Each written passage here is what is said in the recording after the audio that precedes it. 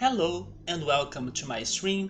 Tonight we're playing more of Digimon World and we'll be continuing, hopefully, a very good roll of streams of this game that we have been very lucky. We were able in the past two streams to register three new Digimon. We got Kuagamon and Hercules Kabutorimon on 2 weeks ago, or in 2 weeks ago. And last weekend we were able to get our final ultimate, which was Megadramon. So tonight we'll be finishing his cycle. Maybe he won't survive for much longer, but we'll see if we can use him in one or another tournament. Although maybe I still need to give him more training because I think he's lacking on magic points and we need magic points for the tournament. But we'll give it a shot and then after he dies we start another cycle, right? Which will be after the remaining three champions. And we know that there is Devimon, we know that there is Monochromon, and we don't know who's the third and final champion. But I also want to study the chart because maybe if I do some reverse engineering in there, I can start guessing who could be that final champion, just like how I guessed that Megadramon would be the last ultimate, although Megadramon was easy to guess because we only had his empty slot left, so it was easy to analyze everything. Now we have three empty slots left for the champions, but maybe if I kinda guess like, oh, this could be Monochromon, that could be Devimon, and then in the end I'm only left with this third champion. I don't know, but I will see if I can get some ideas by doing that. And hopefully we can get lucky also on getting them, because since it's a Digivolution from Agumon or Gabumon that's left, they have like 6 options for the champions, so our odds are kinda low. So we need to get lucky to make the right decision, the right path, so it can give us what we're looking for in here. But that's the plan for the night. Let's see if we can keep it up. If not, then I'm already glad that this game helped us a lot in the previous streams. Hey Nubble, how's it going, man? You were saying that you were playing the newest Monster Hunter game. Isn't it the one that people have been comparing it to Pokemon Legend Arceus? Like maybe Legend Arceus is going to be a lot like this Monster Hunter Rise game. I believe that's it, right? But I'm happy to hear you have been back to the franchise and you have been enjoying the game a lot, because it's actually what everybody says. Like, I haven't heard someone criticizing Monster Hunter at all. Actually, the more time passes by, the more people kind of get addicted to it. But I believe this last game was somewhat with some things in common with the Pokemon games, especially like breeding the monsters and stuff. But I never really tried those games, and I actually don't know if I would ever try them because I kind of don't like the monsters that much. But it's totally a very good franchise for sure. It's very successful. Oh, the newest one, not counting his stories. Yeah, actually, that's why I was asking you if that was the, let's say, game for the Switch, because I felt like, wait, this name sounds a bit different than the one that I'm thinking. His stories probably was the one that I was thinking, the one that had the breeding and the eggs, and people have been comparing it to Pokemon and stuff. You hear more comparisons of Arceus to Breath of the Wild. Well, that as well, right? Since it's the first Pokemon game that's like open world and stuff. But Legend of Zelda Breath of the Wild won't have the monsters or like it won't have that part that's like vital for the Pokemon franchise. But it will have the open world exploration for sure. Let me load the game in here. But Nabo, speaking on Legend Arceus, some people have been checking the details of it, or at least the ones we already have online, or on the trailers or on the website, and they realized that first, Legend Arceus won't be a, let's say, main game. Like it won't be a main Pokemon game. It's probably going to be a spin-off. So we should consider that being the case. because maybe for some people they are thinking it's going to be like, oh my god, it's a mainline game, you know. It's probably not, even though we all kind of wish that the next Pokemon main game could go on that direction, but so far it's looking more like a spin-off. But second, people noticed that in Legend Arceus, the Pokemon, they don't have abilities. I understand that maybe it won't be the focus of the game to have like a competitive scenario and uh, you know, to focus on the battles, or at least it's going to do the battles in another way with another mechanic, which is that fast stance versus the powerful stance or something. Style, right? Fast style versus the power style or something. But the Pokemon don't have abilities. So isn't that a bit shocking actually? Even if it is like a spin-off or something? I was a bit surprised by that. Maybe they will add the abilities, or I don't know, it's somewhere else. But from what we have seen so far of the game, it doesn't have it. Like nobody could find it. Hi Early, how's it going, man? So in Stories 2, we steal eggs from the monster nests, and then you hatch them and raise them to fight with you. Yeah, which sounds a lot like Pokemon. Note you fight with the monsters instead of only them fighting. That's also what has a similarity with Pokemon Legend Arceus, because in there you kinda need to avoid getting hit from the Pokemon attacks, since it's an action RPG game, right? I didn't think that Arceus was going to be a... yeah. But some people may be thinking like that, or maybe having expectations for that, you know? Because it's such a, let's say, revolutionary game for the Pokemon franchise, that... and also what I said earlier, that it's what people have been dreaming like forever to happen to the franchise. So maybe some people are kind of seeing it as the next main game, you know, like this is what I always wanted for the Pokemon franchise to be, so this is my new main game, which is not the case. It's probably just another spin-off that they will see if it's going to work or not, but honestly I think it will work, even if it's definitely not perfect. And yeah, let's see if they will give the main games that mechanic, right? If they will be able to transport the mechanics of Arceus to the main line of games. I'm doing alright too, Early. I'm just a little bit like sweating because it's hot in here. It's like 24 degrees Celsius and it's 7 p.m. so it's a bit hot for the night. But maybe I will turn on the air conditioner a little bit. But it's been hot in here. How's the weather in there? Let's be honest, all revolutionary Pokemon games are the spin-offs. Honestly, you are not wrong. I mean, of course, some mainline games had some different mechanics for sure. For example, I remember being mind-blown when Pokemon Sun and Moon didn't have gems. I was like, wait, how is this game going to work then? Which also may not happen on Legend Arceus, right? It's probably not going to have gems or something like that. But yeah, the spin-offs are the ones where they really try new mechanics or very different ideas. And sometimes they do bring those ideas, even if they bring it in a very shy way or timid way to the main games. For example, bringing back Pokemon Sun and Moon. In Pokemon Sun and Moon, you can take pictures of some Pokemon in the cities, right?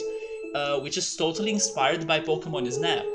But definitely it's not like a main mechanic of the game of any sort. Which, by the way, Nubble, did you play Pokemon Snap or new Pokemon Snap by any chance? Because even though at first I was kinda hyped for it, after the game was released I felt very disappointed because I was expecting it to be, I don't know, maybe more open world even, but it looks very linear still, even if it has different day and night cycles for more Pokemon to show up and things. I was very disappointed with the new Pokemon Snap, and I was also quite disappointed with Mario Golf. Yes, I was also very hyped for Mario Golf, but in the end, I was not too impressed. It's getting to be fall, and here it's spring, right? It's starting spring in September 21st, which is, by the way, my mom's birthday. It's been warm during the day, 24 degrees Celsius. It's the temperature in here right now. But cool at night, 10 degrees Celsius. 10 degrees Celsius is still okay, in my opinion. I mean, I would be freezing, but considering what I imagine to be cold in there, 10 degrees Celsius sounds okay. So it's a nice weather, I would say. Still patiently waiting for a new Shadow game. Yeah, Pokemon XD and Colosseum, right? I never played those two. You avoided Pokemon Snap, those games aren't for you. So besides the Pokemon Colosseum and Stadium, which other Pokemon spin-offs did you play? Also, what about you, Worley? Have you played some Pokemon spin-off games that you liked?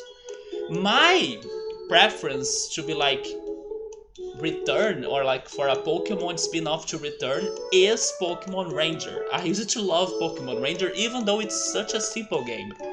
And I understand many people would like hate it because you need to play it with a stylus. I hate the stylus. But I don't know, I used to like it. I understand it's not people's favorite controller at any sorts, but I don't know, I used to like those games for some reason. Maybe because they were just different. So they were cool to chill, you know, to play them. And challenging as well. It was not easy to capture some legendary Pokemon in there. Also, hey Subaru, what's up, man? Only Pokemon spin-off games you have played were Pokemon Snap and Pokemon Go. Yes, I was playing Pokemon Go this afternoon. I kinda play Pokemon Go every day, right? But this afternoon I was struggling to help a friend to capture a Lugia, because Lugia will be saying goodbye for a while in a couple days, and this friend didn't have one. But Lugia is very tanky, so the rooms for the raids must be full of people, and even with that it's very risky to lose depending on people's levels, right? So we actually were able to beat a Lugia today, but only after 2 attempts of getting the room crowded, because some people were like not joining or leaving the room, and then we were like, okay, let's try again. I'm inviting everybody.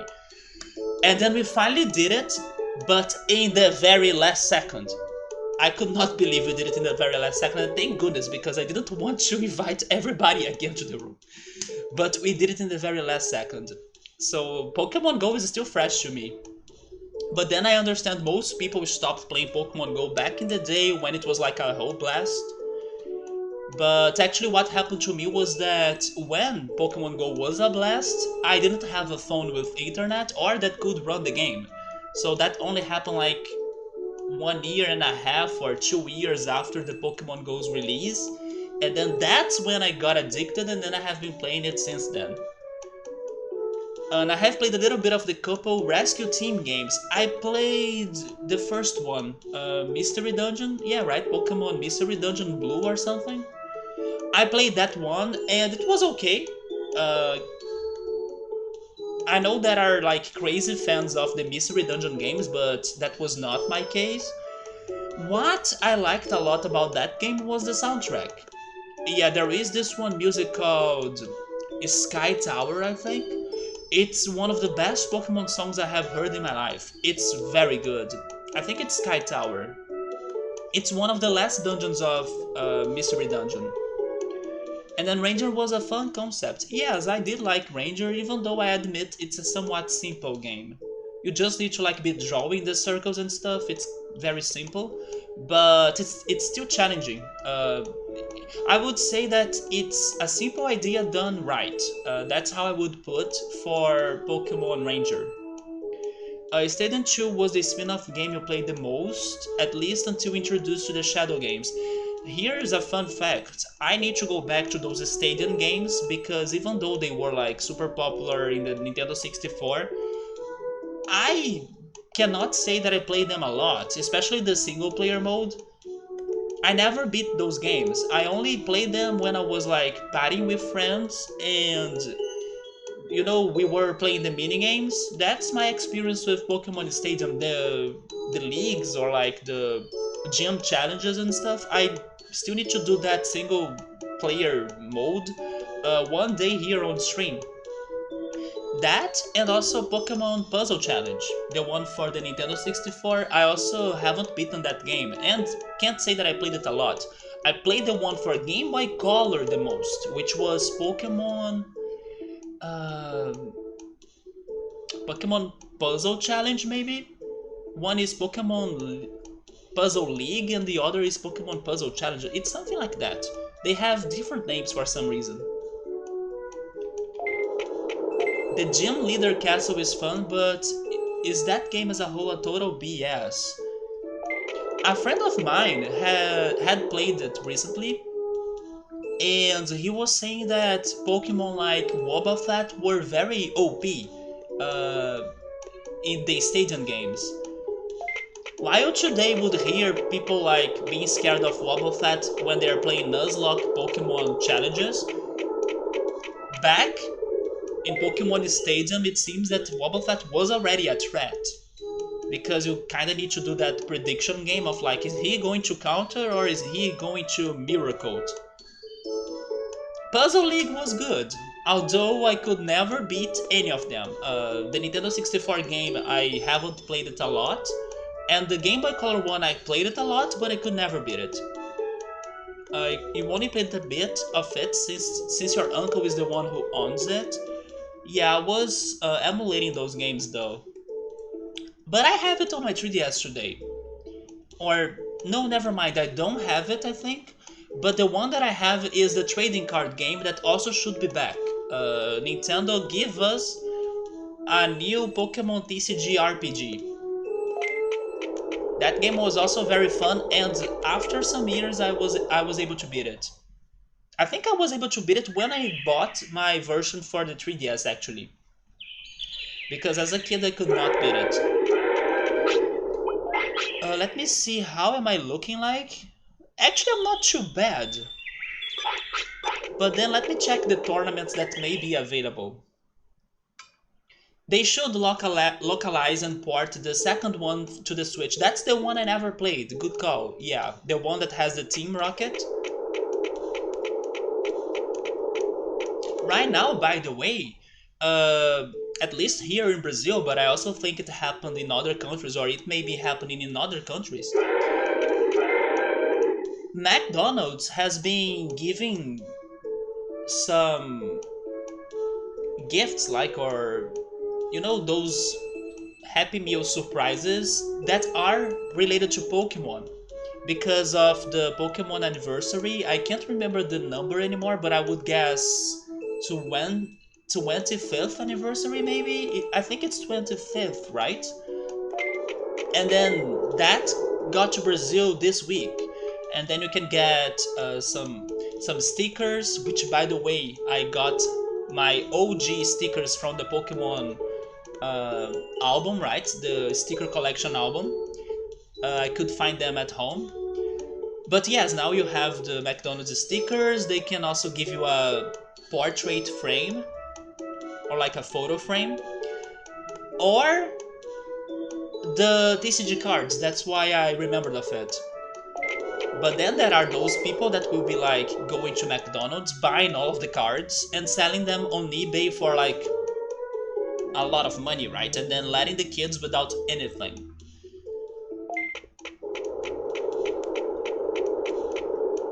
I think the last time I went to McDonald's to get their, you know, Happy Meal surprises was when they were having some Peanuts themed surprises, or like miniatures. You know, Peanuts and Snoopy? I'm also a big fan of that series of comic books. I remember snagging Hoopa in Gen 6 from McDonald's back when they did some event Pokemon at certain spots. I heard of those events when they give you like a code for you to get the Pokemon, right? But those were never a big thing in Brazil. You didn't get any food, just hiked over there, connected to their Wi-Fi, and then you got Hoopa and left. Yes, I wish those events could be happening more in here. They are very rare.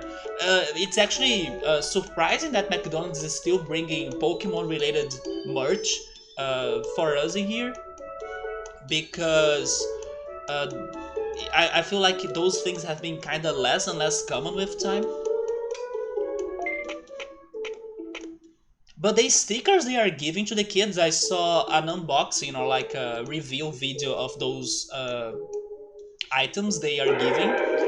They are great. Like there are some stickers that are huge. So I was kind of like, you know what? Maybe I should go after them. But then since it's the pandemic as well, I'm like, nah, I'll pass. Summer is going to have some dinner and he'll be back. All right, man. Eat something good.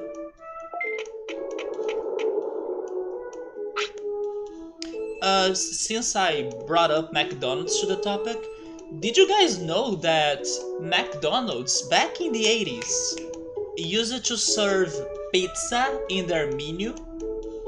But it seems that their pizza sucked, or at least in the competition. Man, I'm sweating. I don't know if you guys can see it, but there was a sweat drop right here. Okay, I give up. I'm turning on this AC. Just for, I don't know, 5 seconds. Not seconds, 5 minutes. But yes, McDonald's used to have pizza in their menu. And according to the video I watched, it was not very good, which is not surprising, right? Because McDonald's is not known for their pizzas. And then they decided to give up on the idea, but there is still one McDonald's in the world where you can eat their pizza, which is the Mac Pizza. And it's located in Orlando, Florida. So if you are curious to ever try McDonald's pizza for whichever reason, that's the place you need to go. If it sells their kids meals and makes them money, then they are going to do it. They don't care if a single adult buys 20 kids meals just for card packs. In here, you can buy just the price, right, or just the item. You don't necessarily need to buy the meal. But if you think about the prices, it is a better deal for you to buy the meal, because for you to just buy the prize or like the toy, it is a little bit, you know, expensive. But some people like don't care for the meal, they just want the toy, so they go for it. Wait, Mickey D's? Is that how they are known as well? Mickey D's? They still sell it. There is one McDonald's in Orlando, the only one in the world, where you can order a Mac Pizza. I also learned about another McDonald's fun fact, but this one would be better for me to share it when Victor is around, because it's about Sweden. I mean, I can say it now, but then I will bring it back when Victor is around. In Sweden, there is the only ski-true McDonald's, or maybe I should say ski-true fast food ever. It's the Ski. Yeah, in there is like a tiny McDonald's hut where people can go there with their ski and then order their McDonald's or something, you know, it's the Ski. So that was funny as well. You call them McD's or Mickey D's since you detest their food. I don't know how's the quality in there in comparison to the quality in here, but I imagine that since in the US there are so many other burger chains that might be much better than McDonald's, while in here we are more limited. I do like McDonald's in here at least. I just think they are very expensive for what they are. So if I need to go to a burger fast food in here, I would rather go to Burger King for their prices. I mean, I also like Burger King's burgers too, like, I don't think they are bad. That's actually why I also go there, otherwise, even if they were cheap, I would not go there. But in comparison to McDonald's, I kinda like McDonald's burgers too, but it's so expensive that I, you know, give up. I will go to Burger King because I can eat something that I still like for a better price. Hey Meowser, what's up, man? I did not see I never see those stickers popping up, right? But thank you so much, man. Hopefully it did show up and everything. I never noticed them. You see, you even said it afterwards. I do never notice them because I don't know what, maybe I'm just too focused on what I'm saying and stuff, that I don't listen to the noise even. But I'm still hoping they are working. Let me know if case they are not working. But how's it going, Meowser? Did you know that McDonald's sold pizza and still sells pizza in Orlando, Florida? And that in Sweden there is like a Ski, which is a hut where people go skiing and then they can order their burgers and things like a ski through service. Fun facts about McDonald's for you all. Which, by the way, Meowser, weren't you planning to go camping or something? I hope you were able to settle those plans out, right? I hear they have got... Okay, now I could hear it! Now I heard it, man. Yeah, there we go. It was very slow. Oh, you know what? I have the AC working right behind the PC, right? So maybe that noise is also not allowing me to listen to it. Yeah, the AC noise, which by the way, bless you AC because you are helping me out in here. I heard they have gotten better quality-wise, but for a good while they were terrible, which makes it impossible for you to go back and try them. Yeah, there was a fart sound 2 times now, because of that sticker that's still there. I have a question for you, Nubble. You are saying that you don't like them, but I wonder if you at least like their fries, because if there is something that most people would agree with, is that McDonald's fries are kind of like the best fries, or you know, they are OP fries. Are they healthy? Of course not, but it gets to people's tastes a lot. So what are your thoughts on their fries at least? McD's is gross? Okay, I see that McDonald's is not good at all in the US or like maybe in other countries even. Which makes sense, because like I was saying, you guys probably have better options out there. Like Wendy's that I wish I could try Wendy's. Is Wendy's good in your opinion? Oh, you did camping? You went camping? There we go. It was a bit of strange gathering though. You made some carnitas and passed out 120 tacos over the 4 days you were there. You went there and you cooked a lot, man? 120 tacos? How many people were there? Yeah, it was a strange gathering. It's like a whole group of people. Like it's a lot of tacos. Although it's like for the 4 days, right? So, okay, if you consider it's 4 days, then it sounds less impactful, but it's still a lot. 350 people, okay? Now it sounds like the tacos were not enough, right? 120 tacos for 350 people? That's not enough, though. 40 tacos a day is a lot to make? Yeah, it is still a lot, right? Oh, Nubble hates fries that aren't beer batter. I remember that that type of fries being brought up before. That's true, beer batter fries. You have been spoiled by them. Also, you feel like you have. Yes, we did. Man, you guys are foreseeing what I'm going to say, right? Meowser was saying that you never listen to the sound. And then I said it. I do never listen to the sound. And then now we did that conversation before, and then Nubble is also bringing that up. Yeah, I think it was a conversation between me, Nubble, and Ultros, if I'm not mistaken.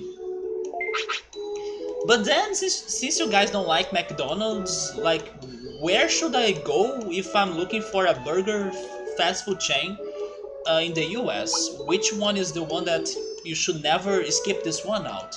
I have heard of Wendy's, Arby's, In-N-Out Burger that looked amazing, but it's not everywhere it seems.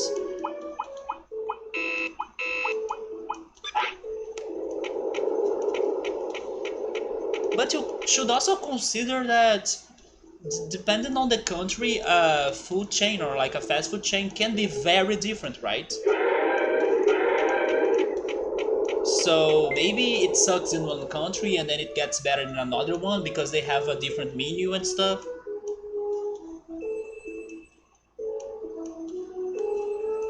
That was wrong.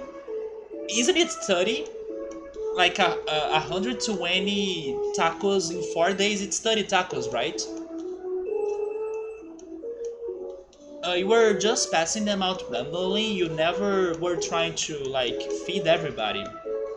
There were 350 people at the event, that had 550. Sorry if I pronounce this wrong, but acre. Hopefully that's the pronunciation. 550 acre area, but only about 25 in your camping area. Though all of the camps were pretty close to each other. And what did they have in there? Like, did you see or did you have, I don't know, a river, a waterfall, a bonfire? Did you eat also marshmallows? Or how is that called? That super common in there, s'mores or something? Did you have some s'mores as well? Oh, it's acre, acre, maybe acre, acre.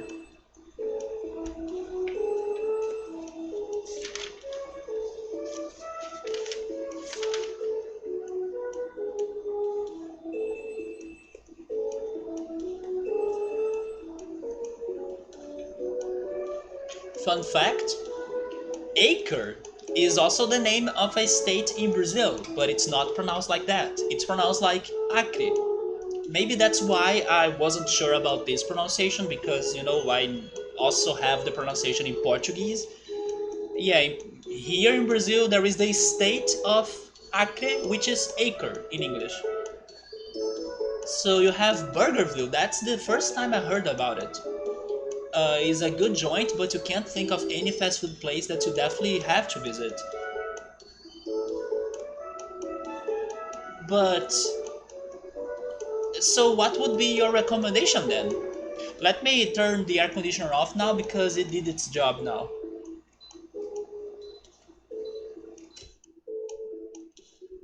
Noble seems to have like a very, let's say, healthy food habit, right? Welcome back, Subaru. What are you having for dinner? There was a huge swimming lake, then large bonfires, 2 10-mile hiking trails. Man, I miss going hiking, but at the same time I had a nightmare today, which was a very I have been talking about some crazy dreams I have been having, right? Most of them kind of have been nightmares, but there was that very fun dream I had that I was surfing thanks to like a very large surfboard, and then somebody else was riding the surfboard while I was sitting on the back. It was a very good dream, but it was like one dream in a sea of nightmares. And then tonight, for some reason, I had a nightmare that was so strange because I was stuck on the top of my favorite place in Rio, which is the Sugarloaf Mountain. But like I was stuck in there with lots of students from my old school, like with lots of students. We're all somehow stuck in there. And everybody was scared to like going down the mountain and not fall apart or fall off it, right? And it's funny that it was such a crazy dream. I still remember how I got stuck there, but if I describe it, it won't make any sense because it was like a, non-logical dream. But basically, I was kind of swinging on a rope, just maybe a little bit like Tarzan, but not really, because there was another action situation happening before I got stuck in that mountain. And for some reason, I don't know what was going on my mind, but I felt like that if I went there, I would be able to exit easily, which was not what happened.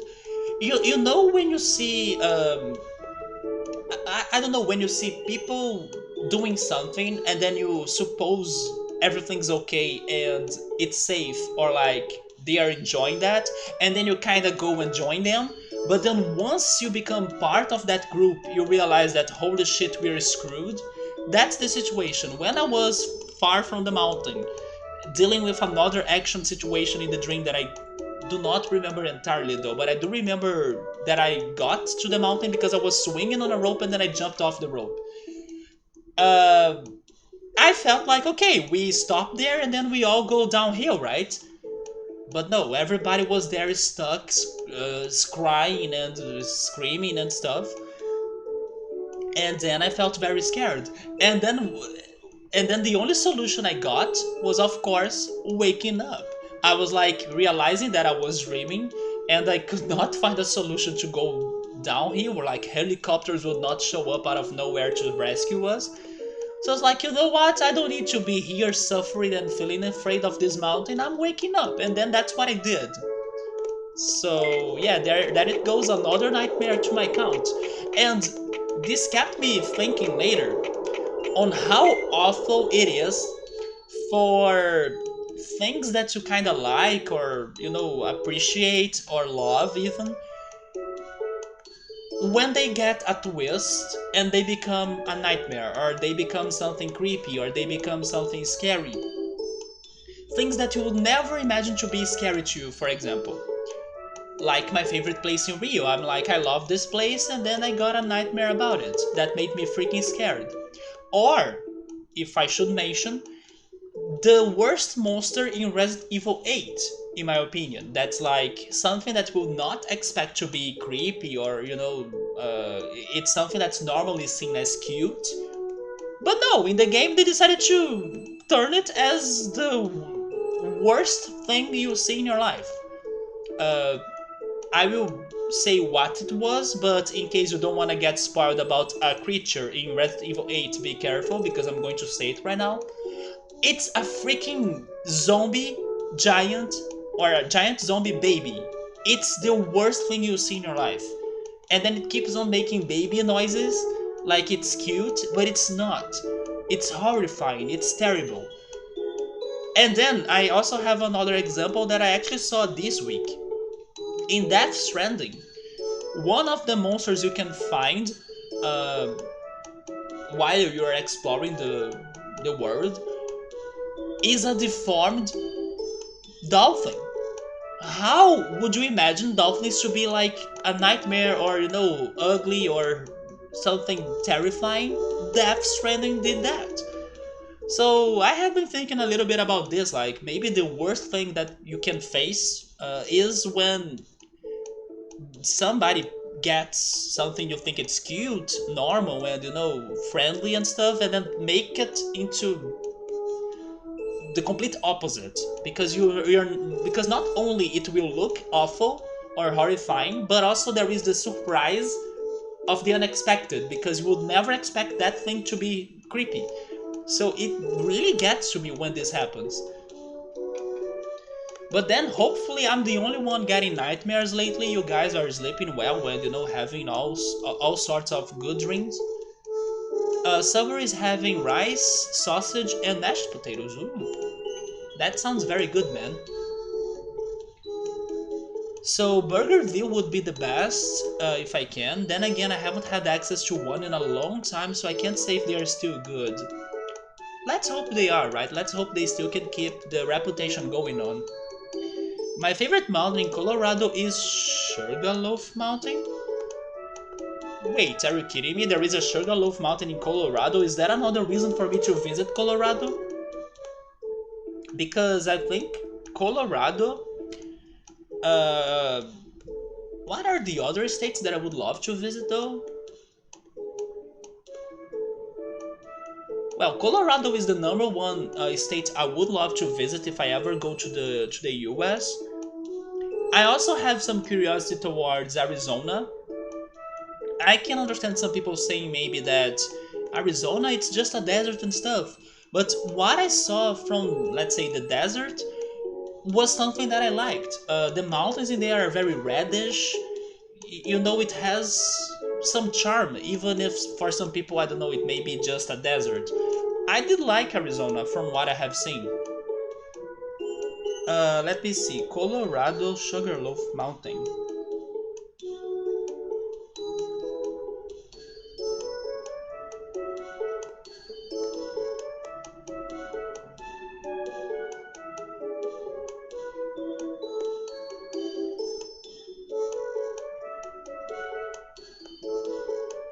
Yeah, there is a Sugarloaf in Colorado indeed.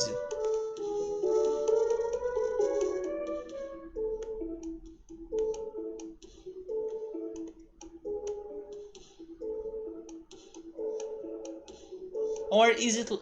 Or is it like a community or like a city, you know? I'm not sure now. It sounds like it is a place.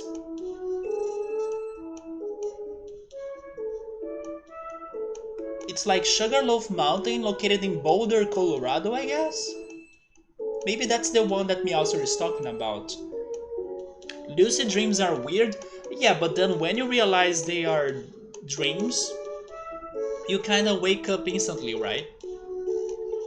What do you know about Oregon? Actually, I don't know much about Oregon. Should I? You can send me some photos of the last time you were there? Sure, send me them on Discord. It is a mountain just north of Boulder. The only picture... I mean, maybe this is a good picture?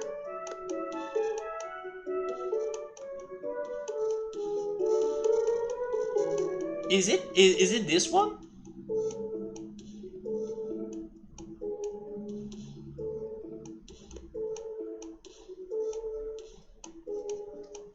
Oh yes, I would also love to go to... California, right? I'm driving to Oregon in 3 weeks? That's a big coincidence. So, I'm guessing there is something exciting about Oregon that I should know. It's a 36 hours drive? Oh Jesus, be sure to like take it easy, to rest a lot.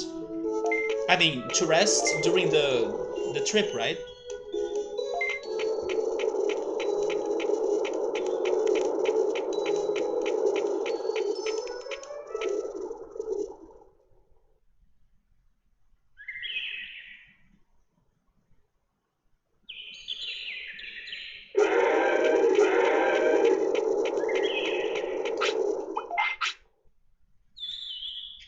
Have you guys been to Hawaii, by the way? So, everyone knows Oregon as the forest state, but truth to be told, it's like two-thirds deserts. But the coastline is also classified as a temperature or a temperate, as a temperate rainforest due to annual rainfall. So, is that Yellowstone forest in Oregon? That's probably the most famous forest that I can remember in the US, thanks to Yogi Bear. Is it in Oregon? Oh, there we go. Okay, so I'm not too far uh, from my guesses in here. Hey Gabriel, what's up, man? The best part of long car trips is exactly driving, seeing everything around. I agree, but for you to like see everything around, you gotta take your time or like take it easy, right? You should not like just drive to your destination. No, you know, take some stops, go check that, I don't know, park right there, stop to see that beach. I agree with you. That's how me and my family used to drive to the northeast region of Brazil. We actually haven't spent a lot of time in the places we use it to stop, but sometimes we could go and spend an hour or maybe 2 hours to appreciate a location, because unfortunately my dad is uh, kind of always in a hurry, you know. He's even like this today, so it's a bit hard to deal with my dad's rush or like hurry, you know. But at least we could stop at some cities sometimes. Wyoming? You are heading there during your drive? You are stopping at Wyoming, maybe? You are going to the Lamar Valley. You can watch wolves hunt in the morning there? It is in Yellowstone. That sounds a bit scary though. You want to watch wolves? Are they somewhat domesticated? They are not, right? Oh, okay, so the Yellowstone National Park spans through Wyoming, Montana, and Idaho. Isn't Montana where you have the Great Canyon, or am I wrong? And then Idaho is close to Oregon. Also, correct me if I'm wrong, but aren't all of those states kinda central south of the US, or am I wrong? Like, I'm trying to localize myself. You can always go to Florida, play with some alligators. Remember last weekend when I was saying that if dinosaurs were real, I would pass? I guess alligators are kinda close to some dinos, so I think I could pass as well. Not for me. Alligators, sharks, lions and tigers. Wild, my dream job is being a wolf biologist.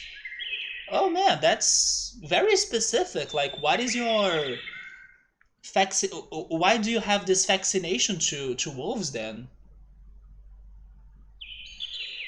Idaho is more north, but sure about the other two. I see, I see. Idaho and Ohio, right? Those two names sound like parts of the same family. It's like the two brothers or something. Idaho and Ohio. Maybe they do have the same somewhat uh, origin of a language. Which, by the way, speaking of English and language, I was very surprised to learn this week that the word drone actually refers to the male bee, right? Which, by the way, the name in English for the bee is amazing because it's pretty much the sound it makes. But then the word drone, I didn't know it was the name for the male bee. And then that's the reason why drones are called drones, because it's the sound of the buzzing like the male bee does, or a bee does, right? I was mind blown when I learned that fact. I was like, are you kidding me? That drones is actually an insect that's like the male bee, and then the name is because of the sound. Sometimes I criticize English for like bad names. For example, why is it called tooth and then teeth and then dentist? What is the logic in there? No logic. Like different, it's like a salad. It's a little bit of different origins for the words, and then let's put it all together. No logic. But then this one was cool. I like to know that crazy connection between those words. So I was very surprised. You want states that are sibling rivalry at its finest? Look at North Dakota and South Dakota. Well, we have things like that here in Brazil as well. We have Rio de Janeiro, Rio Grande do Norte, and Rio Grande do Sul, which is like three Rios, but one is of the north, one is like the south, and the other one is in January. So go figure, right? Which, by the way, fun fact, my family is from Rio Grande do Norte, so it's basically the North's river. Tooth, teeth, dentist, and then orthopedic. Good call. I forgot about that fourth one. In Portuguese, all of the words, I mean, not all of them actually, you would have the ones that go for the dent, dente, which is tooth, dentista, which is the dentist, and also you have the orthopedista, right, which is the orthopedic. So we go on those two ways for those words. It's not like all of the same, but we don't have the tooth or teeth. So at least it's a little bit more simple. There was something on Discord that surprised me a lot. I think Serteki posted it. It was like a picture of like those words are all pronounced the same, but they have a complete different meaning. It was like worm, worm. It's that sound, but for many words in English. And then you need to kind of guess what they are talking about thanks to the context. But then now I can't remember all of the different meanings for that word. So I was waiting for the tournaments, but I still couldn't enjoy any. And I'm back here to train, but what should I train? I think I should get more HP, right?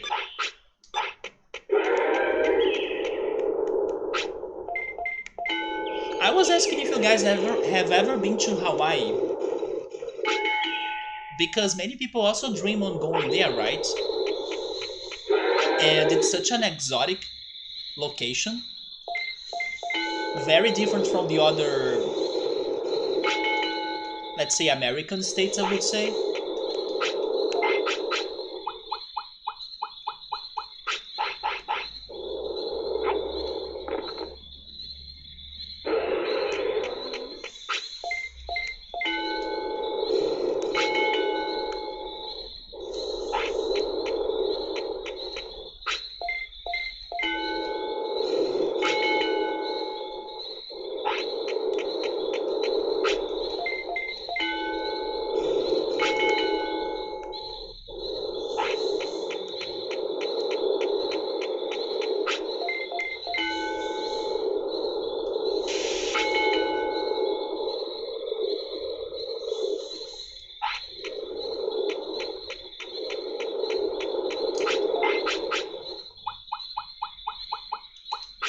And Nubble, speaking of Pokemon, did you see the episodes, or actually the only one episode out right now, but did you see that the Pokemon Company is working on a new animated series for Pokemon that's called Pokemon Evolutions?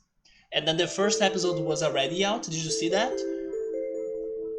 The first episode was about Galar, and I don't know if they will keep that idea for the next episodes, but it seems that they are going to show us a couple details or extra details from some specific situations from the game's stories, right?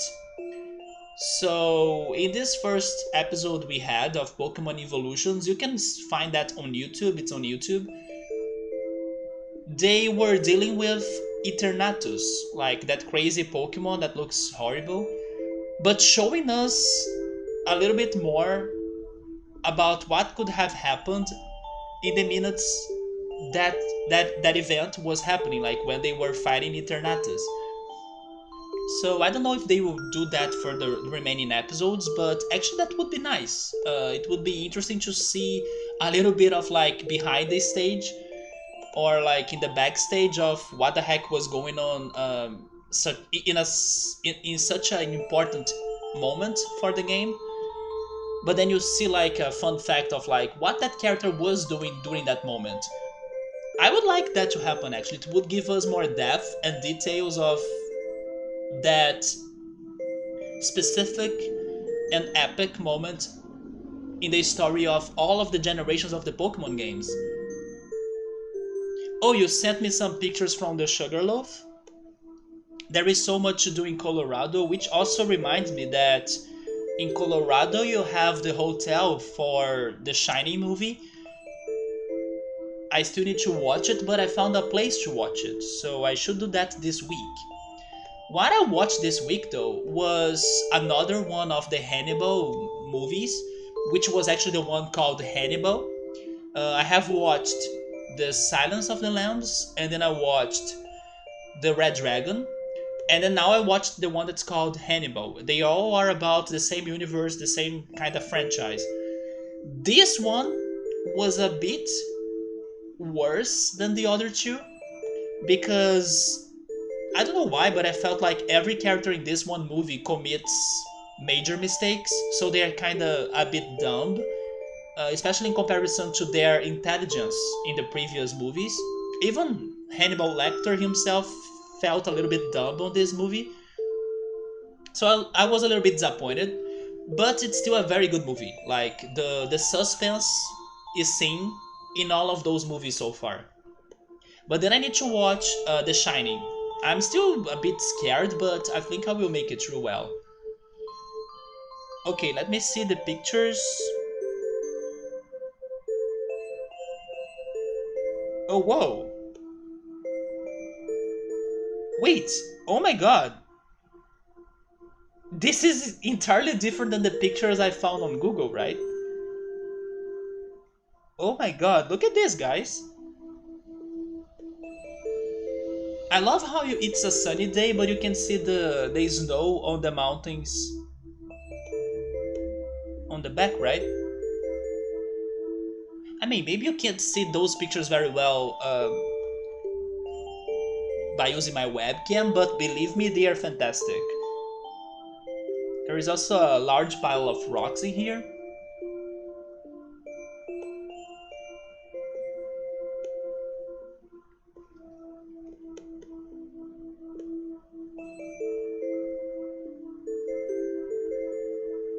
You went there and you stayed there. Oh, yes, you did, until the sunset, right? Is it a safe hiking route for you to go? This is the night. And when did you go there? When were those pictures taken? But yes, this looks like an amazing place. Also, I have another question. How long does it take for you to get there, to the destination, to the top of it? Is it like maybe 2 hours hike or something? 22244 with three different meanings. English is broken. There are words in Portuguese that are like the same word. They're kind of spelled the same, right? But they have different meanings. So it's a different case, but there are many cases of that in Portuguese as well. It's the same word, so it has the same spelling and same pronunciation, but it has different meanings. For example, the Portuguese word for mango, which is manga. Manga can be the fruit, mango, or it can be a sleeve. So yeah, but like different words, like different spellings and same pronunciation, I cannot think on one Portuguese word for that. Maybe there is one, but I cannot get an example, out of the way. Because normally in Portuguese, I mean, this is not like every time for sure. We do have silent letters, but most of cases, if there is a letter, it is pronounced in Portuguese. So if the words are spelled differently, they will be they will be pronounced differently, basically. That's why I cannot think on an example of like different spelled words with same pronunciation in Portuguese. I mean, unless you consider no, but they won't be pronounced the same because of different accent marks. Don't remember that in Portuguese we also have accent marks, right? I was thinking right now that if you only think about the letters, the word for coconut in Portuguese, which is coco, is the same. Uh, the letters in that word are the same for the word for poop in Portuguese, which is cocô, but the accent marks will make it different. Coco and coco. But it's like COCO, basically. So I don't think it counts. The accent marks are there and they will make those words different.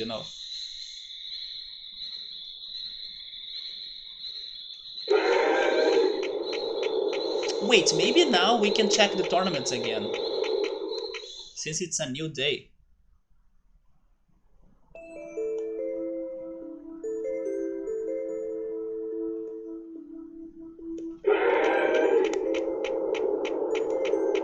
But having this nightmare today only adds up to it only adds up to the fact that I have been way more scary or scared. I have been way more scared to go on trails than like maybe 5 or 6 years ago. And I don't know, maybe I won't go to the new trails that I still should go, or like that I would still need to see how does it look like. Even the one that takes you to the Christ the Redeemer. There is a trail that takes like 3 hours for you to get to the Christ the Redeemer. Even that one, maybe I will pass. Because I have been feeling scared of heights lately. Plus, feeling vertigo.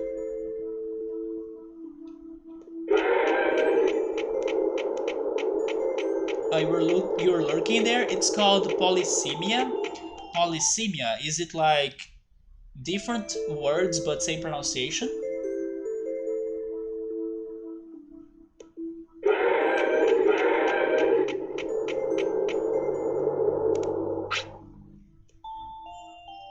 Oh, never mind. It's actually the Portuguese case then. It's like the same word, but different meanings. Like vela, which can be like a sail or a candle. Manga, which is like mango and a sleeve. Or the word letter in Portuguese. Wait, what are the other meanings for letter now?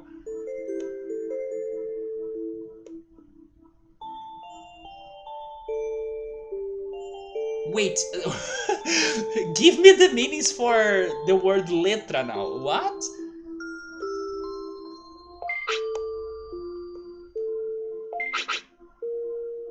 Oh yeah, yeah. Okay. Yeah, the music sheet or just a letter. Yeah. Oh wait, no, not this tournament. But for that example, it's not too different, you know. What is this K tournament? Version 4 Cup? Okay, so that's our tournament for the night.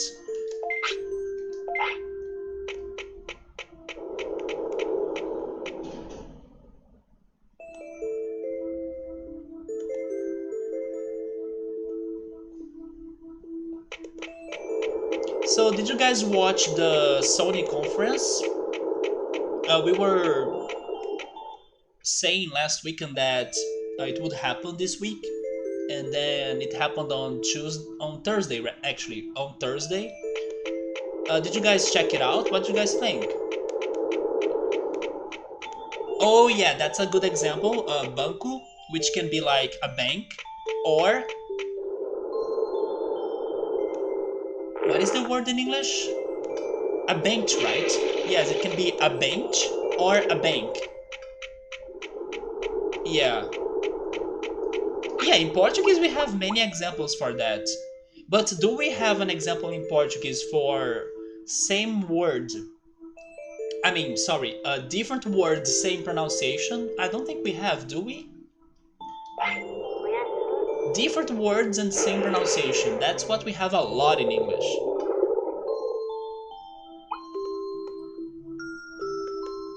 It's just that we don't really think about it. Yeah, we don't really think too much about those things because it feels natural to us already, right? But for example, if somebody is learning Portuguese, the person will think it's strange, like, wait, this is a bank or a bench? How am I supposed to know? Like, what is the logic behind that?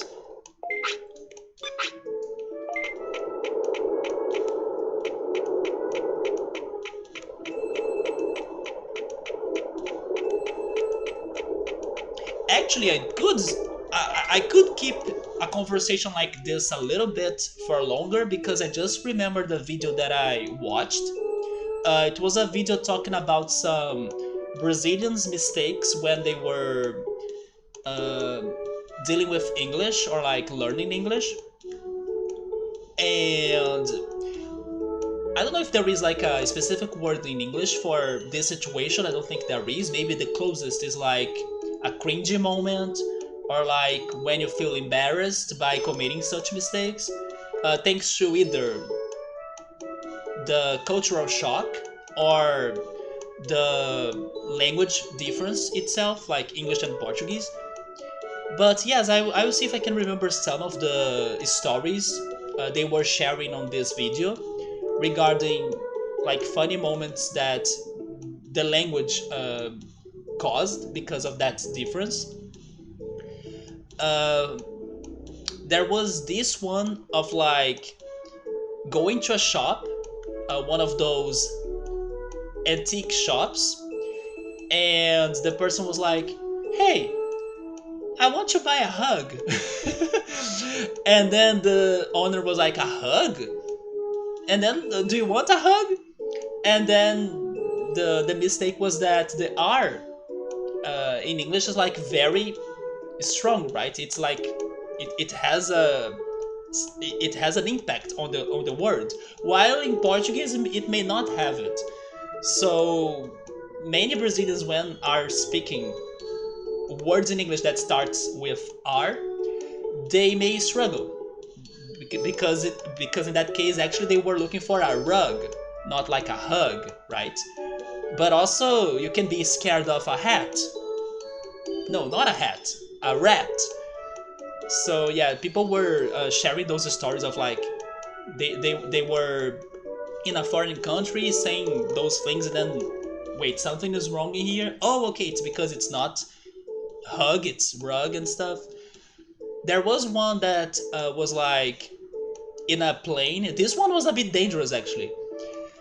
The person was in a plane eating, and then the person said, "Hey, I want a kidnap." No, no, no, no, no. It's not a kidnap. It's a napkin. Or, uh, man, there were a couple stories. I'm trying to remember in here. Oh yeah, there was this one that surprised me because I didn't know it. In in Portuguese, we have a saying that's like, if you are very lucky, you can say as an expression that the person has their butt turned to the moon. Don't ask me why, but it is a somewhat expression in Portuguese that, man, you are with like your butt turned to the moon, right? Which means the person is very lucky or something. But in English, that expression is actually said like, uh, this guy was born with a silver spoon in his mouth. I didn't know that that's how you say that in English. But then when the Brazilian was trying to say that, he mixed them both. And then he said, "Oh, nice! You are lucky, right? You were born with a silver spoon in your ass." So poor guy, because of the freaking culture shock, there goes it, right? He missed it.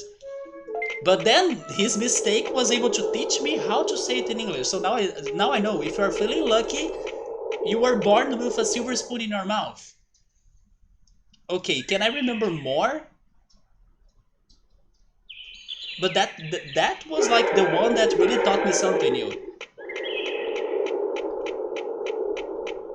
No, I don't know if I can remember more. There were more though. But it's the struggle of learning a new language, which is completely understandable. You will commit mistakes, so it's normal. And it's thanks to them that will, like, really improve your English. Have you heard of the term mooning? Oh wait, I just remember another one, because it was related to this game actually. No, I don't know what's mooning. It sounds like the moon, right? Does it have something to do about feeling lucky or something? Because in Portuguese there is this weird expression of like, oh man, you have your butt turned to the moon, right? So it's like you are lucky, but don't ask me what is the logic behind that. Oh, is that mooning? It's showing your butt? No, I didn't know that. Maybe there is a connection in there between the Portuguese expression and mooning in English?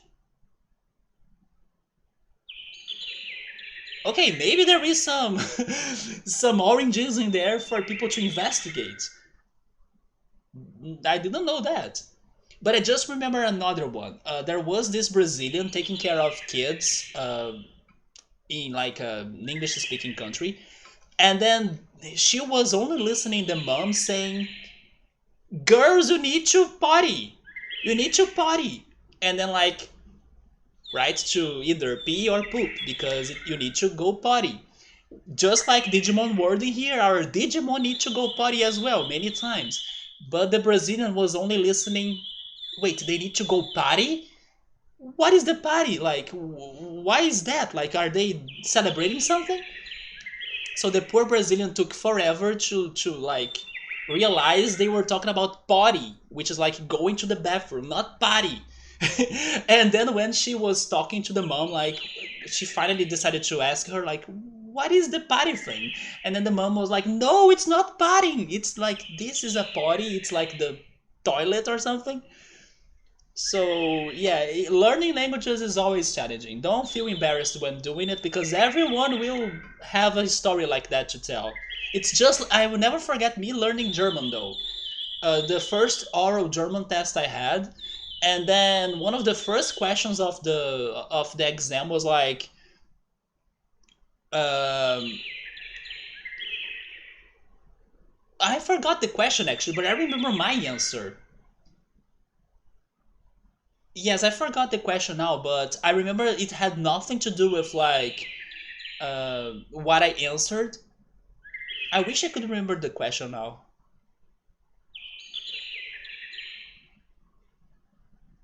I think that the question was something simple like "Wie heißen Sie," which means like how are you called or what's your name, and then I just answered "Ich bin ledig," which means like it was.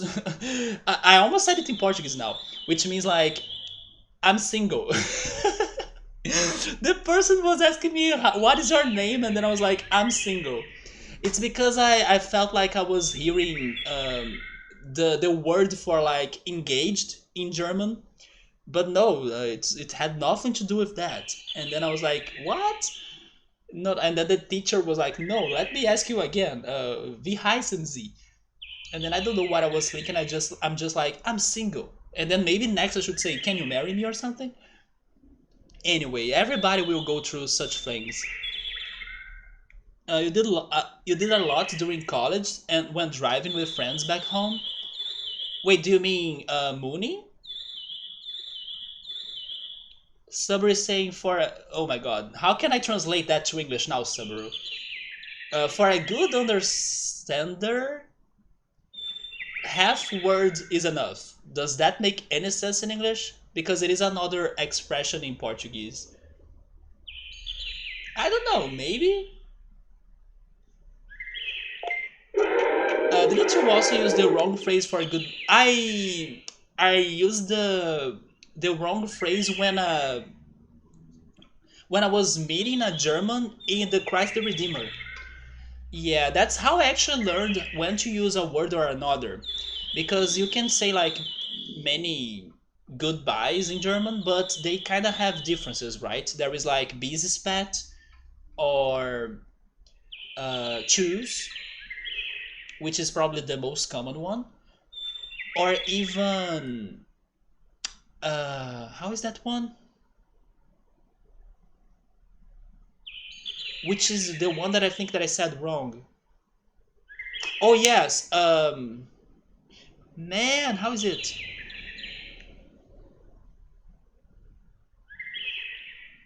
Okay, I can't remember, but I do wanna remember it. Let me Google.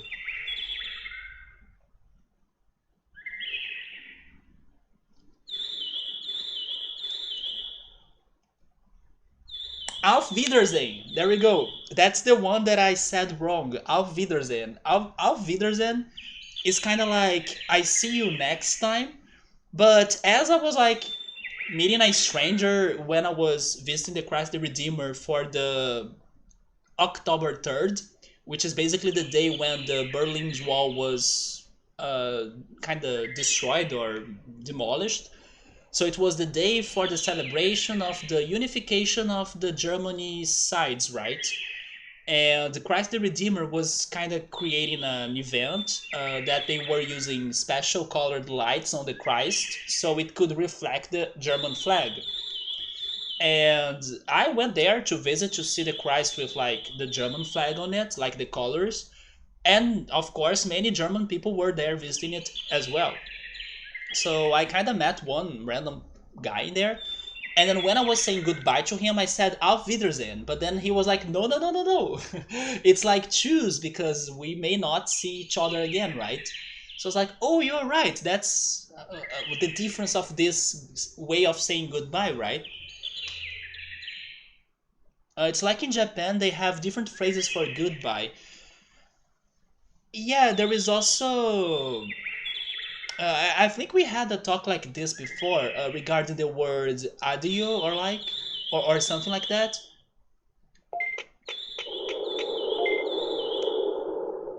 Maybe the talk was like, is there a word in English that it's like you use it for when you are not seeing the person never anymore? Is it farewell? It's not, right? Because in Portuguese we have a word like that, which is adeus, and then in Spanish I believe adio also works. It's like a word when you say goodbye for the last time. It can be either because you are like, uh, you know, removing that person from your life, or maybe the person is passing away, or you're going to, I don't know, kill the person, just like in the movies, and then you say adio, you know. And then in English, I don't think there is a word for that. Is there one? Is it farewell for any reason?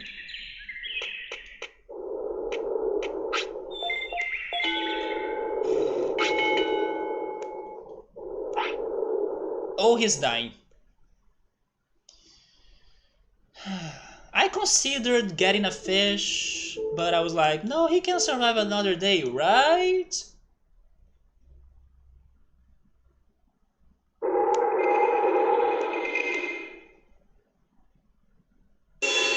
So there is no special word for a forever goodbye. I believe that was a talk we had before. Yeah, in Portuguese you have one.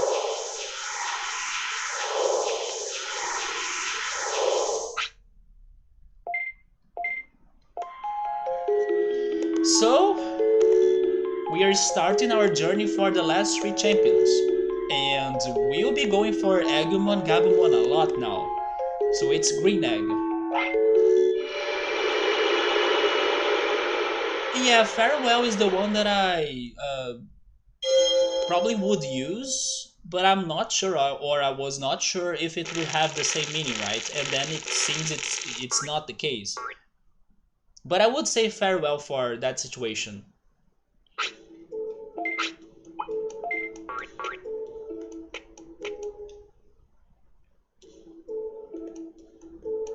Maybe because it's the one that I see in the movies a lot too.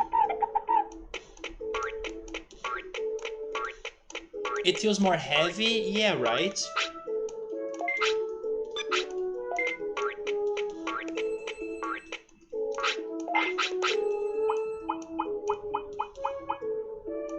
Okay, so let me first of all do my chart analysis, because there are two things I need to do in here.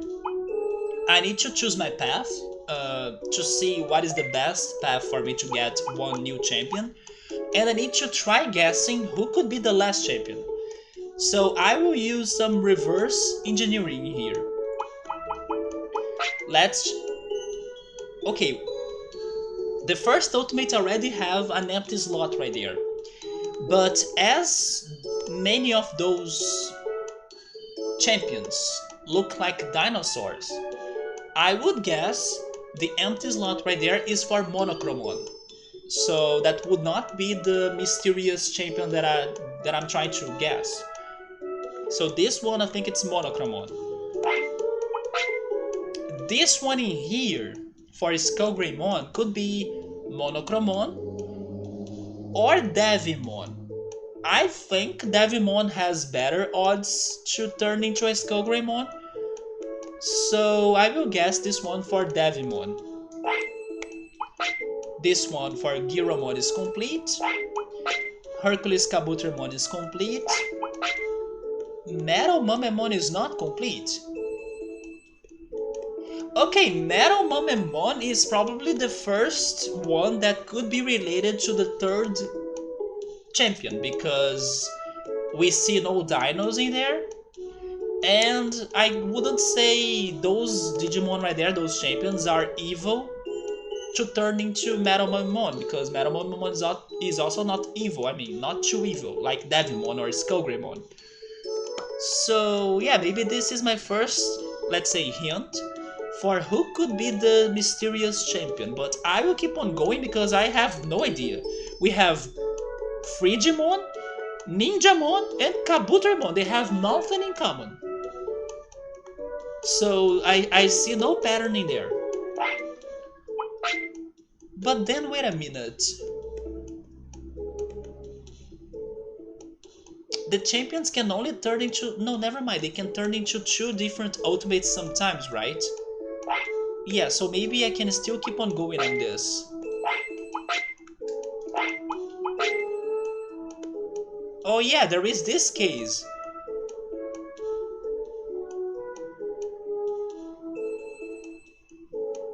this could be another hint as well. A Digimon or a champion that could turn into Digitamamon. Because Devimon? I mean, maybe, but... not too much? Because Digitamamon is also kinda evil, but... I don't know about this.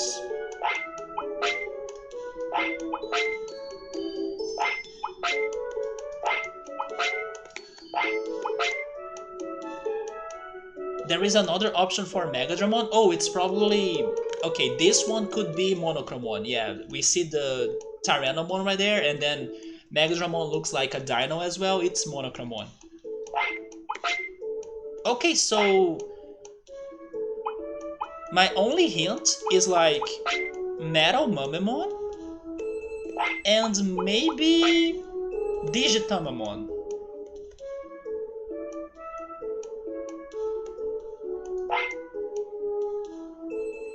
But then my best hint is actually Metal Mumemon. Because Digitamamon could also be for Devimon. But there is nothing in common between those Digimon right there. I mean, maybe the only thing in common I can see is that Kabutorimon could be a speedy or fast Digimon, and then Ninjamon is also fast. But then is Frigimon fast? I don't think he is.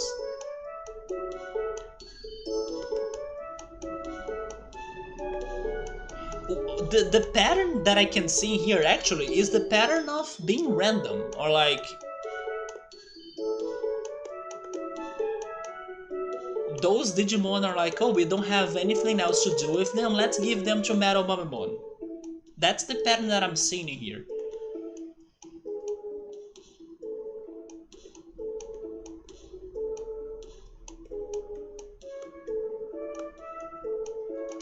What are the cards? Let me check the cards.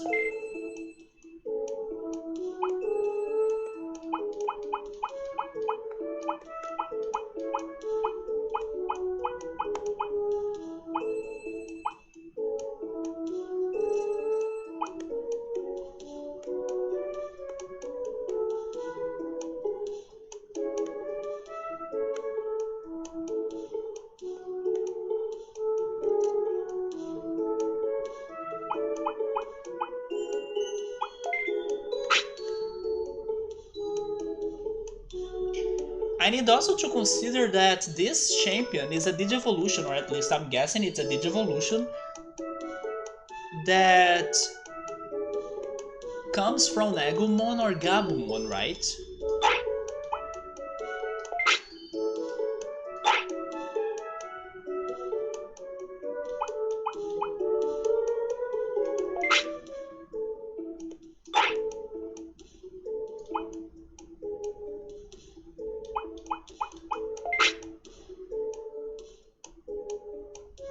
What if it is this guy?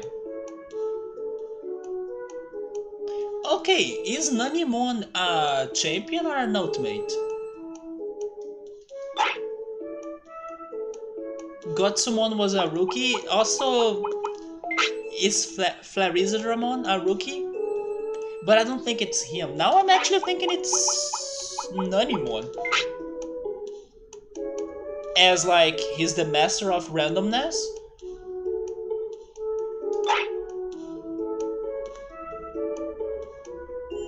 Nanimon is a champion, okay. I guess he's my first pick for that slot now. And honestly, in case he's the previous Digimon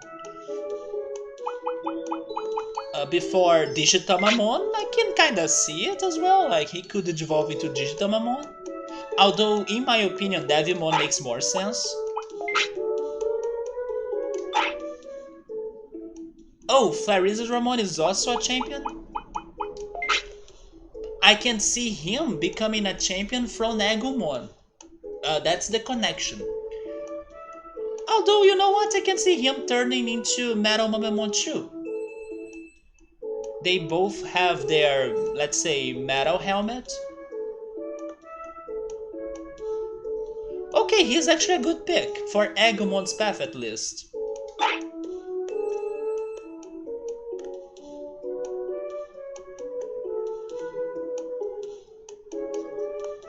I believe that for now I will consider those two options. Nanimon, because he's random, and some people also have been kind of saying that this remaining champion will be something challenging for me to get.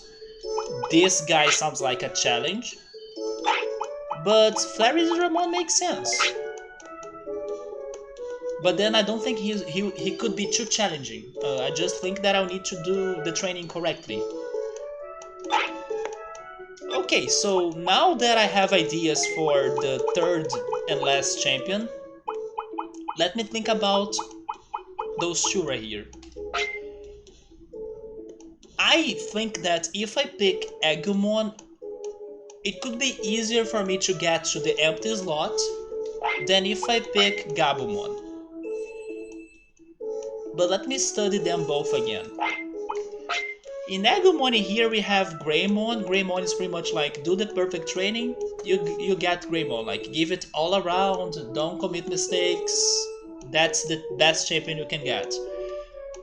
Meramon, I think I got him when I gave my Agumon a lot of speed. So if I have to guess, I would say that Meramon is a speedy Digimon. Remember Blue Meramon? Blue Meramon also felt a lot like a speedy Digimon too. So I would guess that Meramon is the speedy course. Birdramon is the defense course. I do think that I tried that before and then that's the result I got. It surprised me, and that's actually why I still remember. Birdramon is a defense course, even though it doesn't look like it. Centauramon is probably the brains course. Either brains or magic points. But if I had to guess now, I would say brains. And then Tyrannamon is the course that you commit mistakes, you give him a lot of attack. So maybe my problem here right now is remembering if Centauramon was a course for brains or magic points. Because if he was brains, maybe I should go for magic points now. And then I could see if that's the result that I'm missing for Agumon. And you know what, I think that's what I'm going to do, even though I'm not sure, or I can't remember for sure if I went for brains or magic points for Centauramon. I know it's one of those two. And to me it makes more sense he's the brains course. So I will go for magic points. Magic points will be the, let's say, the objective. And then if I consider that I'm looking for a Monochromon, because it's also the option that makes sense to me here. Magic points for a Monochromon? Really? But I will see. I will go for magic points for a somewhat heavy Digimon because probably it's Monochromon, and see what goes from that. The worst that can happen is that I will get Centauramon, right? But yes, let's try that first. A somewhat heavy Digimon that has a lot of magic points, and let's see if it's going to be Monochromon.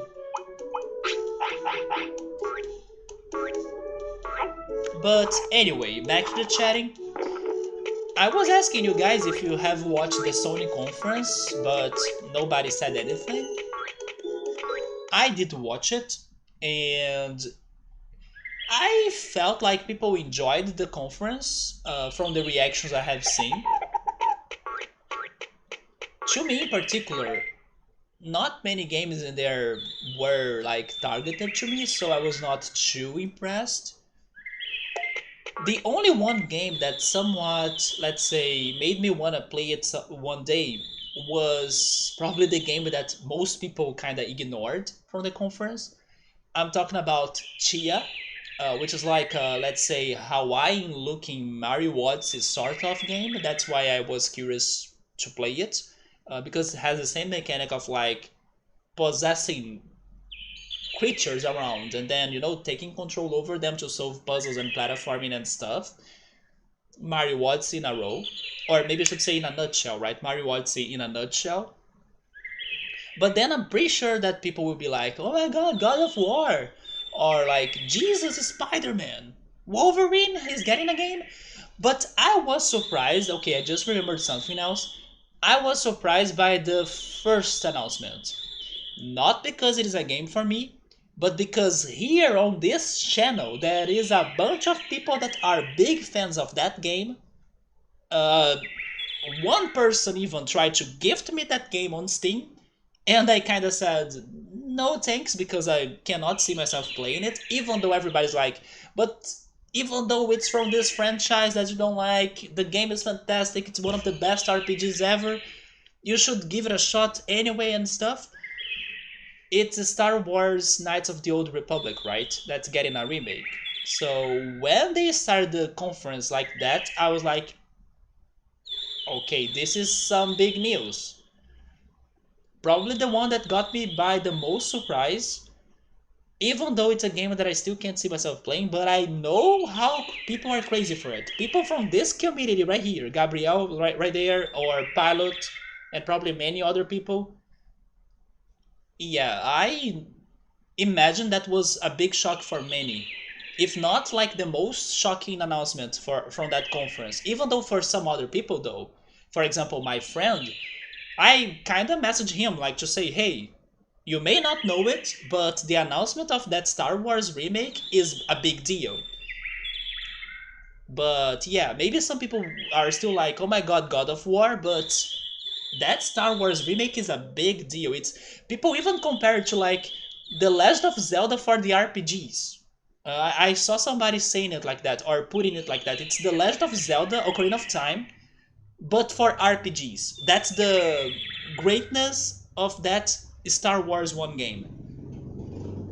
So even though I'm like never played it and then I don't know if I will ever play it, I respect the announcement and the importance of that game to many people. So Summer did watch the conference, but he kinda can't remember what was in there. We can help you out here, man. Like we had the announcement for the remake for this game, Star Wars Knights of the Old Republic. We had God of War. We had Spider-Man, Wolverine. We had the one game that I liked, Chia. There was a game, I think it's called Project Eve. Not 100% sure if that's the name, but I think it's Project Eve.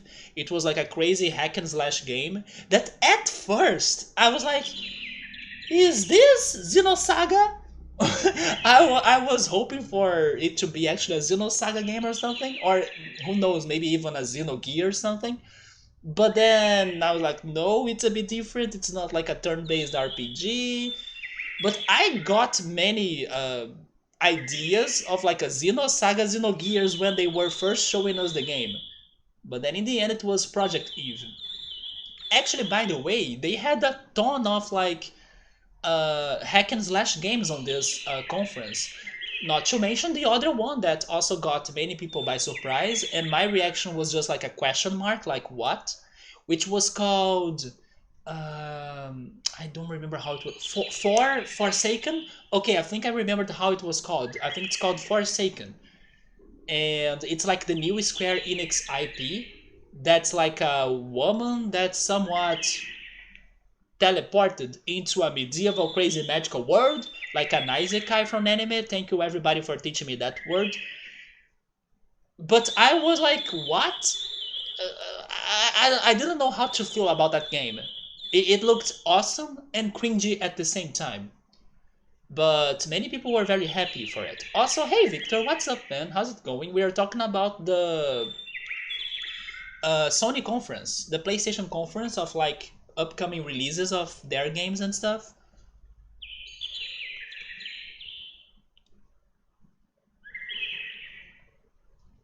But is it really one of the best games ever? That's what I hear from people.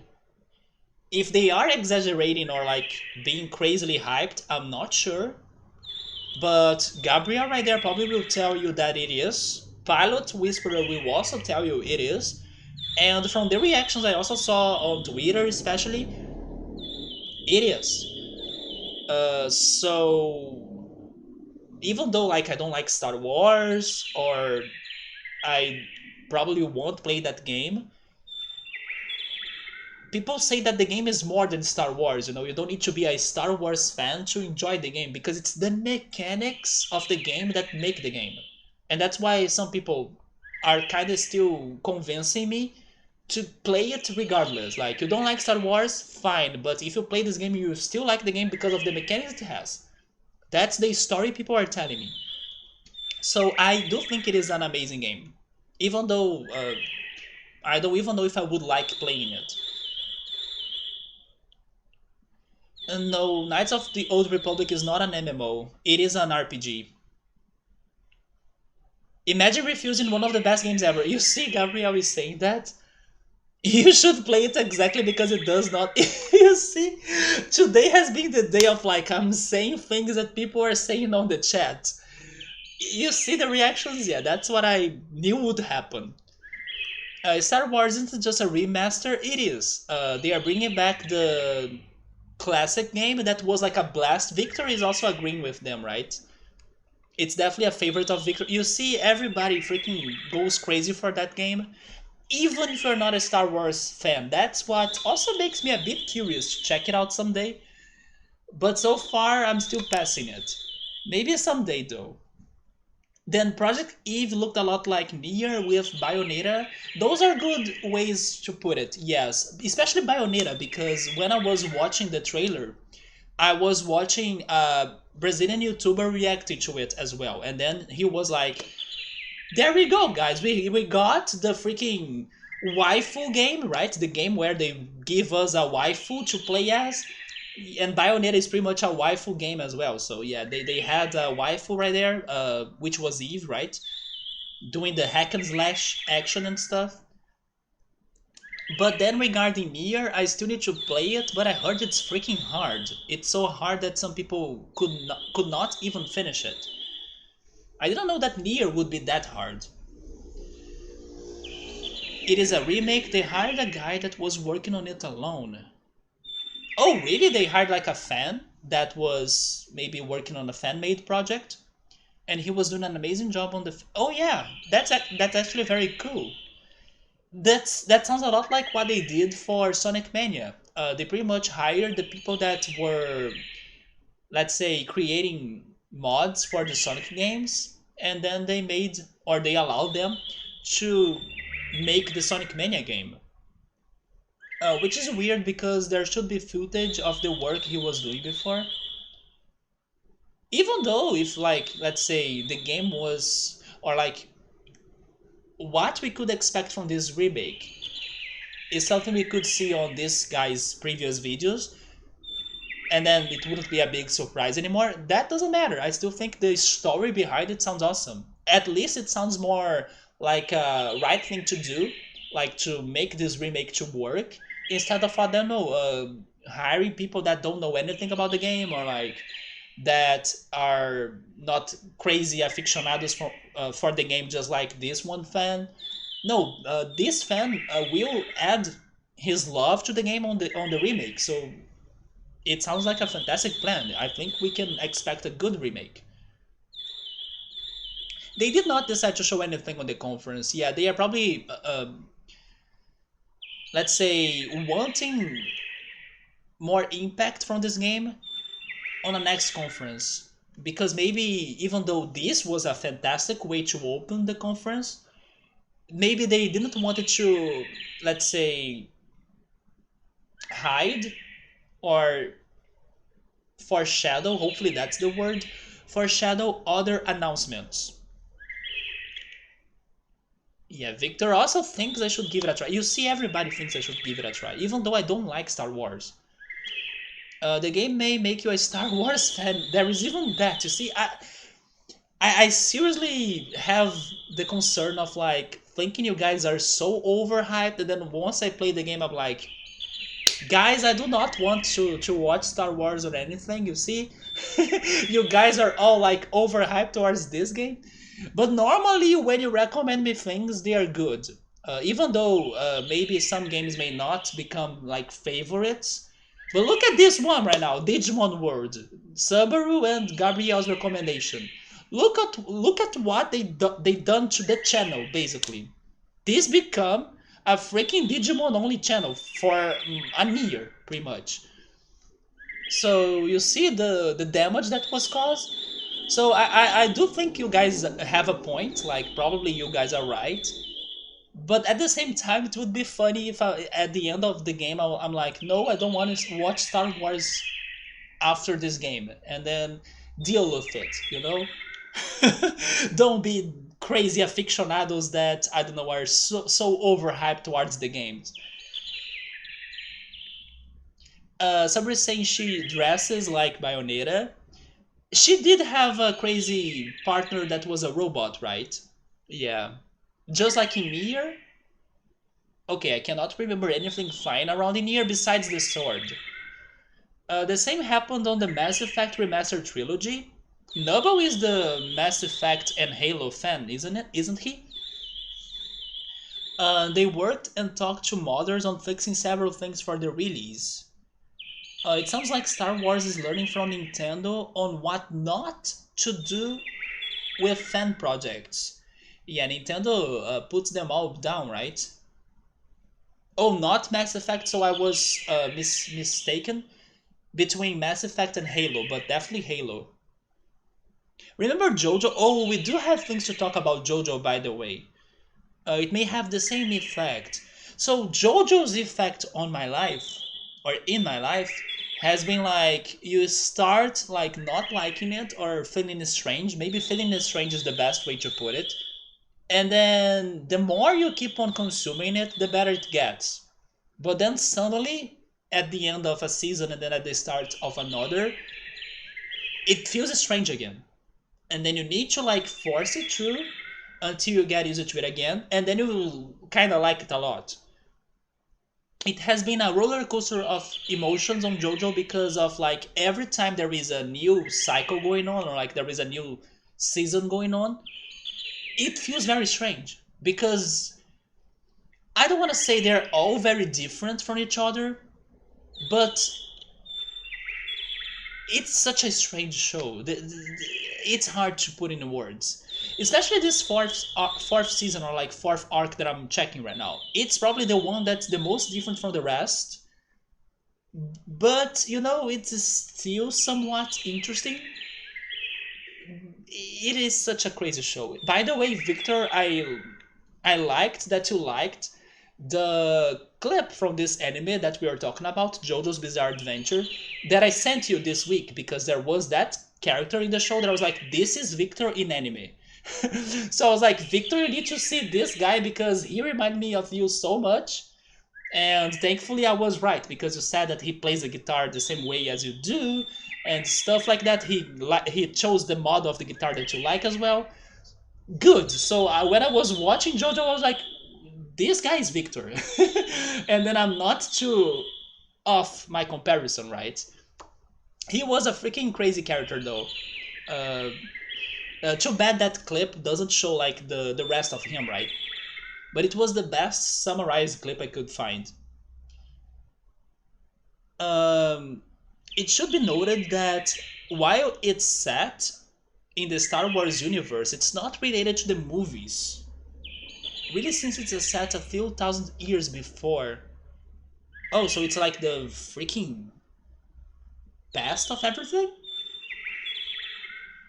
Holy shit! Yeah, that's like a trademark of JoJo's Bizarre Adventure. If there is something that I was saying that there are moments that I feel strange when watching JoJo, but if there is something about JoJo that it's not losing me at all, are the endings. I'm getting so addicted to the endings of that show. All of them are amazing. Even though the first one I had a obstacle because I'm not a big fan of like the song they were using, but now I kind of like it more because of JoJo. I'm talking about Roundabout by Yes. If you have never watched JoJo and if you don't know what I'm talking about, JoJo does something different in comparison to other animes.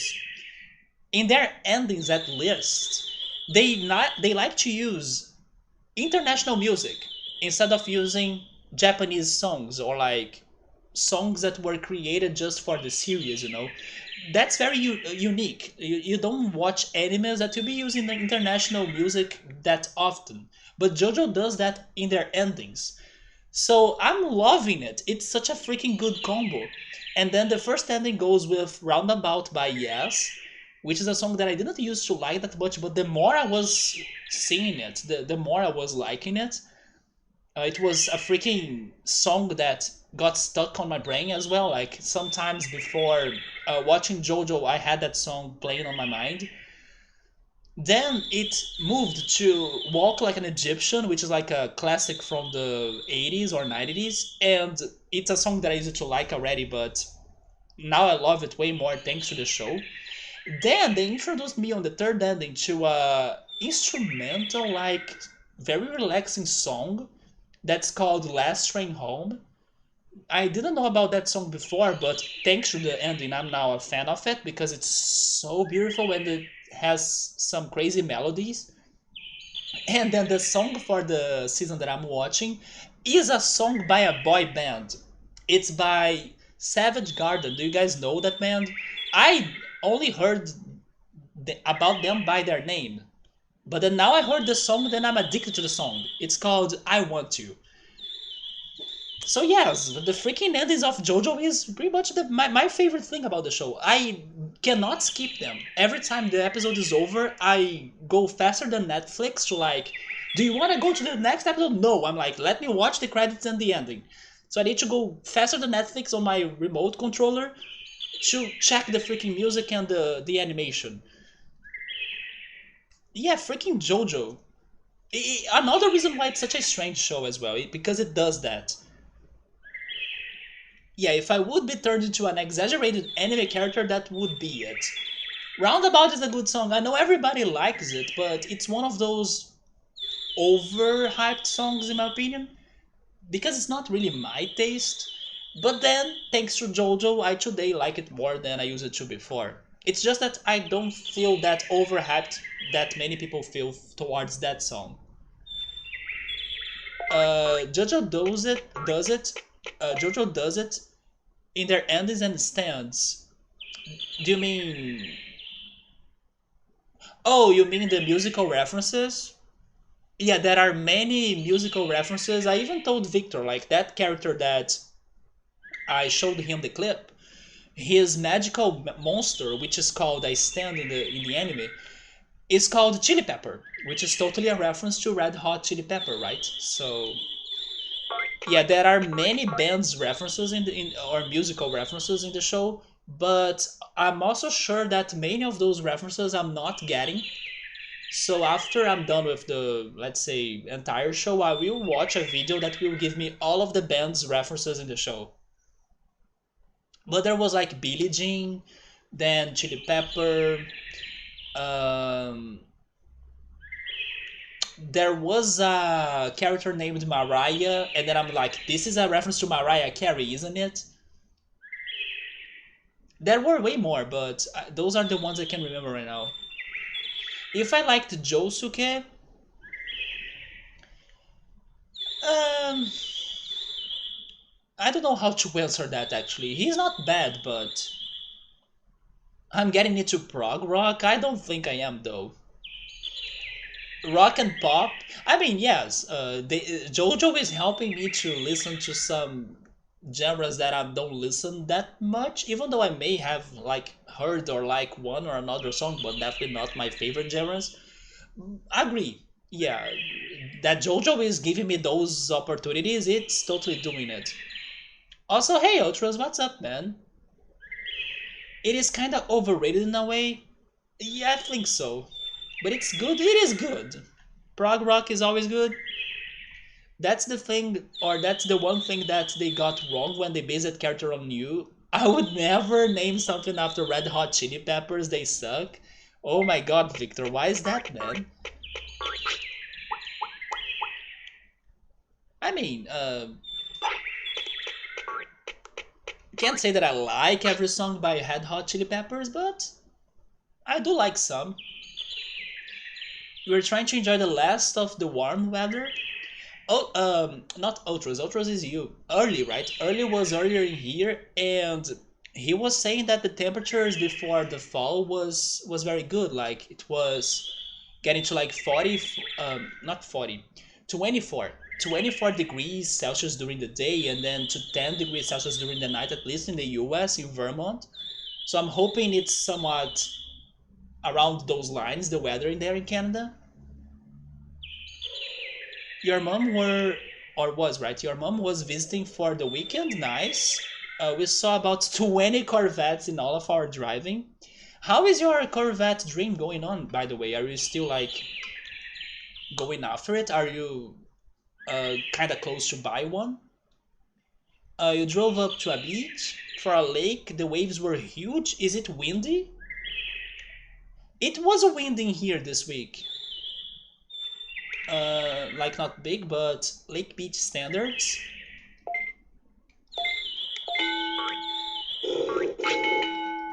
In these days that I have been here in my hometown, I think I went to the lake that we have in here only 2 times. When I leave home to like take a walk and then sunbathe once a week, we have been going to the beach. You are aggressively saving the money, but also every year you buy raffle tickets for one that is a charity thing. So who knows, this October you might win one. Wait, a raffle for a Corvette? And if not, I really support this place either way, so I don't know.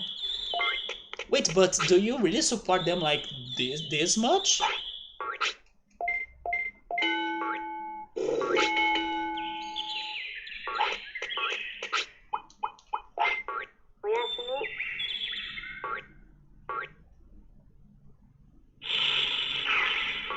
But let's suppose you win their raffle then. Which, by the way, remind me of a topic to talk about. Um, can you pick the color of the Corvette? Or is it like a preset color? Because I think it would be picky, right? Would want like this one Corvette for you. So I said that I would trade magic points, right? Let me go for that.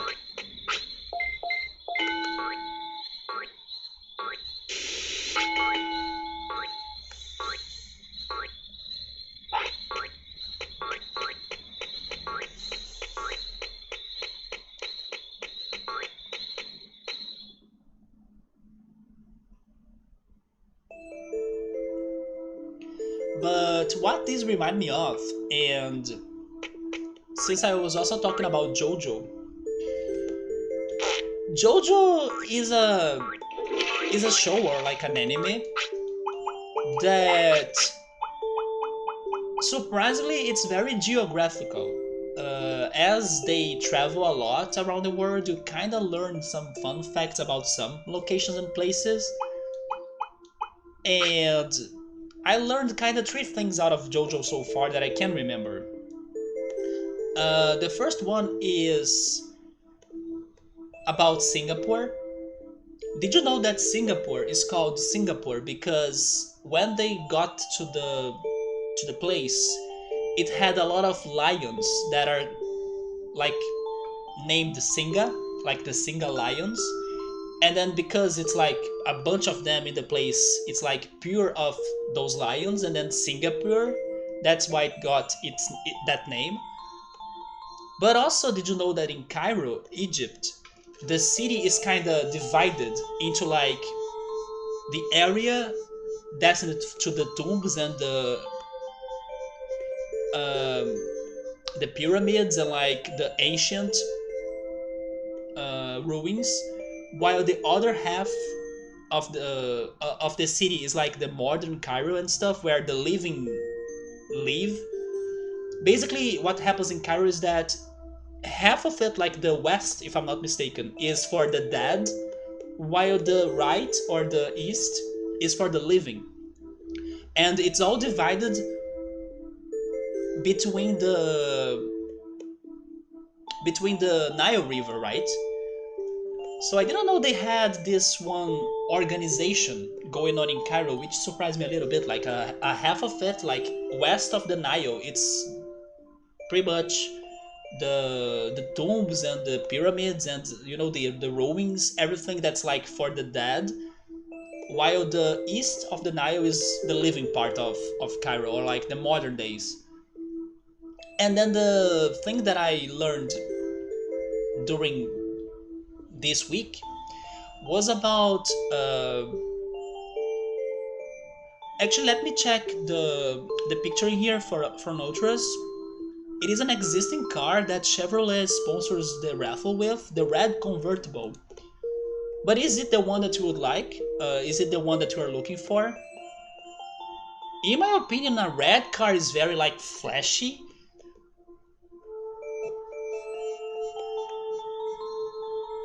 Wait, what is this place, man? Is this where you went? This is the Georgian Bay.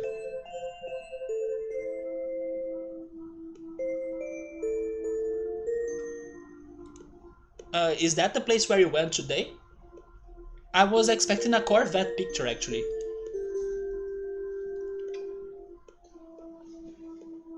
I thought it was called Singapore because they were all poor singers. Oh my god, Victor.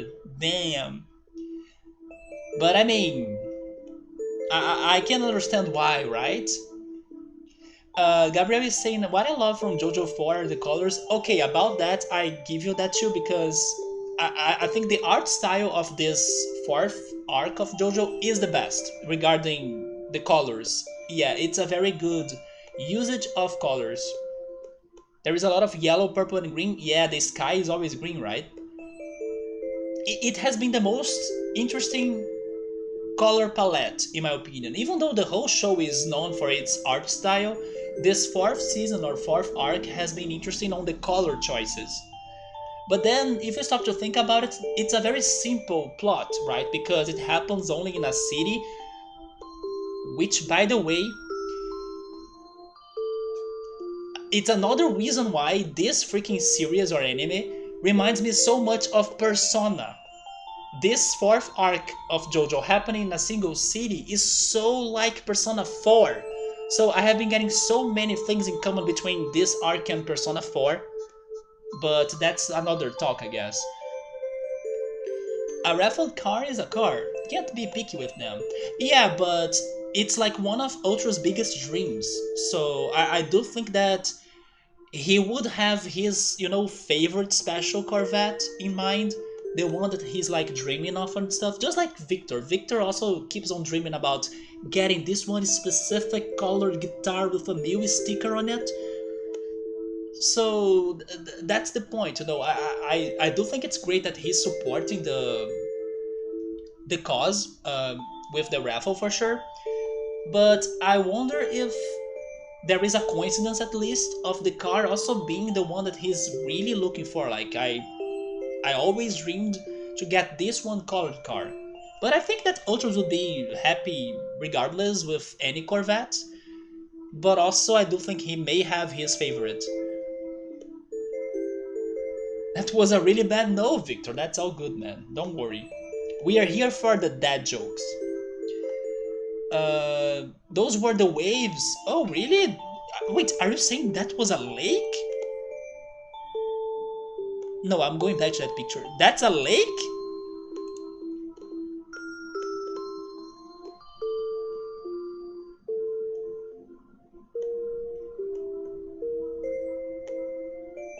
No. This is not a lake. Oh my god, there is a lake. Because I can now see the mountains on the other side. What? How large is this lake? Man, what the heck? This is a perfect, impression of a beach. It is the most beachy lake I have seen in my life. No, but the Corvette in the draw is this one, so it's not the one you are looking for, right? And, as you said, it's a red one, it's very flashy. What do you think about it? Like, honestly, I think it's too much. I don't like very flashy things in general. And any Corvette is one I would be happy to win, even if it's the one that people say it's the shittiest one, like 1984. That was only 20 minutes from you, that's very close by.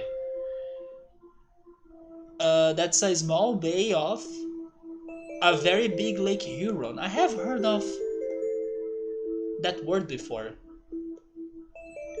I feel like that beach is man-made. You mean the sand, right? Your city has a man-made beach, though. It's one, but you can tell, or it's okay, but you can tell. Here in Brazil, those are not very common. Man-made beaches. There is one in Rio that I can remember, but it's, the only one I can think of. That's not very common.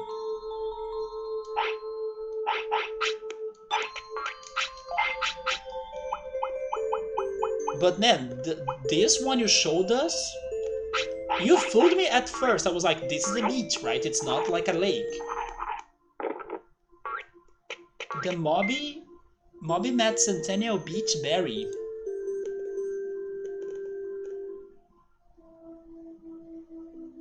Yeah, this one looks a little bit man-made, but honestly, it is a good job in my opinion. It doesn't feel too artificial to me, you know?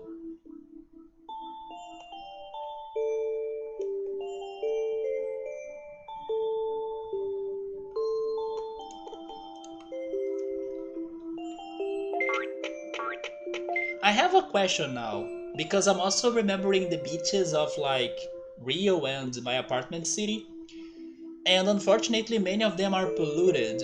How are the beaches in there? Are they polluted? Are they mostly clean? Because I'm guessing the impression they are mostly clean. At least so far, I cannot remember anybody sending a picture of like a polluted beach. And unfortunately, like those beaches that are in the city here in Rio are mostly polluted. Those are fantastic, yeah. I think it's a very good like man-made job.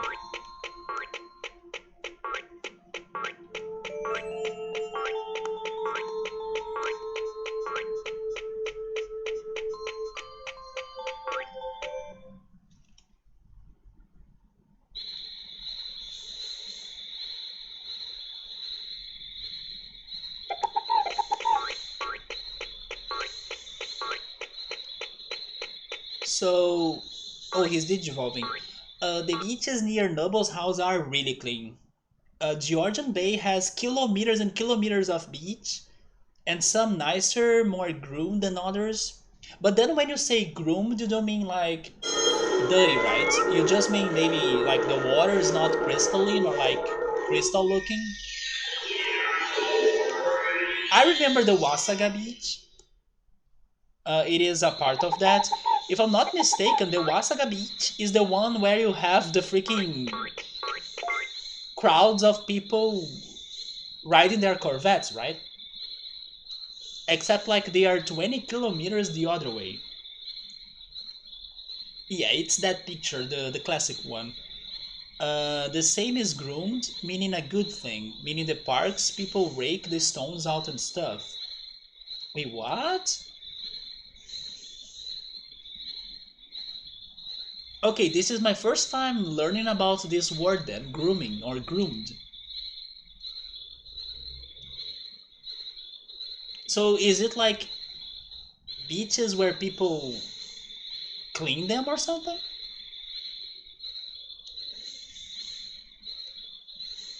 You can say it's like groomed or something? I had a bad interpretation of that word.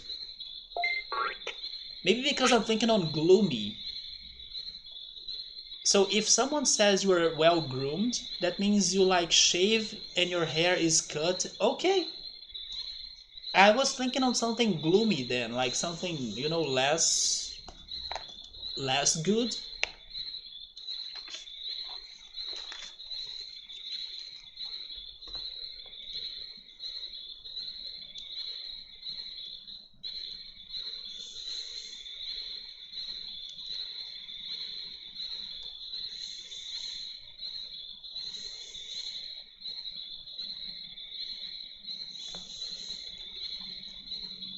Oh, I see. That's the verb in Portuguese. Tosar. Dog grooming, right?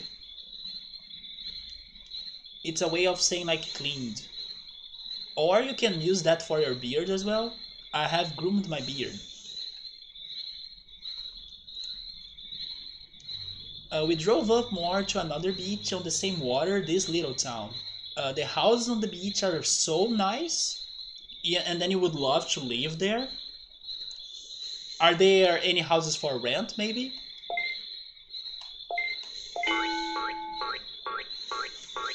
Wait a second on this training in here. Maybe if I keep on going for magic points right now, he will turn into Gabumon, right? So I will make a detour and then I will give him attack so I can guarantee my Agumon, and then I go back to magic points training. Those were bad uses for grooming? Do you mean beard grooming? Oh, they are impossibly expensive.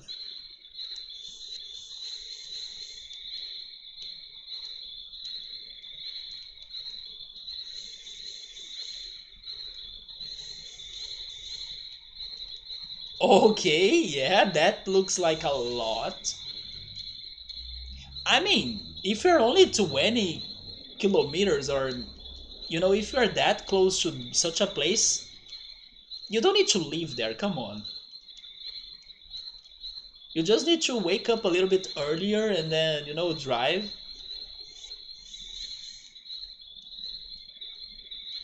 It is not worth, in my opinion. And also being closer to the city has its advantages as well, right?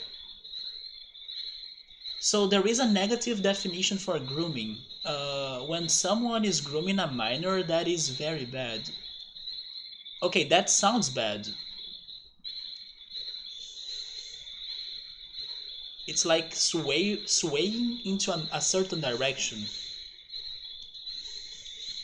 So those in 1999 were like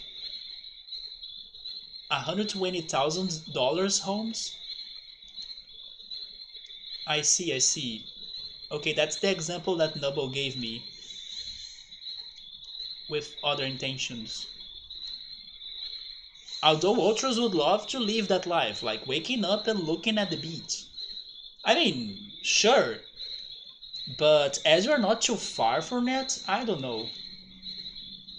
You could, I don't know, still live in a pleasant looking place. If you look at the window, maybe a mountain, a tree, actually I should say a forest or a park. Which is your case, right? Doesn't you live, actually don't you live next to a somewhat forest, Ultras? I see. Grooming yourself is good, grooming others is not. Unless you are like, I don't know, grooming a dog. Then that's good, right? There we go, unless it's a dog. The winters are horrible though. You would like the privacy of your own beach. Well, then you may be asking a little bit too much. Yeah, probably, let's say a more crowded beach could be easier for you to find for a better price than a more isolated place, unless it is very, very, very isolated. To sit with people and drink and not be belligerent. I don't know how to say that word in public. Yeah, you do have a forest, right? The section of the beach is included in that property. Oh!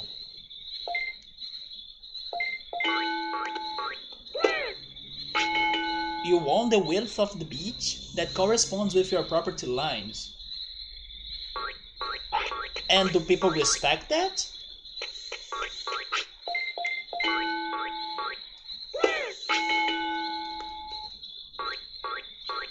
I don't know if the same can happen in Brazil, but I kind of think some hotels do that.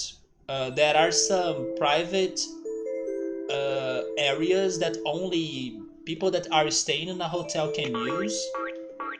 But then, like, I have never heard of such a thing for a house. Like, you buy a house and then you have part of the beach. But I have heard that on hotels.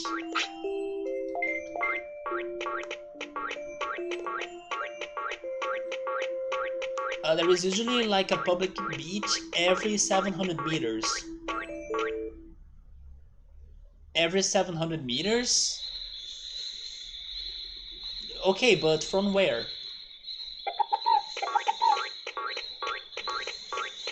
From the private place? Is that what you mean? If there is like a private area that's in a beach, and then the law says like, okay, 1 kilometer of this is public, so people can go there and not here. Okay, I get that. But between every beach is private beach or beaches. But of course we're allowed to walk on the beach. Okay, at least that, right? So you can kind of cross to the other side where probably it is public. In the case of the hotels that I was saying, though, I don't think you can walk there because it is kind of blocked. In between of them, it's private. Yes, I got the idea now.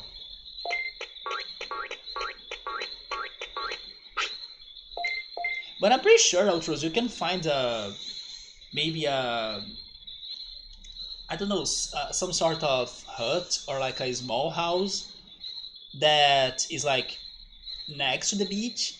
That's, way more cheap than that.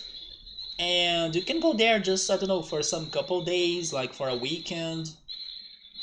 You don't need something massive, to appreciate that feeling of waking up and then looking out of the window and seeing the ocean or going to the beach that easily. Just go for something more simple, You don't need like a huge house for that. Good luck getting private beaches in there in Oregon. They were designated highways by the governor for a long time ago. So all beaches there are public access. Man, you guys are talking about that topic, but here in Brazil, I kind of think it's not a thing. Like, maybe it is, but I'm not like knowing it. As far as I know, here in Brazil, we have public beaches, the hotels that can have a certain area, and then maybe that's the closest of a private beach that I can remember. But either that or the nudity beaches as well. There are some here.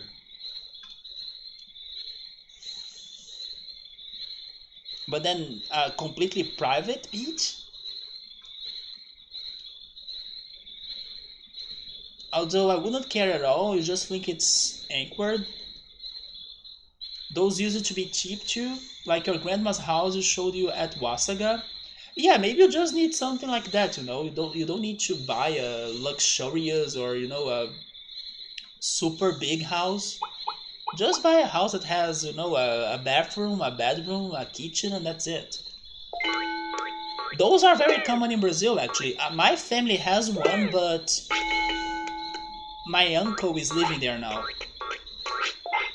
It's not very close. It's not like in front of the beach, but it's like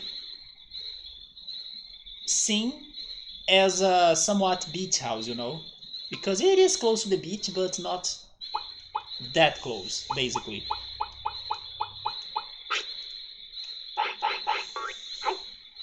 We sold the grandma's house for $95,000 in 1999, and it's up for like 600,000 now. To just buy a waterfront property without any house on it, it's like $900,000. Want to see this effing insanity of a house for sale in your city? Sure. And it's like 10 minutes for you.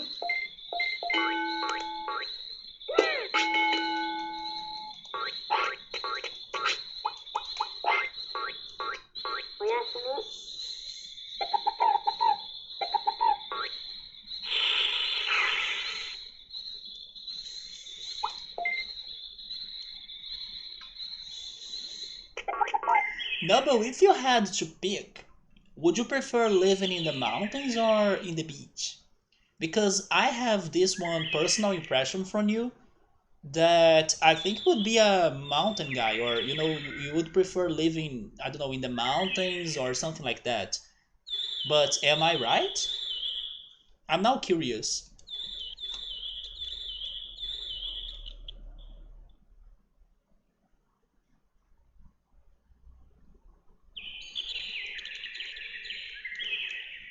Oh my god, you see, this is. There is even a tennis court right there? Come on. Ultras, you do not need a tennis court. You see, yeah, these houses, man. No, no, no. Leave those houses for like TV shows. I mean, of course, if you have the money and if you can live there, that's awesome, but do you really need something like this?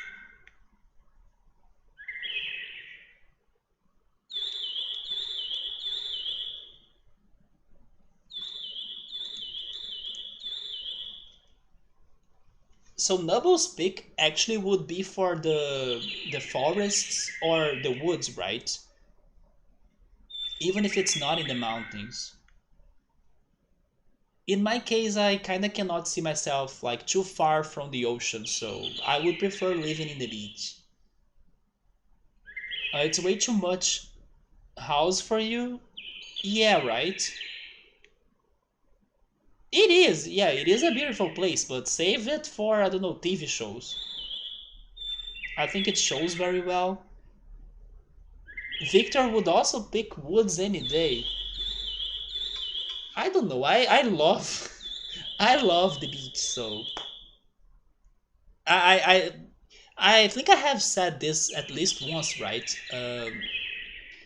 I mean, I'm not like religious or anything. Don't get me wrong, but I like the coincidence that I was born in the day that people here in Brazil celebrate the goddess of the water. So I don't know. I feel a special connection to the water, to the ocean. Not to mention that I'm Aquarius as well, so you see that there is a lot of tiny connections there, even if they are just BS stories. Because, like, do you believe in that? Not really, but I like those connections or coincidences. And it's funny that I was also bringing up a topic about nightmares that I have been having, and I just remembered that my mom dreams a lot about uh, like ocean storms. She's super scared of the ocean. She's super scared of like being in the ocean, even if it is like in a boat or in a ship or something. And she gets lots of nightmares of that. And I think it's because of she's worried about me. Uh, at least that's the connection that I make towards my mom's nightmares. And you see there is a whole deal, maybe somewhat spiritual or regarding my inner beliefs, that I feel very connected to the ocean, or like that makes me want to be close to a beach or to an ocean, right? Although during the pandemic I also started or developed a very strong connection to the sky. Since I was sunbathing in the balcony of my apartment every day because it couldn't go out and walk by the seashore and anything like that, I was like, okay, you know what? I'm going to connect myself to the nature, to the sky. And then today I also appreciate the sky a lot. I love like looking up and sometimes seeing the stars, or just watching the sunset, or just watching the clouds as well. It's something that is a refugee to me. But then I don't have this strong connection to mountains or to the woods. Maybe some parks, yeah, I can see myself getting a good connection to a park, but definitely not the woods you guys having there or something like that, right? That you can like be completely isolated from civilization and then just trees and something like that. No, it's not something that I have adventured myself that much. Maybe someday I can give it a shot, although I cannot see myself camping. But I don't have that strong connection to mountains or the woods.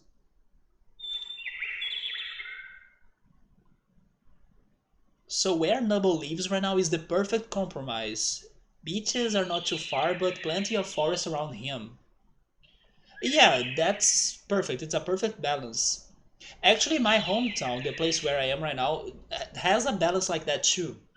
I live close to the beach, but not too far away from us. Maybe let's say a 1 hour drive, or maybe less than that. Actually, maybe 40 minutes.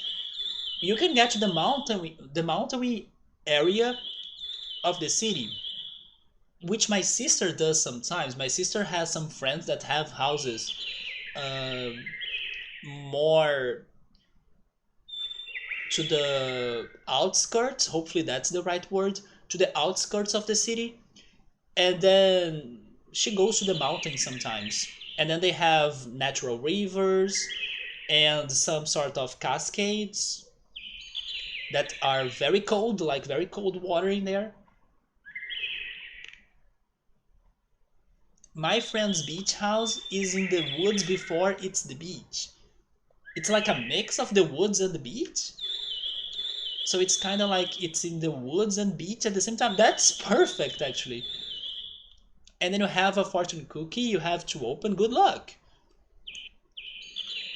It sounds like an interesting location, right? There should be a video game level based on that.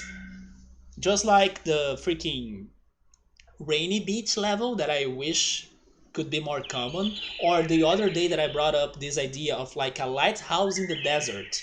That's a very good level design right there. So let's give a beach that's surrounded by woods, right? And then people would think, oh, is this a lake? No, it's not a lake. It sounds like your roommate. He may love the water, but he's terrified of the ocean. I mean, I was mixing my mom's nightmares with, let's say, the coincidences that I have towards my connection to the ocean. But I can't say I'm very scared of the ocean. More specifically, the unknown in the ocean. By the way,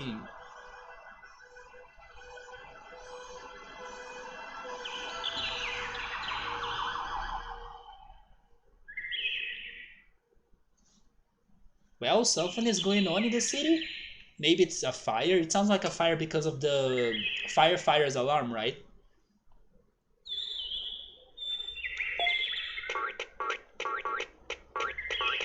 Yeah, I'm not very scared of the ocean, but I know how scary it can be for sure.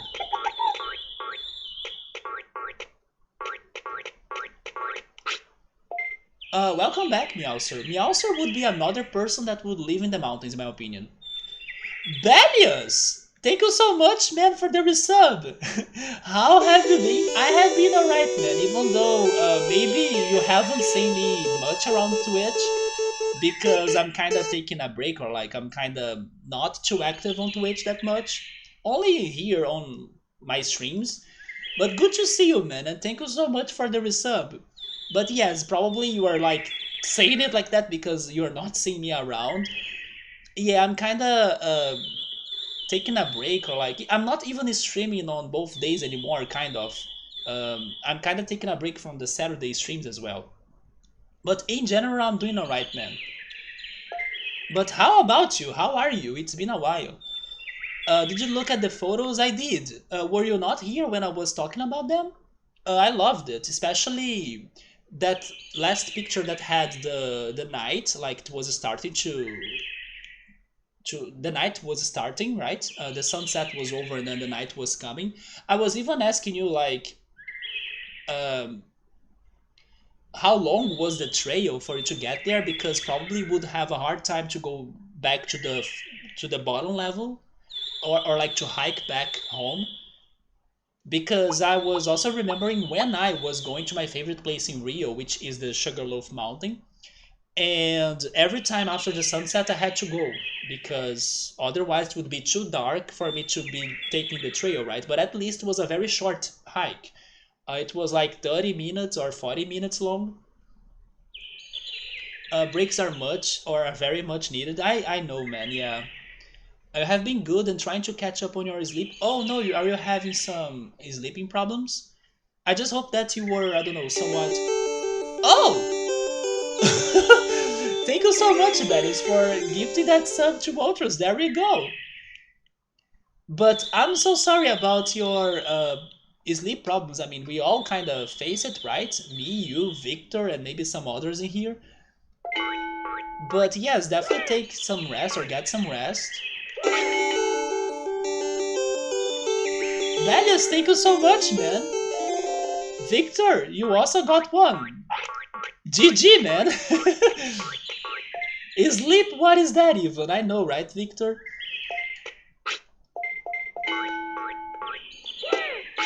This week I kind of slept well.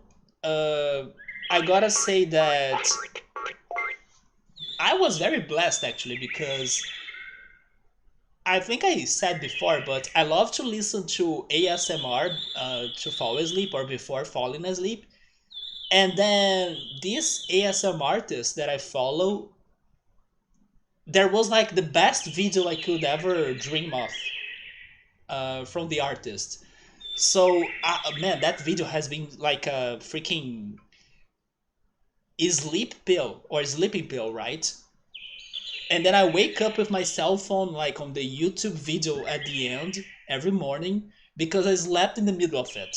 And I slept fast. So even if the video has like almost 2 hours long, I only put on my favorite trigger and then I fall asleep and then the video keeps on playing until the end and then every morning I wake up and then I'm like, okay, the video got to the end because I slept super early. Yeah, so I slept well this week because I got this video that's like working like a miracle to me. Oh yes, I said that word miracle. I do have something to talk about that. I forgot to bring this up last weekend actually. And I also have other things to bring up too, so let me hope that I won't forget everything. You can drive up half the mountain, then you just walk up the rest. Oh yes, of course, yeah, if you have a car that can go up, it's very helpful. There are also trails from the bottom as well, I think that would be my case. But we just drove up halfway, and it wasn't too terribly long. There is a trail in Rio, it's actually the spot where people jump jump in a paraglider, right? Not like jump to suicide. They jump by using a paraglider that you go there by your car, or like you can ride a car up there. And then if you want to get even higher than that spot, you can continue the trail by foot, right? It is actually a very beautiful place, but next to this spot, there is the thing that gives me the creeps the most in Rio, which is another mountain, and I have nightmares with that mountain. Today I was having a nightmare with my favorite mountain in Rio, but that mountain is the place that I do not imagine or see myself ever climbing or hiking to it because I'm freaking scared of it. So when I first got to this other spot that has like this vision of the scary mountain, in my opinion, I was in shock. I had to like stop, recover for like 20 minutes, and then get used to see my nightmare mountain like right in front of me. And then I could finally proceed and appreciate the location that I was at. But I was like shaking and I was like, no, I'm sitting in here and recovering from the situation because I was facing the mountain that gives me the nightmares right in front of my eyes. Because it's a somewhat hard level hike. People go there still, but like it's not easy for you to face the fears of heights if you're going there because there is some rock climbing involved and there are some accidents that happen as well. So if it is any risky like that, I'm off. I'm like not going there at all. And also the pictures that people take in such location are just for nightmare fuel, right? I will get some pictures of it now. Some people are very crazy, right? The person that invented selfies or that started the trend of selfies, ended up causing many accidents to crazy people around the world. Like, people want to get the most amazing looking selfie sometimes, and then they go like to skyscrapers, and then they try to take a selfie of themselves and then they fall from it. Do not take risks like that when you are adventuring yourself, plus or especially for a selfie. Do not, right? But people in Rio kind of like to adventure themselves for this one picture, which is like, no. Um, Let me Google it.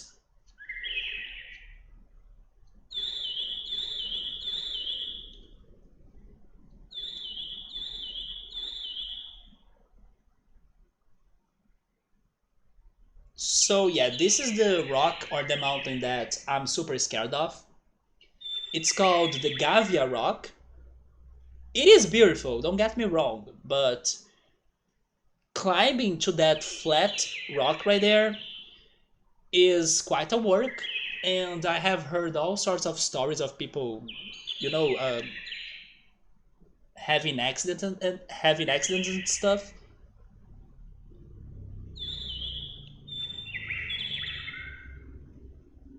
So you see this rock on the bottom right here? That's where I went. So as soon as I got to that top, I had this vision on my eyes. I could see the Nightmare Rock right in front of me. This is what happened to me. That's why I had to take a break. Because when I got to the top of this other rock, the one that I feared the most was right in front of me, just like this picture. We could even see people in there. And then we were like waving and saying goodbye to them or something. Yeah, just like this girl right here. Yeah, I have been to that spot. And it's a beautiful place. It's worth visiting.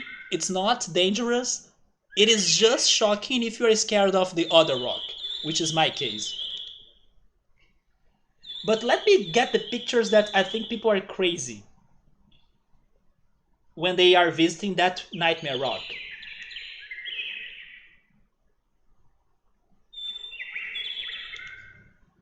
Yeah, for example, this picture. Do not be those two right there. Do not be that couple. Please don't.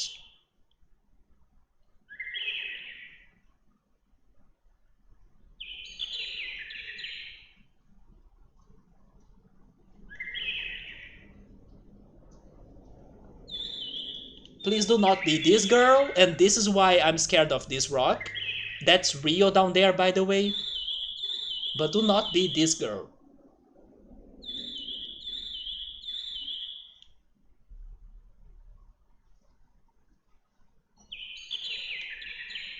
Anyway, let's stop it in there. Those are examples of why I don't like that rock at all.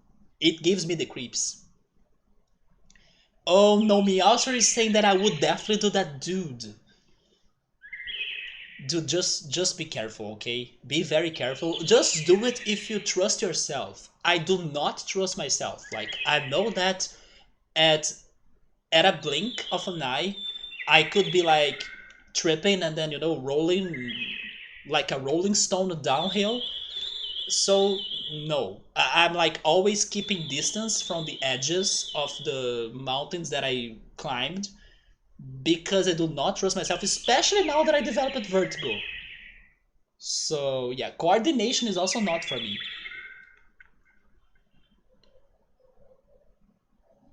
Okay, so Belias is agreeing with me about ASMR. There we go, man.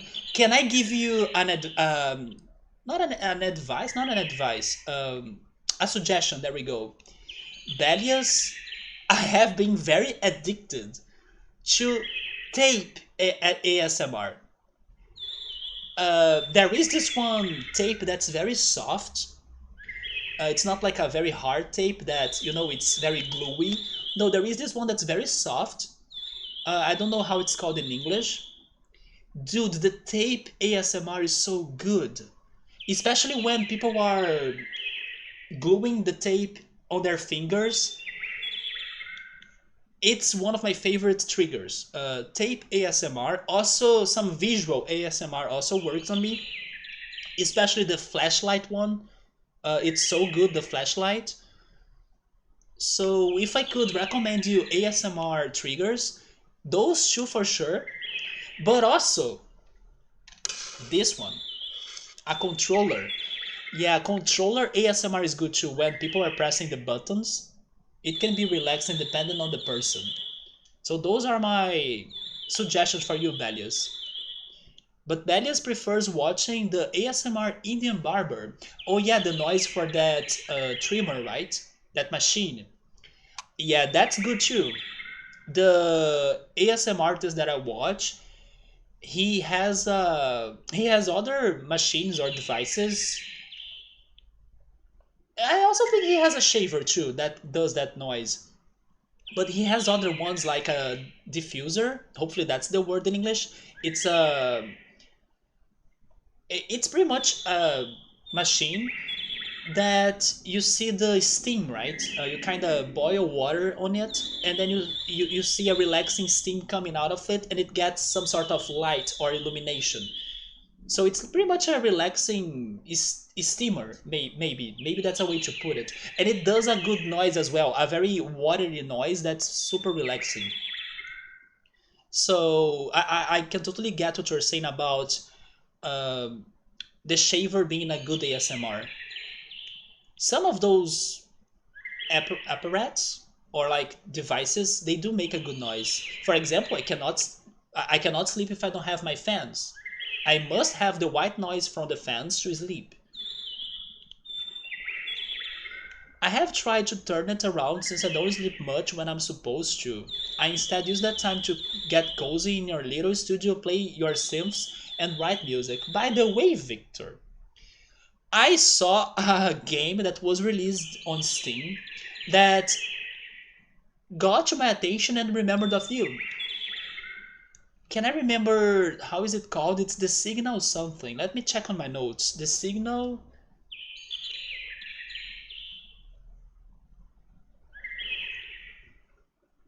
Wait, I don't have it on my notes.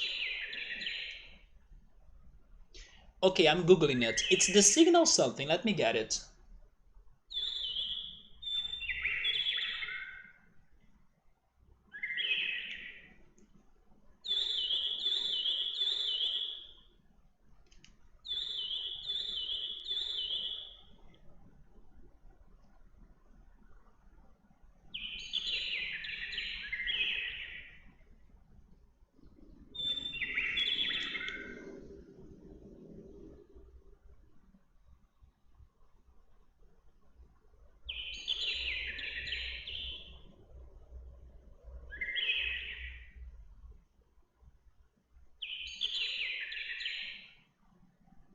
It's called the Signal State.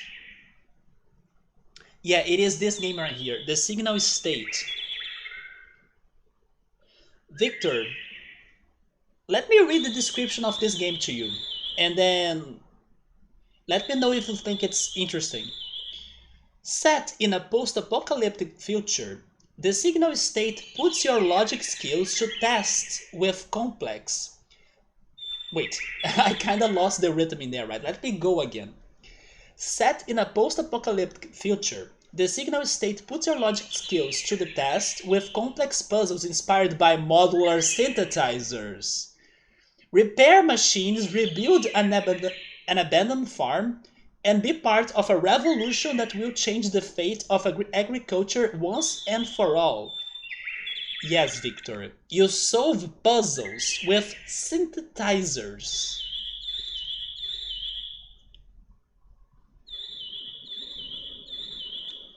I looked for a trailer to try to send it to you, but the trailer was not like giving you the sound of the synthesizers, so I kind of gave up on the idea.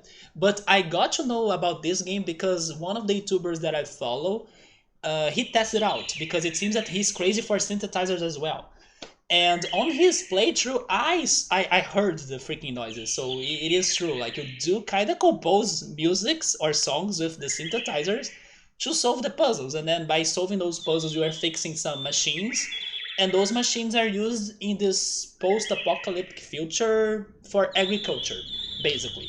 So even though the plot is like insane and like not surprising or like nothing that you will remember forever, the idea of like puzzle games with synthesizers got to my attention a little bit because I like the songs or the noises, even though I do not understand the, let's say, the universe. I cannot understand like the wiring and the connections. Do you understand those well, Victor? Because if I ever bring that game in here to this channel, you will be guiding me because I don't understand the wiring or anything. But that's the game's challenge. Like you'll be connecting one to another, and you know the cables and adjusting things, and then in the end maybe you need to get to a certain voltage or something, and then you kind of pass to the next level. So yeah, the signal system. Look that up, Victor, later. And you do get the noises of the synthesizers. That's why I kind of liked it. So at least Victor is productive when he's not sleeping now. I heard of some people that say that if you're feeling angry or like if you are super angry, transform that anger into something productive, you know, like use that anger into something that um, you could be working on or something instead of like feeling angry and just being angry about something that's happening. I have heard of that advice before. Like use this crazy intense energy you're feeling to focus on a work of yours or something like that. I don't know if the person would be able to do a good job, but it's a way of like trying to spend that extra energy they are feeling. Selfies are a stupid idea to begin with. Self-centered social media BS, in your opinion? That does look nice. It is nice, but it is freaking scary. Although Meowser would do it. YOLO 4, 420. Am I the only one who doesn't get ASMR? So, Victor, here's the thing, man. There are situations and situations. Do I feel ASMR like some people may feel of like getting very triggers or very intense triggers of like goosebumps and stuff? I do not, or if I got those, it was like one or two times. So it's something very rare to me. But I think that the point is like finding a distraction that allows your mind to relax. More than really feeling the triggers, I believe that should be your goal. You know, if you can find something that allows your brain to like not think on other things, to like shut down, and then you can sleep well or something, then it's doing its job. So that's what it does to me. I found options in ASMR that it really works to distract me, to make myself to feel sleepy, and to stop the activity of my brain or my thoughts, basically. Even if I don't get the, you know, the freaking goosebumps like many people get, I can only get those very sometimes, like very rarely. Um, but you know, it's still something that makes me feel somewhat comfortable and relaxed. So that's my opinion about that. And if it works to help me to sleep, and it's been working surprisingly more than what I was expecting, maybe my body got used to that. Like it created a connection between like if you watch this video, you're going to sleep. It's been working like crazy. It's so funny because normally I don't sleep if like the TV is on, unless if I'm very sleepy. But no, with ASMR, like I was saying, I wake up with the video at the end, a 2 hours long video, So it was playing the sounds and the visuals for all of that time, and I was like sleeping. So that's what I look for. I just look to like be relaxed and that's it.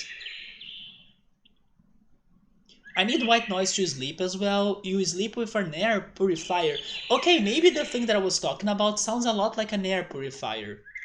But an air purifier is like a big machine or a bigger machine than the one that I was talking about, which is like a very tiny one.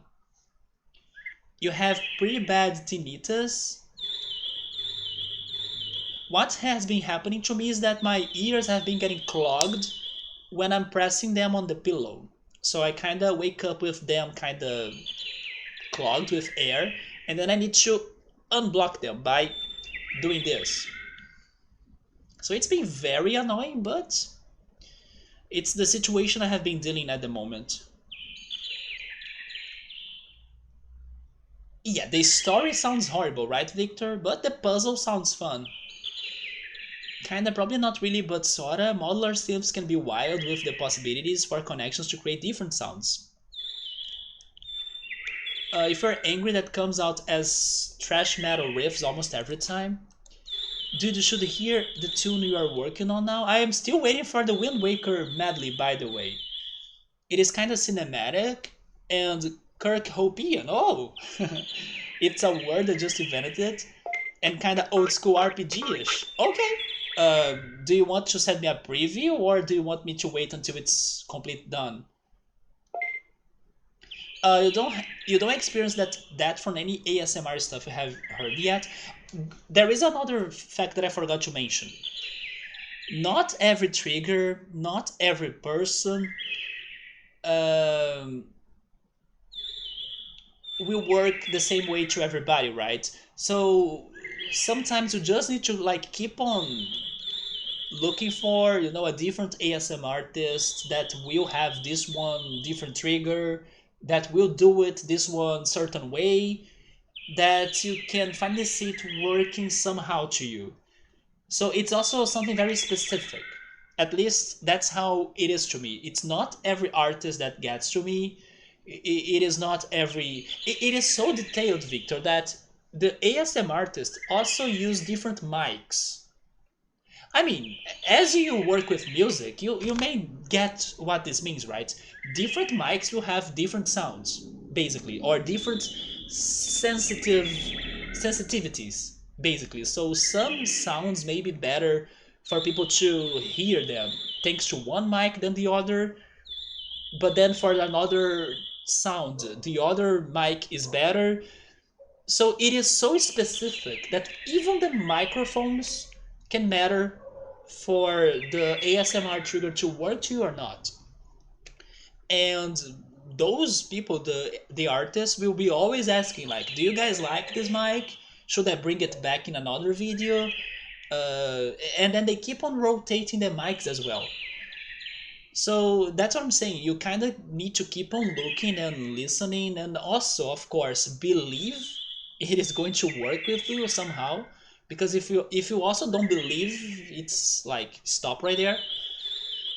But it is that specific. It's not going to work at you at first, not at second. You kind of need to keep on giving it attempts, getting used to the idea, and then little by little, maybe your body and your mind will create a routine that it's going to work more and more often to you.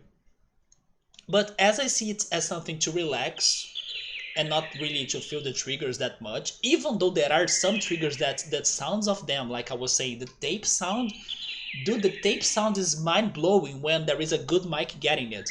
The person's like getting the tape out of the roll. That sound, it is such a good sound. But then again, you prefer silence for when you try to sleep, like complete silence. So tinnitus is a ringing in your ears. Victor had that.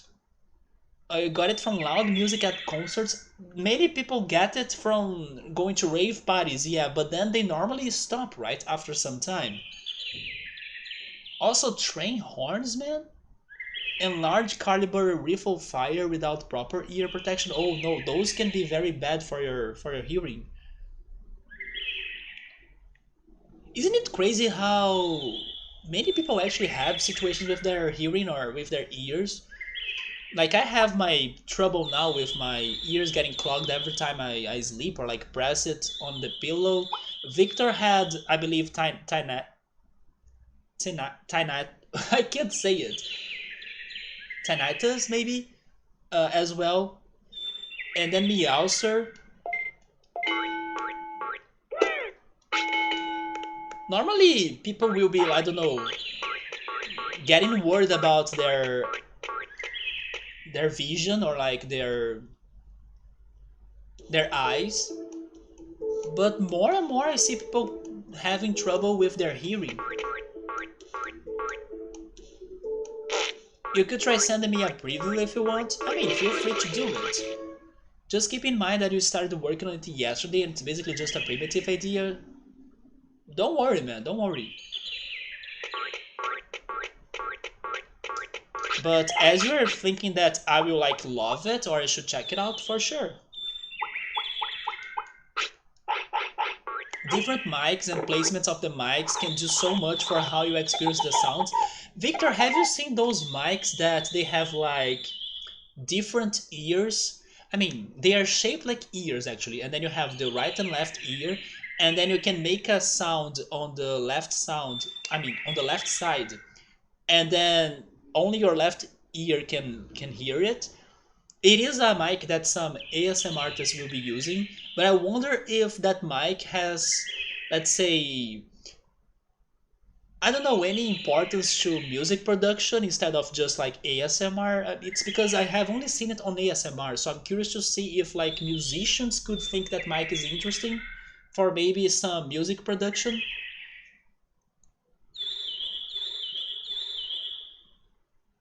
But yeah, the mics will change how you experience the sounds. Yeah, you still have that a little bit, man. You have killed your hearing at the very upper range. There is not anything useful in those frequencies anyway. But yes, as a result, those frequencies are ringing just a tad at all the times. And then Meowser has had his since he was 15, and it won't ever go away until you go deaf. There is no medicine or anything.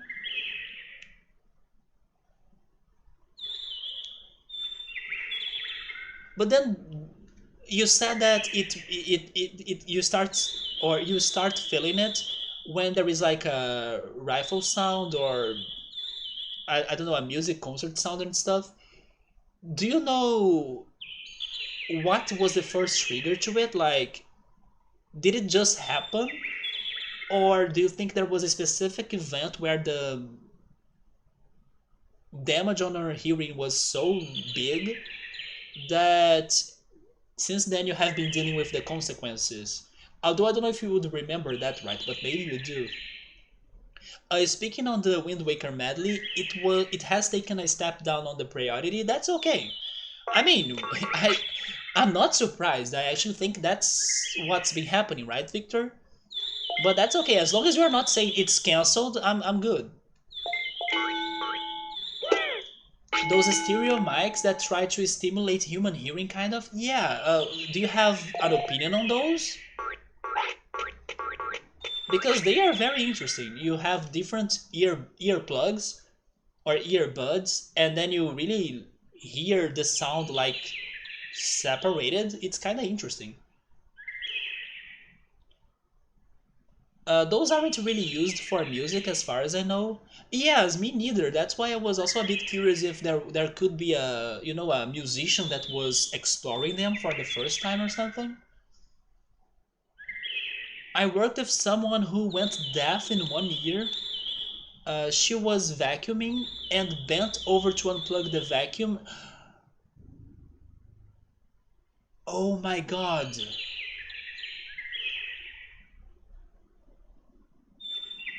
Dude, that's horrifying.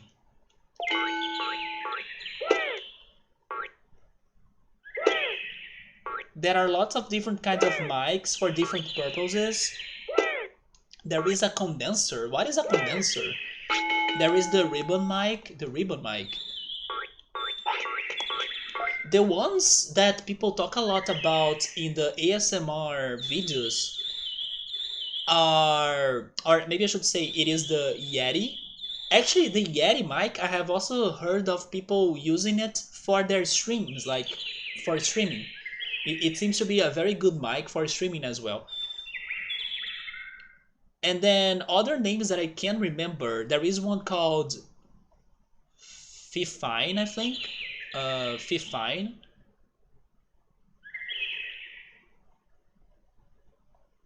Yeah, right now I can only remember those two, Fifine and Yeti. Or the Blue Yeti, right?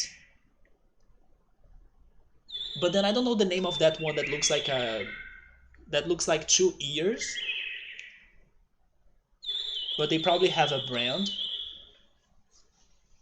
They're kinda interesting for capturing stereo recordings, but I can't see many uses for those human head mics in music. It's hard to describe the difference of what they do if you're, yeah.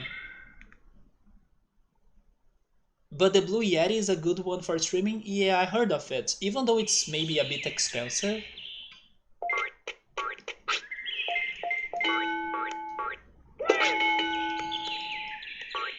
It's funny that some people say that my mic in here is good. I don't know what is the opinion of like specialists in audio and video, but more than one people has said before that they liked my mic in here, even though in my opinion, like, uh, I wouldn't say that my mic is that amazing, especially because my mic is getting not only my voice.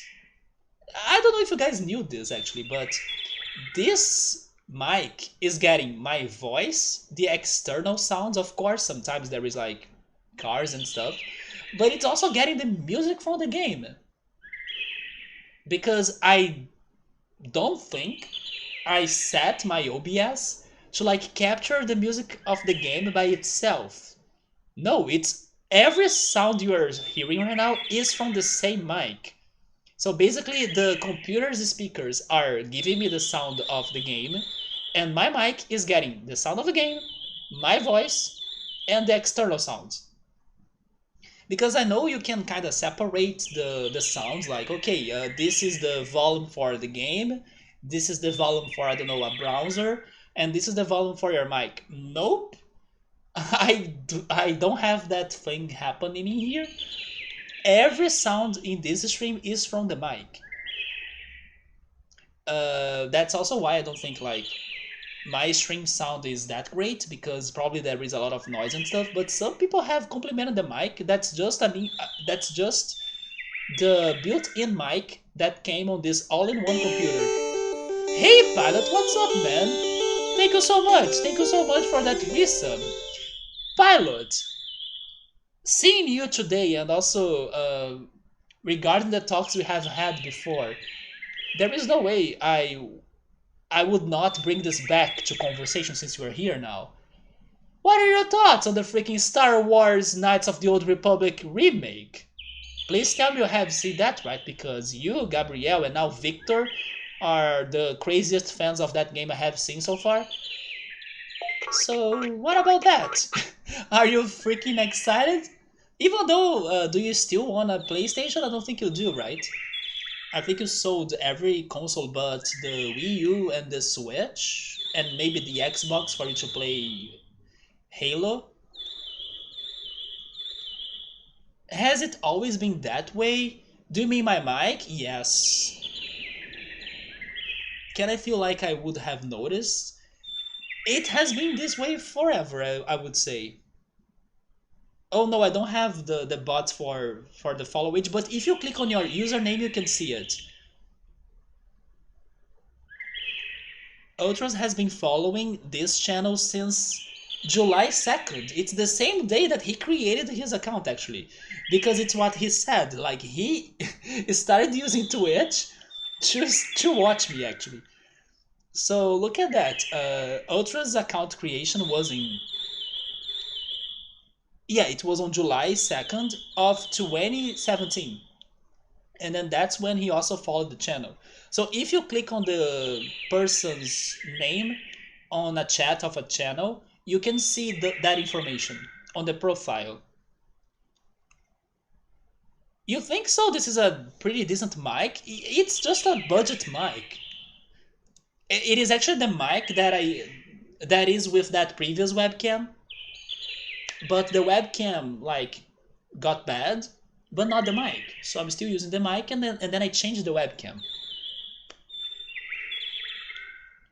Actually, since Ultras is bringing this up of like the follow age thing, Twitch lately has been kind of giving the streamers many of those features that previously you could only do by using a bot or by using a, I don't know, a Streamlabs of some sort. I also saw that they are now allowing people to create goals. It can be followers goals or like subscription goals or donation goals and stuff. Instead of using those extra softwares or websites that could like give you that bar for the goal, right? For the progression. Twitch is now kind of getting everything and making those ideas their own. So the follow age, you can see it by just clicking on the person's username, and then there is now this. I actually never tried it, but I know it's a thing now. The goal setup, and also about Twitch, I saw, and actually I think it happened to me. There has been happening, or yeah, there has been happening many bad name bots that have been following people's channels, right? For example, last weekend, I believe two accounts were very sus when they followed me, but I didn't notice their their names that much. But then I realized that this is a thing happening. Like there are some bad named accounts that have been following some channels, and maybe now I will be careful. If somebody's following, I'll be like, should I say this name or read this name? But thankfully, as I'm not like a native English speaker, when I was maybe reading their names last time, I was like saying them a little bit wrong. So I did not fall for the trap. But now that I know about this situation happening on Twitch, to some channels of like bad bots that get like some sort of bad words in their usernames, I will be more careful about that.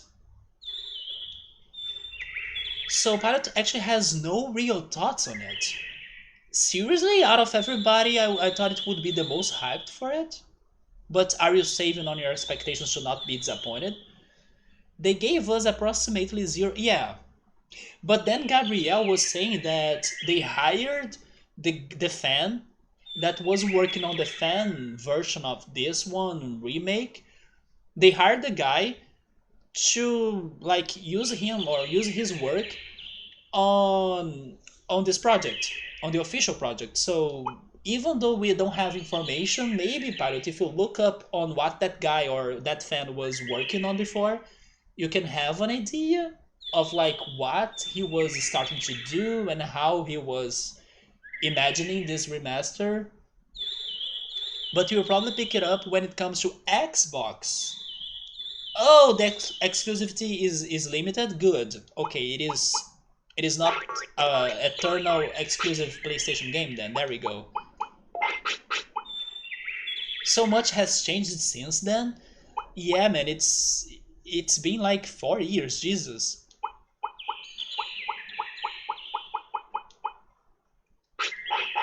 I mean, so much has changed, and not. The mic's still the same.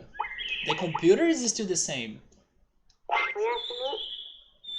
The controller has changed a couple times. And then the webcam.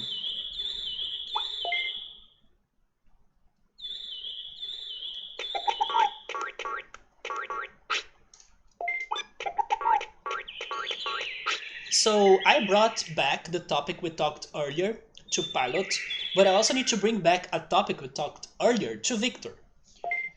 Victor, we were talking about McDonald's facts earlier today that I was able to learn, and there is one that's like interesting to you because it happens in Sweden actually.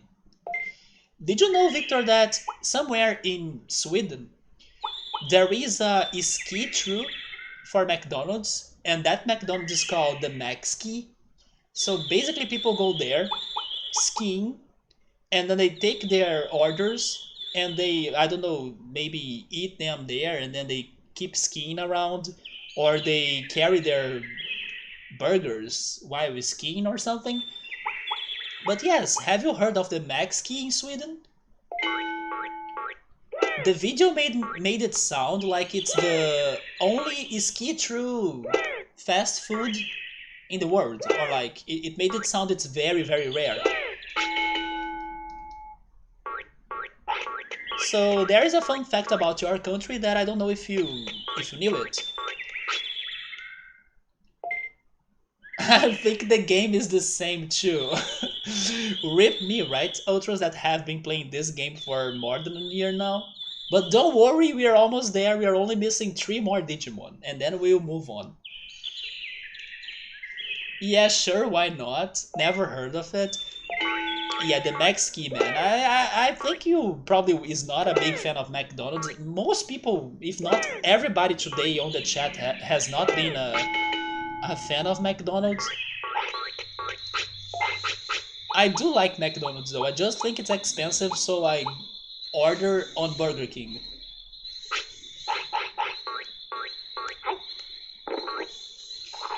So I will also go back a little bit because there was an unfinished topic that I brought up and then I started talking about other things. I was mentioning things that JoJo's Bizarre Adventure taught me, and I mentioned 2 already.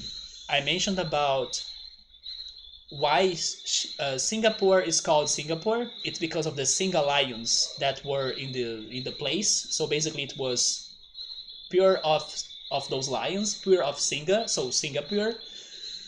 I mentioned Cairo's division of like the area for the dead and the area for the living people, which was very interesting. But I forgot to mention the most recent thing I learned thanks to JoJo's Bizarre Adventure. And it's about the Japanese lost and found system. Which also brings me another question here. Have you guys ever lost something? Maybe something valuable for you. It can be emotional or like valuable regarding money, right? And then somebody recovered that for you? Do you guys have a story like that? So Japan is well known for being a very safe country for you to lose your items or lose your belongings because probably someone will retrieve it, or at the very least the item will stay in the location where you lost it. I don't know if you guys have heard of that before, but that's a somewhat stereotype that I have heard before from Japan. And part of why that's a thing in there is of course because of culture, but also because of some sort of karma belief.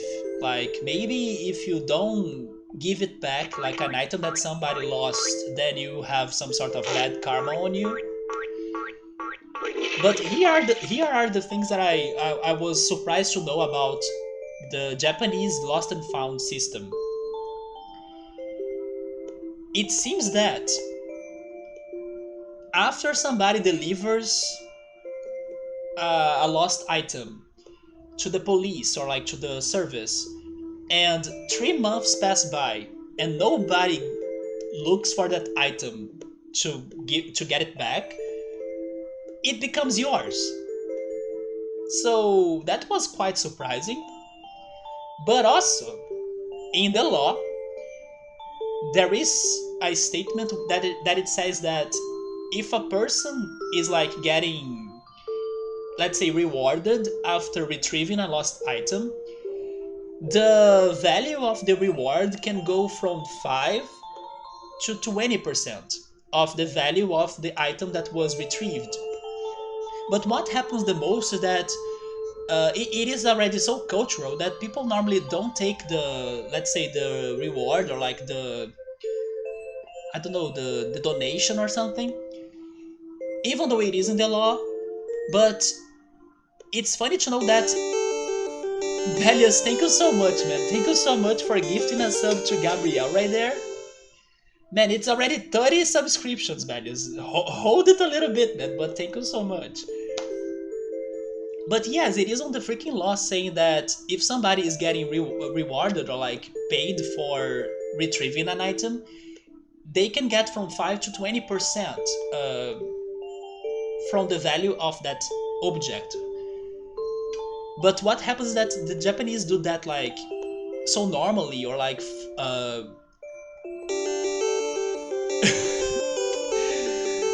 Summer is back with a subscription from Belius. There we go. Thank you again, man. Thank you again. Everybody's now getting the subs, right? Thank you so much, man. But yes, I learned those details about the Japanese lost and found system. And even though let's say I don't have a very specific story about that, the closest I can remember that happened in my life was when my wallet was robbed, but it was not like a direct direct robbery, because I did not see it happening. What happened was that I was with my backpack during Carnival in Rio. Do not do that because it is very dangerous. I was like very careless. And then at some point my wallet was not there anymore. And then days later, somebody called my boss, and my boss said that someone found my ID and my documents inside a mailbox. And then as I had my boss card in my wallet, that's how they got my phone. So basically what happened is that I got my documents and ID and cards back, even credit cards back. Not the money, of course, but also I was not like carrying a lot of money. I probably only had, I don't know, 20 or 30 reais or something. So too bad for the bandit. But the person was at least good enough to retrieve my documents back. And that was surprising to me because I would not expect that to happen. At least not here in Brazil, especially considering not like lost item that was found, but actually a robbed item that was found. So yeah, I at least got my documents back. And Meowser with I don't know which whoopee freaking sticker for the night, maybe the third or the fourth, but thank you so much, man. This time I also saw it. Let me go back on the chat a little bit, and by the way, I'm feeling hungry now.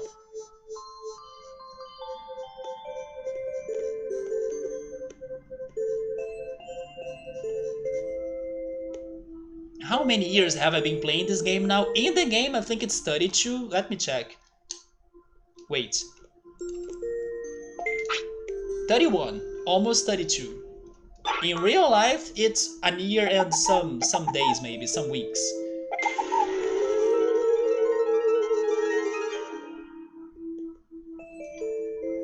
That one was not too scary because you have used once before, man. So even though it's a new, let's say unusual, right? It's unusual sound. I have heard it before. But thank you so much for the ghostly boo. 31 in the game, 32 in the real life. Do you mean that I have been playing this game for my entire life? Since I was a baby? McDonald's is alright every once in a while. Burger King has way better quality in there though.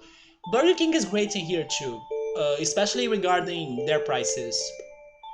But they have a very good taste as well. Like it has a very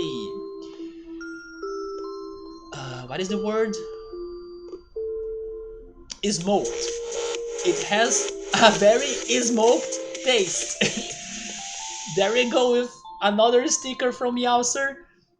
I think it's Meowser, right? Yeah, Meowser.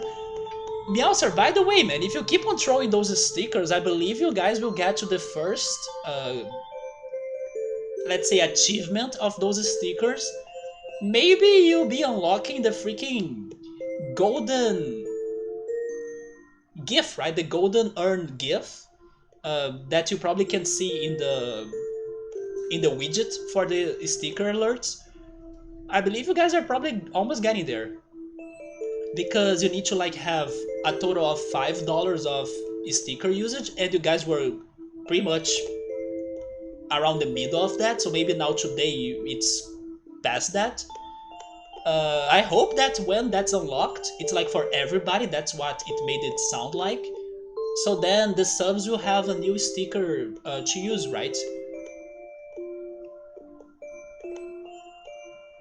But then as it never happened before, I'm not sure how it's worked.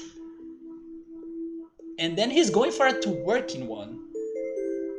After learning that mooning today is like kind of showing your ass, to working is very close as well, right? Okay, I'm still trying to catch up with the chatting here. I try to avoid McDonald's these days, but a bit of McD's coffee and fries get you through long road trips sometimes. Yes, I was asking Nubble earlier if he liked the fries because he said that he didn't like McDonald's. But what I would say that people likes the most about McDonald's are the fries, right? Maybe you don't like the burgers, but it's rare for me to see somebody complaining about McDonald's fries. Gabriel is saying, I don't lose things, I break them. By the way, my fortune cookie said, you are an inspiration. That's funny, there is a song called that. I think it is the name of the song because I'm getting flashbacks from this game. By the way, fantastic game from the Nintendo DS. It's called Elite Beat Agents. And one of the songs they have in the game, it's a rhythm game, it is You're an Inspiration. You're the meaning in my life. You're an inspiration. It's actually one of the saddest moments of the game because it is an emotional song. But I just got a senpai sticker. Even Meowser, come on, man. I'm noticing you, even though I don't feel like a senpai of any sorts, man. But thank you so much. Yeah, it is a song, Ultros. Maybe you should, I don't know, check that song out.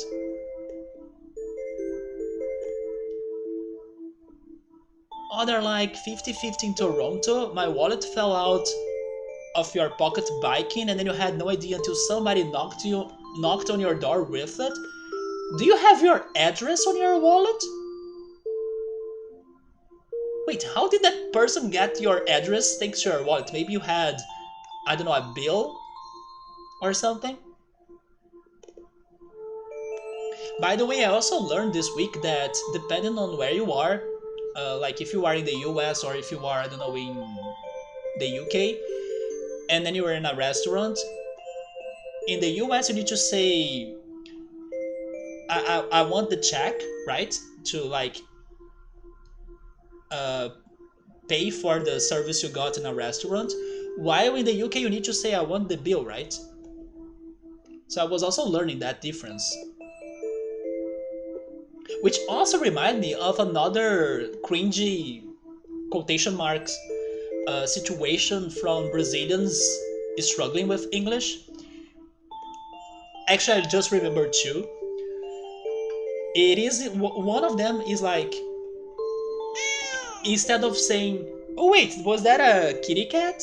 That was cute. Although I need to get my magnets. Oh no, my mom, you see, my mom cleaned my room and then she got the magnets somewhere else. Let me get my magnets.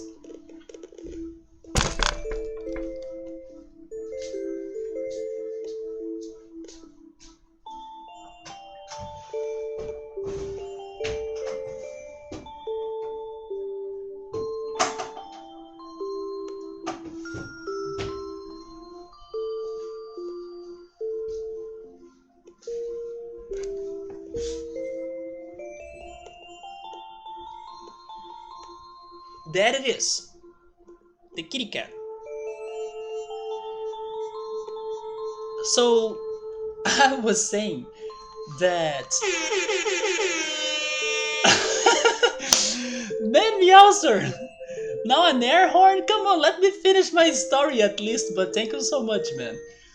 I was saying that a cringy story that happened was that the person was in a restaurant and the person was like, a waiter, please. Instead of like, I would like water, please. Yeah, the person said waiter instead of water. And the other one was the person saying that she was struggling with the word chicken because she was mixing that word with another English word. So basically, let's use the example of McDonald's in here since we were talking about it. You go to McDonald's and then you get there and you ask for, hey, I will want, or I would like to order a McKitchen Jr., please. Yeah, the person could not say chicken, the person was only saying kitchen. So those are some hard times that English learners can be having. So please, if you listen to like a mistake like that in your life, uh, be understandable that the person is trying their hardest, even though chicken is not kitchen, napkin is not kidnap, and waiter is not water, hat is not rat, and so many other examples I was bringing up throughout this stream, right? Okay, now let me go back again because I also need to catch up with the chat. Half of the cards fell out in the road, so you went back to pick them up. Were they not broken? Like cars could be getting on them? Your friend also lost his wallet downtown with 80 bucks and somebody brought it home to him? Yeah, I was curious to know how can people know your address, like, what the heck? I forgot to mention that I learned a tip for how can you protect your items, or at least a little bit, when you are keeping them inside a backpack, since I said that I lost my wallet because somebody took it from my backpack and then I didn't notice it. The person was actually traveling around Brazil and he said that a good way for you to notice if somebody is like opening your backpack or trying to get your belongings is by adding some plastic bags in your backpack. So basically, when the person is like putting their mouth inside, not the mouth, putting their hands inside of the backpack, they can make a noise by like touching the plastic bags, and then you can listen to that noise, right? And then you can like realize somebody is opening your backpack. So that's an advice in case you're traveling to a dangerous place or something. It may not maybe stop the person from robbing you, but you can at least notice it happening, and who knows, maybe react in a certain way.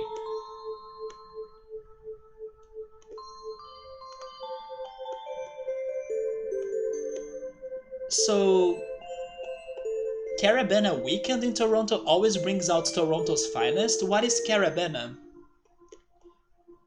Like people getting robbed or getting shot? Is it some sort of carnival or festival?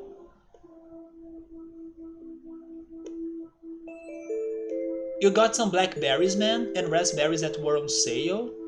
I have been eating those frozen blueberries more often. I have been eating them like without making a milkshake, or you know, even though they are not fresh, I have been eating them like pure, and it's been good. They are like a little bit sour, a little bit sweet. Oh, you're back shortly, just got to a new base and need to get your room set up. Wait, a new base? Are you traveling? You got to the new apartment and then you are now traveling, man? Meowser is just having fun hearing the sound bites that are associated with the stickers. I don't know if you can listen those sounds in the preview, right? Maybe you can't.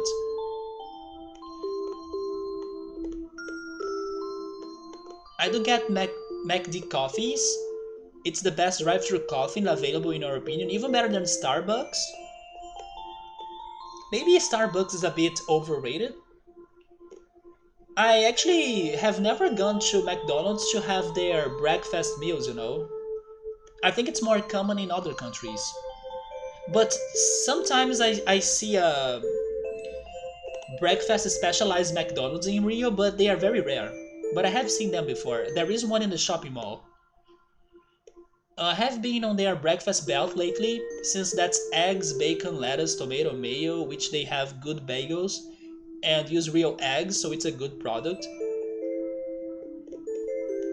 Oh, the driver license?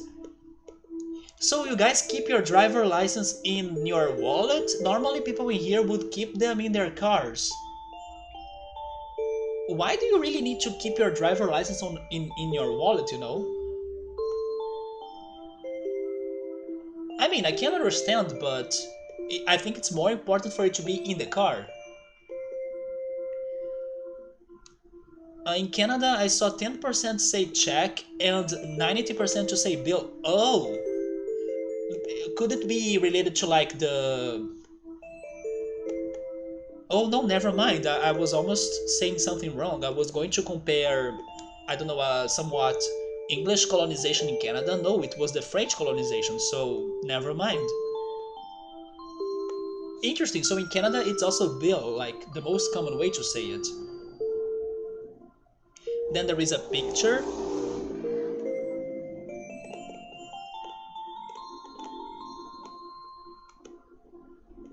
Oh, it's Ultra's berries. Oh man, I wish I could have those. I will see if someday I can buy the cherries. I saw that the fruit market in here sells the fresh cherries, like the real cherries, not like the artificial flavored chayotes. I will see if I can try the real cherries someday. So it is a big festival, Caribbean festival, like it's a good time, music, food, and a parade. It sounds a lot like a carnival thing. Okay, Meowser, that one is more scary than the freaking ghostly noise, than the air horn. Okay, that one that was a jump scare. It is a freaking Sudden noise for sure. It is the freaking... Isn't it from Metal Gear Solid or something? Yes, that's where I think that sound is known for, right? Even though I haven't played Metal Gear Solid before. I do have the sound alert for Plot Twist that has a somewhat dramatic noise too, but this one is... It is more shocking for sure. So GG Meow, so you got me on that one. Big Brother says you have to carry a form of identification on you. Yeah, but then don't you need to have the ID only? And driver's license is the most common piece of ID people have in there? Wait, what? More common than the ID? So basically, are you telling me that by that statement, can I assume that most people are also drivers? I mean, of course, the reality in Canada is completely different than the reality where I live in Brazil, but it is a bit crazy for me to think that, like, the majority of people will have, like, driver licenses as their most important ID. Yeah, several used it. This is the dramatic plot twist sound alert. But man, the one Meowser sent was... It was not an ASMR, but it gave me goosebumps and triggers. In here, it is the same, Gabriel? In São Paulo, I did not know that. Really? I mean, I have like zero experience towards driver's license because I don't drive, I may never drive actually. But I'm kinda shocked. How is it not the freaking ID? Like the regular ID, right? The one with your photo, name, signature. For a long time, people would have a driver's license even if... I mean, that's right. I was also assuming that in order for you to have a driver's license, you would need to have... That noise was a bit off. the sticker, and I love how it's on the alarm clock, right? It looks like it's a hat or some sort of hat. But there we go, we got a troll face in there too. Is it because you got me on the previous sticker, Meowser, that you're giving me that troll laugh? Somebody's saying that in movies the freaking driver's license is also very common. Man, you guys may be right about that and I did not realize it. Let me check the Ontario driver's license. Oh yeah, this is common, even in that freaking movie. How is it called? Was it super bad? Where they had McLovin, the character McLovin, getting a fake ID or something? It looks a lot like this. So maybe it was in super bad. If they ask for your ID, you can show your driver license as it has your CPF, ID number, and license number. The driver license is a document that has more info than normal. Isn't it crazy though? Like, why? Maybe it's because if somebody commits an accident, then the person needs to like be responsible for what they have done, and then the government or like the police needs to really find that person. So give me your CPF, give me your ID number, give me your your address and everything. You're like, you're not going to flee or run away. We are going to find you so you can deal with the consequences of this car accident. Maybe that's why. Meowser also carries his passport card with him for some reason. I still don't have a passport, by the way. But then I think you are carrying it extra, right, Meowser? You totally don't need it, or at least not to be carrying it every day.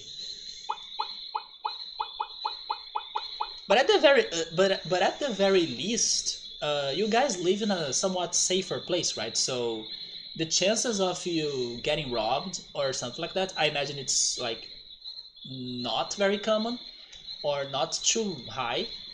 But then there is a maybe greater chance for you to be losing your belongings, right? So then regarding getting distracted or like what happened to Walters, that his wallet kind of fell off his bike, and then he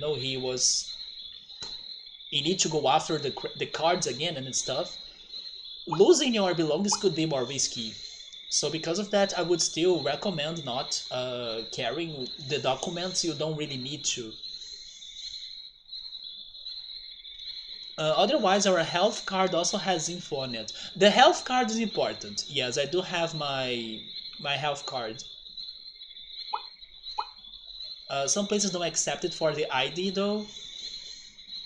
Yeah, I would not use it for an ID purpose. I would use it for its purpose. It's like, I'm hurt, please help. It's not super high, but it can happen. Yeah, but if I had to guess, I think you guys would lose it thanks to getting distracted and then dropping it or losing it or forgetting where you left it. Unless it is in a situation like you also brought up, right? That you have the Caravana parade, and then lots of people go there, and maybe some will go there just to rob others. But in a normal, regular day, probably and hopefully, nothing will happen to it.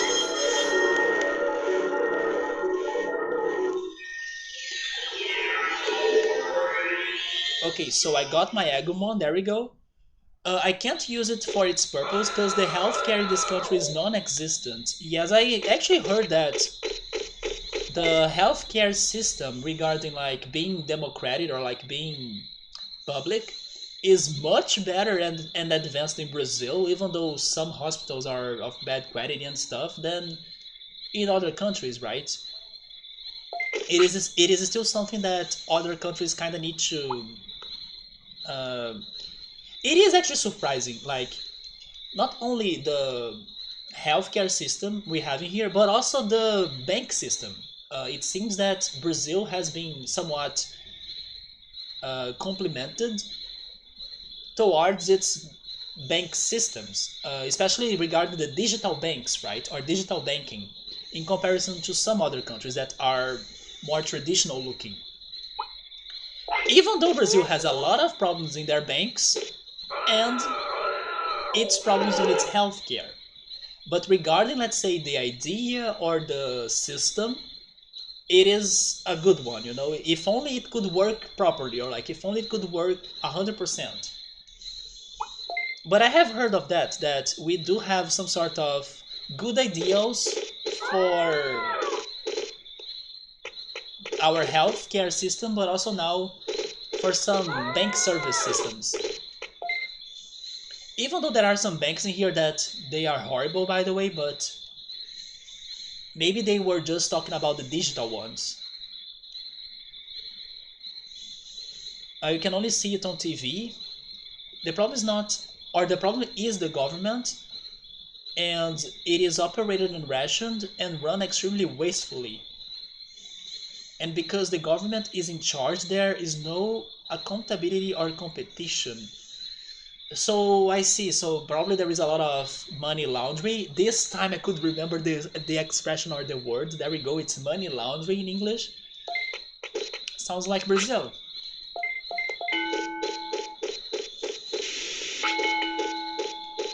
Because yeah, if you have no accountability or no control, money laundering, right?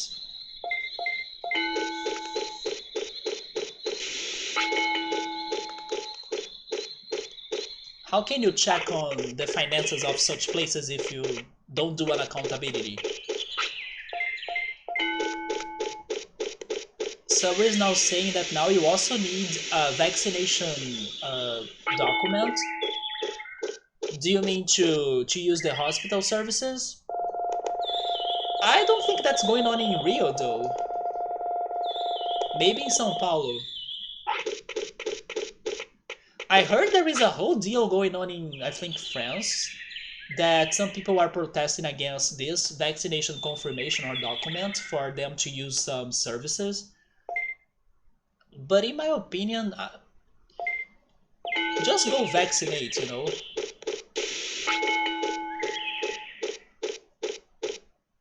Not laundering, but 90% of funding goes to offices and bureaucracy. Well, bureaucracy is Brazil's first name, right? Because the taxes in here. I was saying things that some people kind of envy. Not some people, some countries kind of envy on Brazil or like wish they had like in Brazil. But what people or countries do not wish they had like Brazil are the taxes. That puts red tape around actual frontline caregivers and medical records. What do you mean like red tape? Do you mean they keep them in secrecy? It is happening everywhere actually, just the regular news won't show people.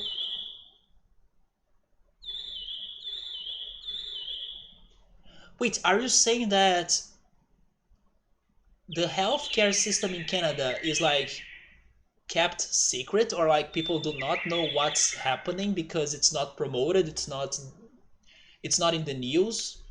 Is that what you're saying?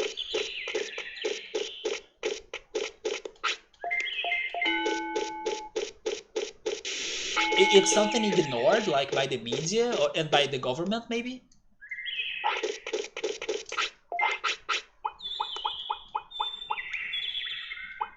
They regulate what they can earn and which equipment can be used.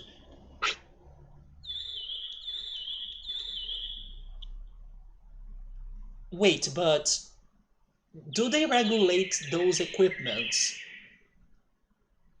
depending if people will be like paying for their service or not? Or is it even more crazy than that? Like, let's suppose there is a person in need of like those equipments and the person can afford paying the bill or like the this for can pay for the service.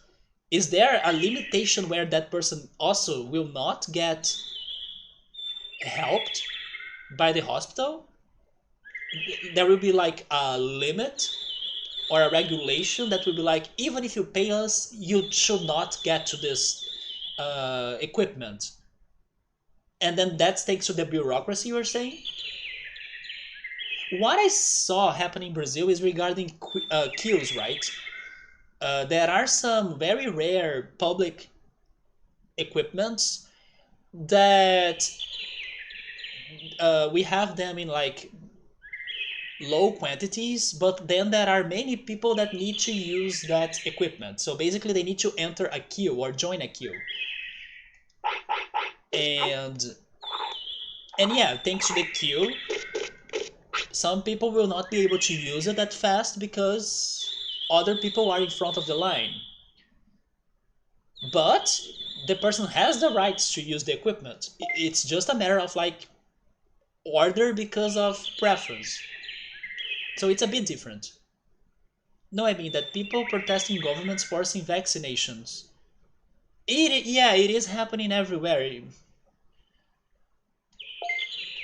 Here in Brazil, there are the deniers as well. You are not allowed to pay for healthcare. Oh, really? So there is some equality, but it's just formal, I guess. You go to the government hospital or nothing, but don't bother going because they will say, we can't see you for like 3 days, just sit there and... Wait, what? And then you get no assistance? Why is that? It's not because they don't have like empty equipment to use or free doctors to be attending you.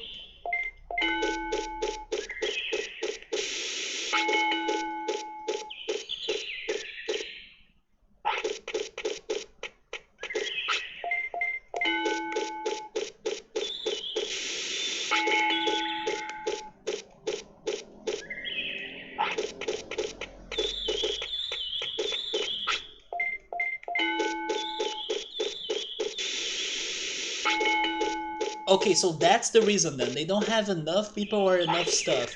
So it sounds a little bit like what I said that happens here in Brazil, that there are some equipments that are very rare and many people suffer from, I don't know, a health issue, but they need to use that equipment to like analyze their health state or their health situation to see what they need to do or like to just take an exam or something. But they need to enter a queue. Don't they have queues in Canada? Maybe that's why people need to wait for 3 days before like getting an appointment or like taking an exam. If so, that's the same in Brazil for the public service. Because in Brazil we also have the private service.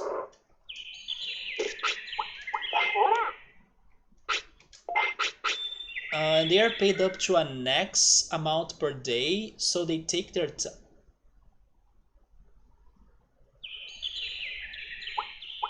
Wait, the doctors will get paid even if they kinda don't really help the person? Oh, it's because it's a fixed... Oh, I see. So it's like their salaries that limitate them.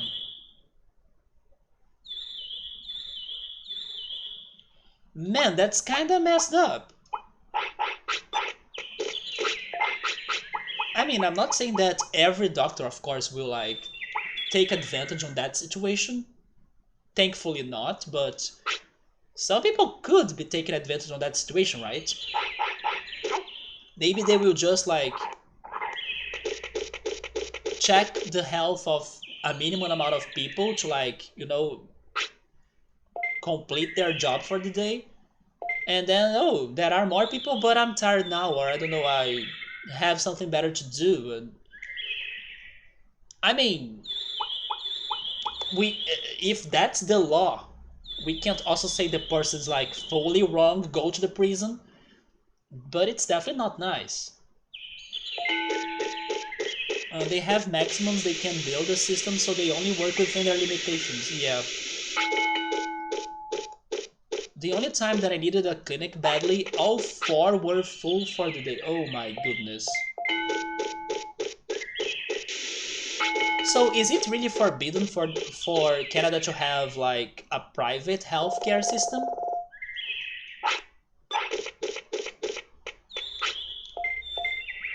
In a situation like that, Ultras, aren't there any sort of informality for the healthcare?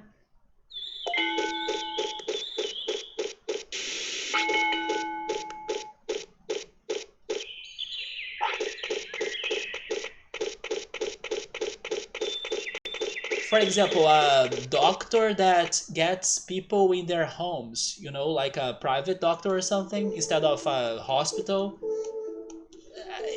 If the situation is as bad as what you're saying, and the government's not changing anything, the only solution I can see in my mind to happen is like informality.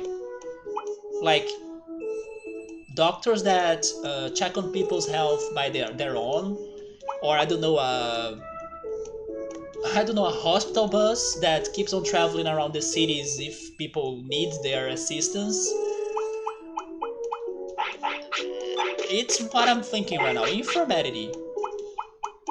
If the hospitals are not getting people, we are. You can come to our home and we check on you in here. Some sort of even private service, right? Even though I'm not sure if those are allowed or a thing in there.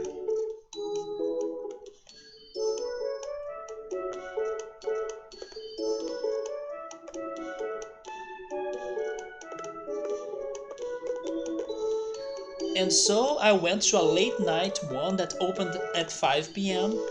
As you were walking to the door at 4:45, 4:45, she flipped the sign to say full for the day. No, no, no, no, no, no, come on. And there were like 6 people sitting inside. Okay, but the person can't flip the sign at 4:45. That's that's not right. The healthcare system is composed of several problems, so I don't really like to judge with one measure only.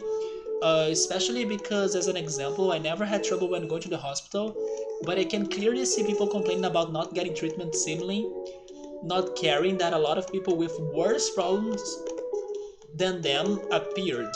Yeah, that's also important to think about, that depending on the person's health condition, let's give preference, right? Let's give preference to some than others. But from what Ultras is saying right there, it seems like that's not the case.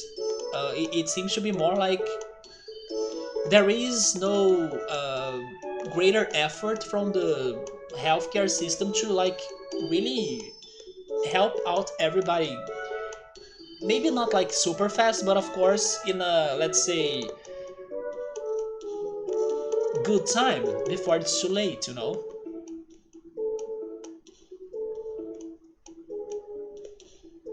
Which means that clinic can only bill 6 patients to the system.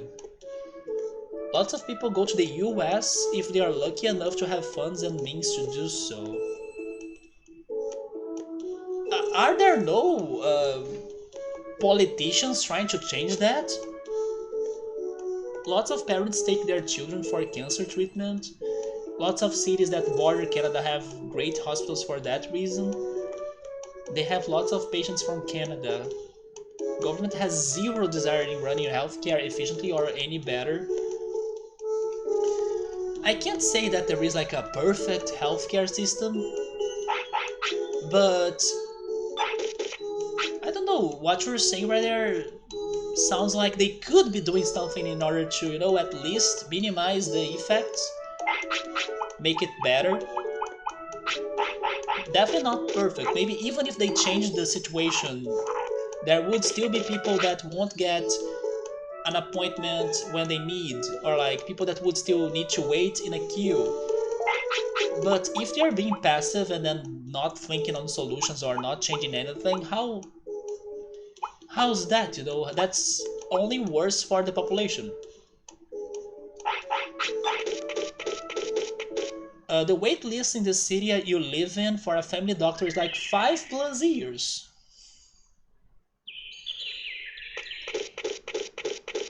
That's too much. No politicians would voluntarily give up monopolization of a cash cow. Oh boy. No government has ever willingly given up power over something in history as far as you know. It takes like 18 years to build a hospital in there. What? We were building hospitals in here for COVID in like months. How does it take 18 years to build hospitals in there?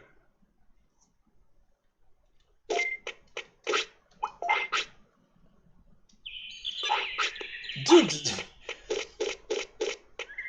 it is a different way of like messed up healthcare than Brazil, but it is kinda strange for sure. It's kinda bad, but in a different way. I don't know how much I'll be training Agumon for this, but let's continue. But then again, can't you have like private doctors? You know, the example I said of like somebody that could be checking on people in their houses or something. Maybe just like how is the dental system in there? How is the dentist in there? Like, do they have their private places, or is it also in a hospital of some sort? I haven't been in a hospital during the recent times of social reconstruction, but we went for something in 2019 summer, and like just patients are in the hallway in beds. Yeah, we have that here too, but it's more a problem of like um, lack of rooms and lack of even doctors sometimes, but not because the doctors are being, let's say, just um, not pushing it harder to check on everybody. You know, it's different. It's because there is way more people in need for the service that the doctors can take. But what you're saying is that maybe the doctors there could take a little bit more, and they are not because of, you know, the minimum they can do in their jobs. But again, it's not that the doctors are wrong, it's the law, right? So how to go against that? It is just not good for those in need, because they expect some sort of help that they are not getting. So instead of like the healthcare system to be taking care of the population, it's not. Or at least it's only taking care of the lucky ones that could be, I don't know, very early in the hospital to like get an appointment.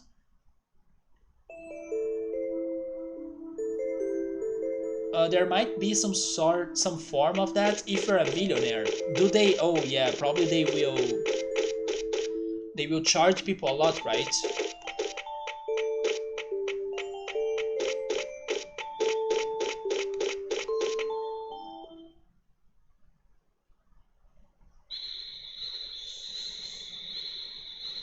I see. Yeah. Oh, the dental appointments are free for kids, or you can get an extended health insurance for like $10 a month.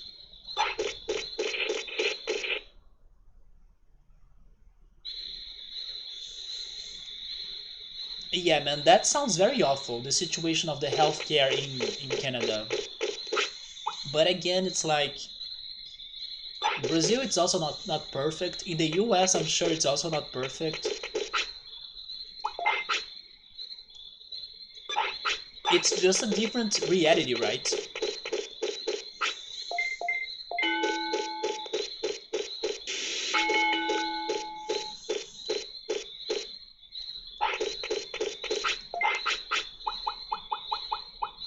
If you call your dentist and say you have a tooth emergency or need a routine cleaning, they will give you a next day appointment. Yeah. In here, it's not that hard for you to get an appointment of a dentist.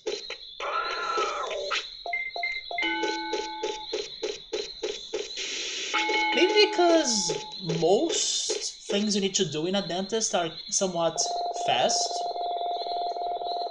so they can check on many people's problems.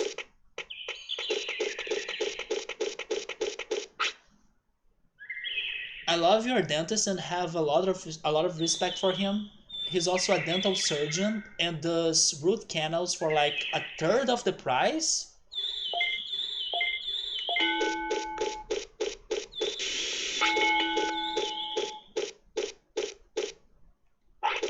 Maybe he understands the situation, right? That healthcare is super expensive in there, and also maybe he doesn't really need to like get all of that money. He looks like Jerry Seinfeld. I think I know who's him, but I did not use to watch Seinfeld.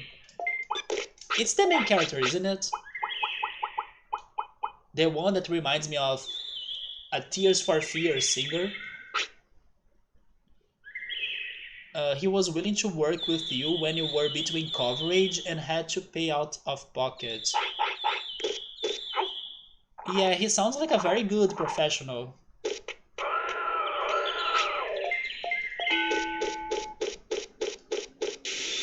I was actually feeling some pain on my wisdom teeth, or maybe I should say wisdom tooth, right? It was only in one of them. But now, yeah, now it's over. I still have my two wisdom teeth of my upper mouth. Or, how is... Oh yeah, upper gum, right? There we go. I have only extracted my bottom wisdom teeth. So sometimes they bug me a little bit, but the last time I checked them with the dentist, they said that it's not going to be a big deal, so I could still keep them.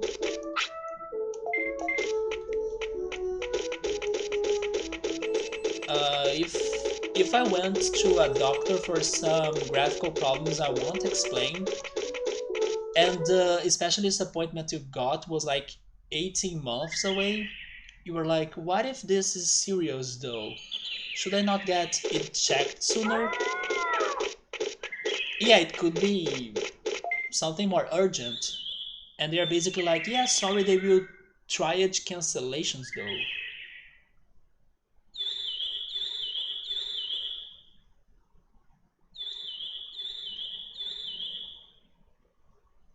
Maybe by those 18 months away, you'll be like with new health problems,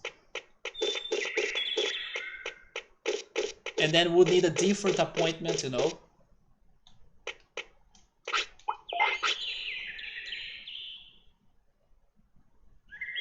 I think I will give him 100 of speed and 100 of brains, just to balance everything. But then I'll need to think on what else am I focusing on.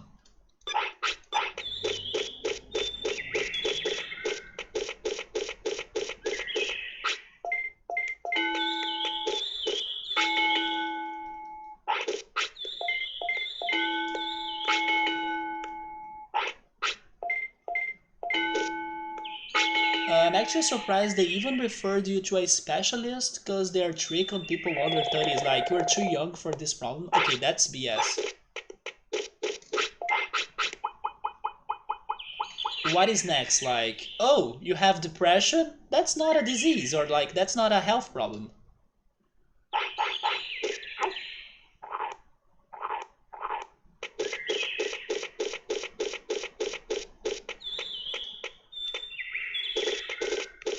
If the situation is like that, maybe it's better for you to not look for medical assistance, rice.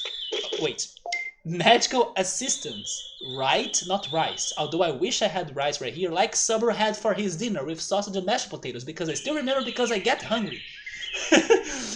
But yeah, it's going to make it worse. Like, you go there, hopeful somebody will help you, and then they don't. Come on. But yeah, like, it is a complicated matter because unfortunately there is no medical assistance to everybody for many different reasons in many different countries. No, they like those kind because they can prescribe you meds and then They can get paid to scribe on a pad.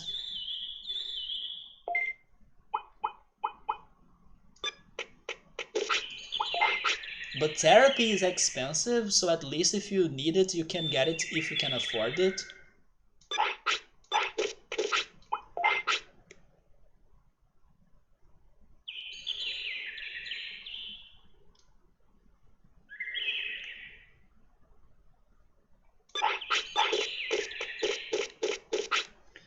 Even though therapy helped me a lot, I do not regret my decision of stopping it when the pandemic started. Because it was also a good moment for me to see if I could keep it up, like if I could stay alright by my own, or at least for most part of my time. And it's been okay. Of course, one day or another, I can be like struggling with my anxiety, but I feel like I learned a lot from the days that I had therapy, and I'm pretty much putting that or those lessons into practice by my own now.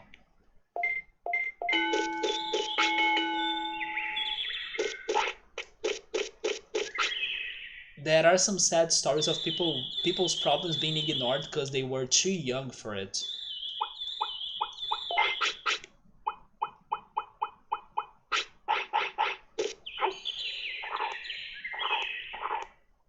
What if he digivolves into Greymon because he's super happy?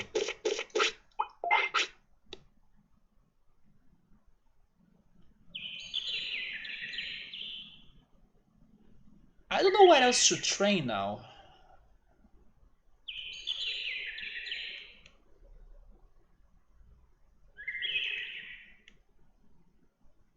You know what? I will train his brains. Because I was between magic points and brains, right? So even though I would guess brains is more for Centauramon, if I go for the other stats, I'm also targeting him to the other Digimon. Greymon, Birdramon, Meramon,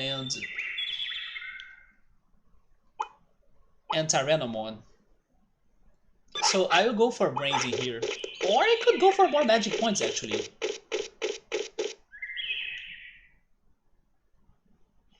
I will give you a little bit more of magic points, even though I don't know if that's going to change anything.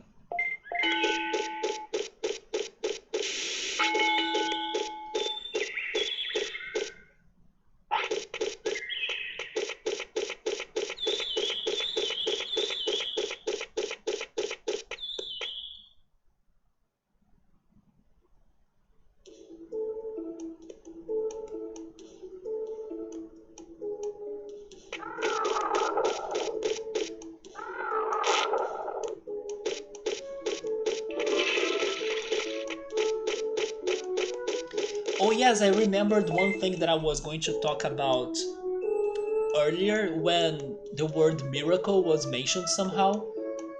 Oh, I think when I was like talking about how ASMR helps me to sleep. I forgot to mention this up, but have you guys ever heard of something called a miracle berry? Probably not because I thought it was such a specific thing. And if it were not for that video, I would never heard about or I would never hear about it. But there is a thing called a miracle berry. And what it does is basically blocking some of your taste receptors for the sour and bitter tastes. So basically, if you ingest that, I think it's a pill, or actually it looks like a berry since that's its name. But if you take one of those for some minutes, it will block your sour and bitter feelings on your mouth or on your tongue. And then the video that I was watching, it was a video of people testing that out and trying some well known for its sourness and bitterness dishes and food to see if the taste would be very different from what they were used to. So they were trying limes, they were trying it's been a while since I watched that video though, but they were trying pickles, they were trying a sauce, but I do not remember which sauce was it anymore. They were trying those potato chips that get the sour taste. They were trying even sour cream. There we go. Wait, sour cream? That's how it's called? No, no, no, never mind. It's called cream cheese. There we go. It's not sour cream. They were trying cream cheese as well. And everybody that was trying those dishes after having their sour and bitter receptors blocked, they were surprised. They were saying like limes can be sweet, or like this tastes completely different, you know. So I was mixed feelings about this product, because if there is, if this was in the market, could I feel really safe that it's not going to damage my tongue or something? You know, so I feel a bit concerned about its side effects. But on the other hand, if it is somehow confirmed safe to use or something, it could be a very successful thing, I think, if it's not expensive, of course. Because it is going to really change people's ideas of some dishes out there. And yeah, the people that were trying it out, they were really saying that it's nothing like it was with the sourness and the bitterness.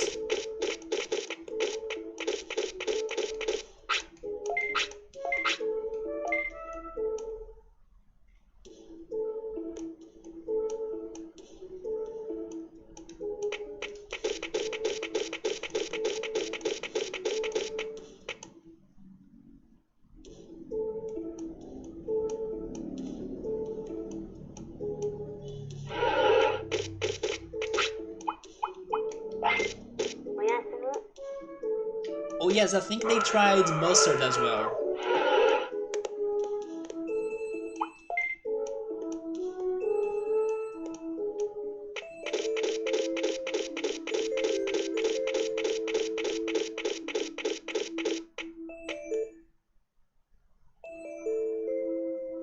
Oh, by the way, we got an air fryer. It was one of the kitchen appliances that I wanted to get the most, and we were able to get one. My family had some milestones or milestones points or credits that were going to expire, and we decided to like exchange them into an item, because since the pandemic has been happening, like we are not traveling anywhere, so why use those points into like airplane tickets or flight tickets? We changed them into an air fryer. We still gotta test it because it is looking a bit more complicated than what we were. By the way, frame drops, I'm sorry for them. Hopefully the stream goes back to normal. Even though the frames are dropping a lot, probably I'm disconnected. No, I'm not. Come on, are you back, server? Okay, it's looking better again. Yeah, we'll need to test the air fryer now.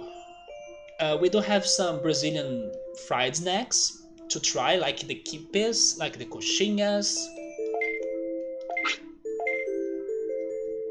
But then we are also trying to learn how to use that. So probably this week we'll give it our first try.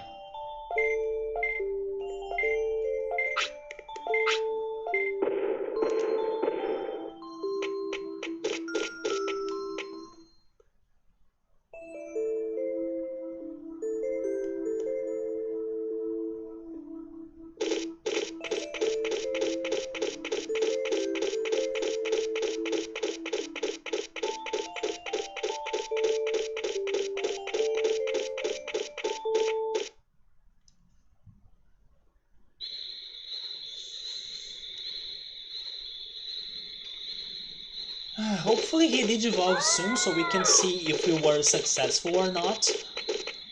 I honestly think this is not like um, a very hopeful cycle because I don't feel as confident as I was like last time with Megadramon. This is something more complicated or like more challenging. But let's see what we can get. It is going to be hard for me to get new ideas though.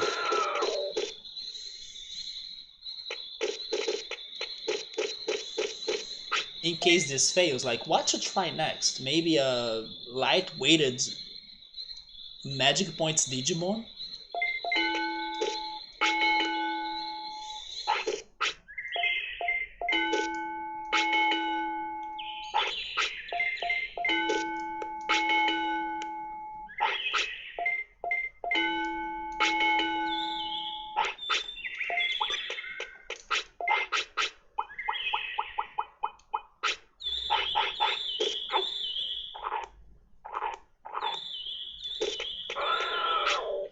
Oh, I just remembered another fun fact I learned this week. Did you know that in Ireland,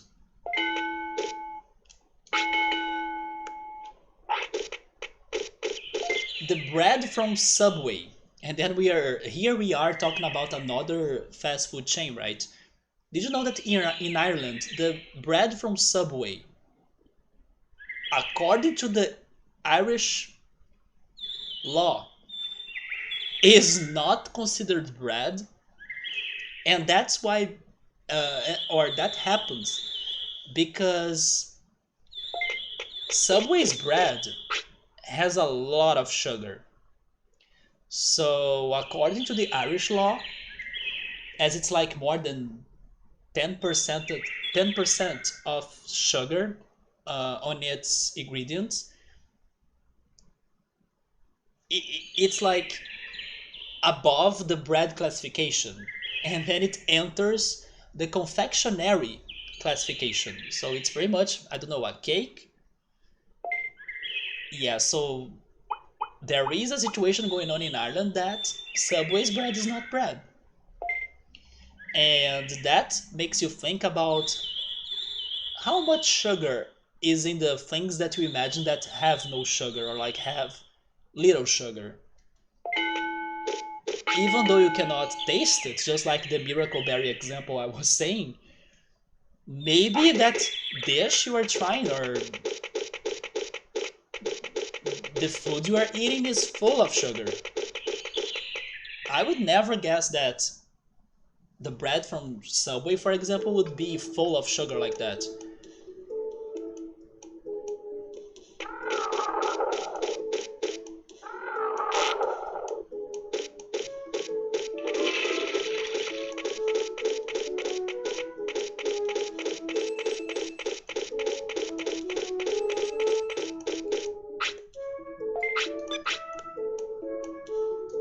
Subway is beyond processed.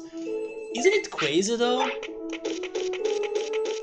Because I do not think that their bread is like any sweet, but it's freaking full of sugar somehow.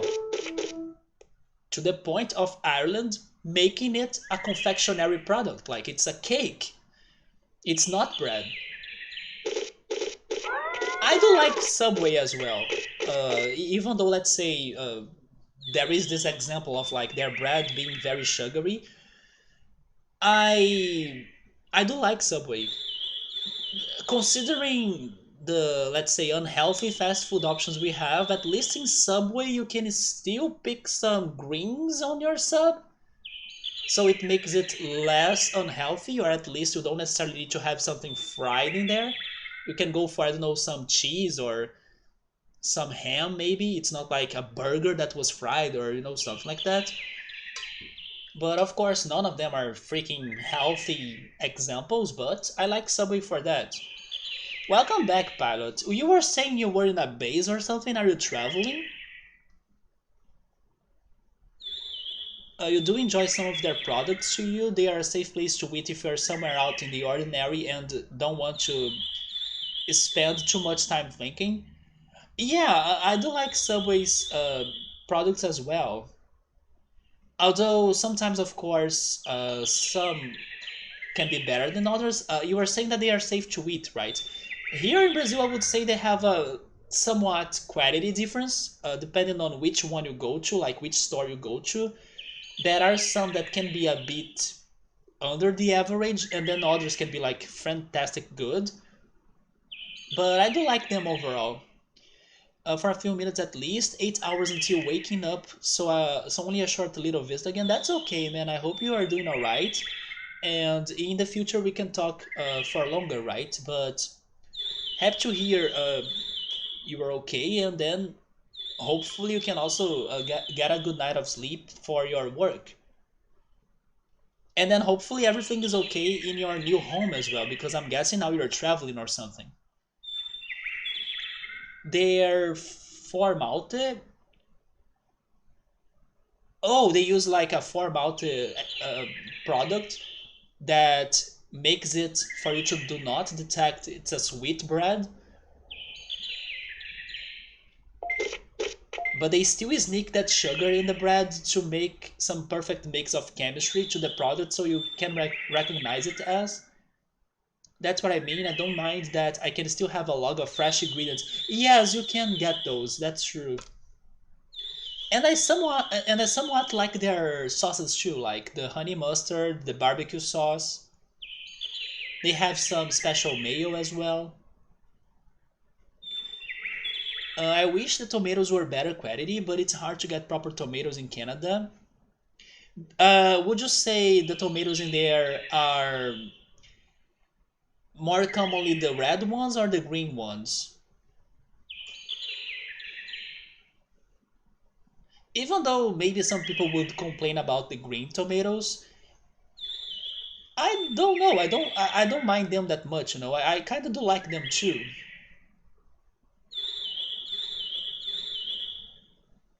Things are okay-ish. You have only had 8 days in your new condo since moving in, and then now you're away for 4 weeks at an army base a few hours away.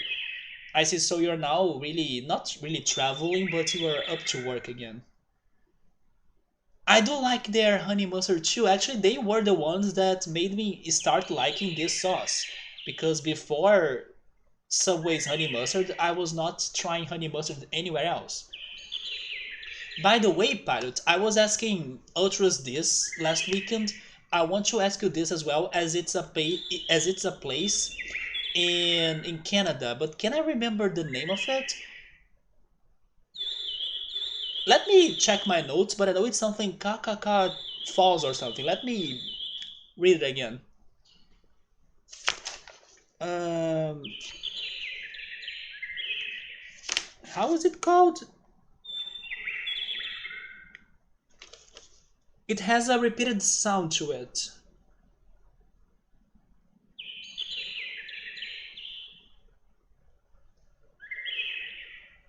Takaka, maybe?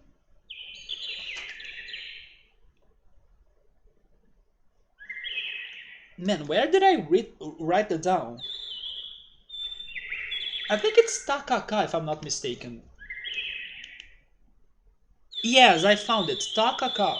Have you ever been to the Takaka Falls? I think it's in British Columbia. I believe Ultras told me that.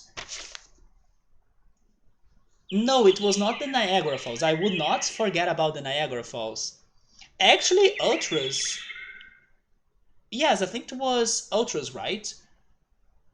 That lived very close to the Niagara Falls but never went there. You like the Italian sub? It's cheese, lettuce, cucumber, green pepper, black olive, green olive, pico, hot. I almost said head hot. Hot pepper, jalapeno, and then honey mustard. It's pretty much a, yeah, it's a vegetarian sub, right? Yeah, that's the place, Ultros. Yes, I wanted to ask if Pilot has been there because my Canadian, not Canadian friend, My Argentinian friend that has been like going across all sorts of Canada places, but mostly Alberta, I think, because many places that she takes pictures from are somewhat close to Alberta. I believe that's the place. She went to the Takaka Falls. I thought it was a beautiful place, and then I wanted to ask you guys if you have been there or if you have heard of it. That's the one, Takaka Falls. It's a place near Banff on the British Columbia Sound. Wait, British Columbia side. You have been there. I knew someone in here, but then it was pilot. Had some familiarity with British Columbia. A couple of times, you see, it's beautiful and makes you feel super small. I need to watch or to see cascades or falls in my life again, right? It is my number one destination at the moment. Do you guys have one? Do you guys have a number one destination?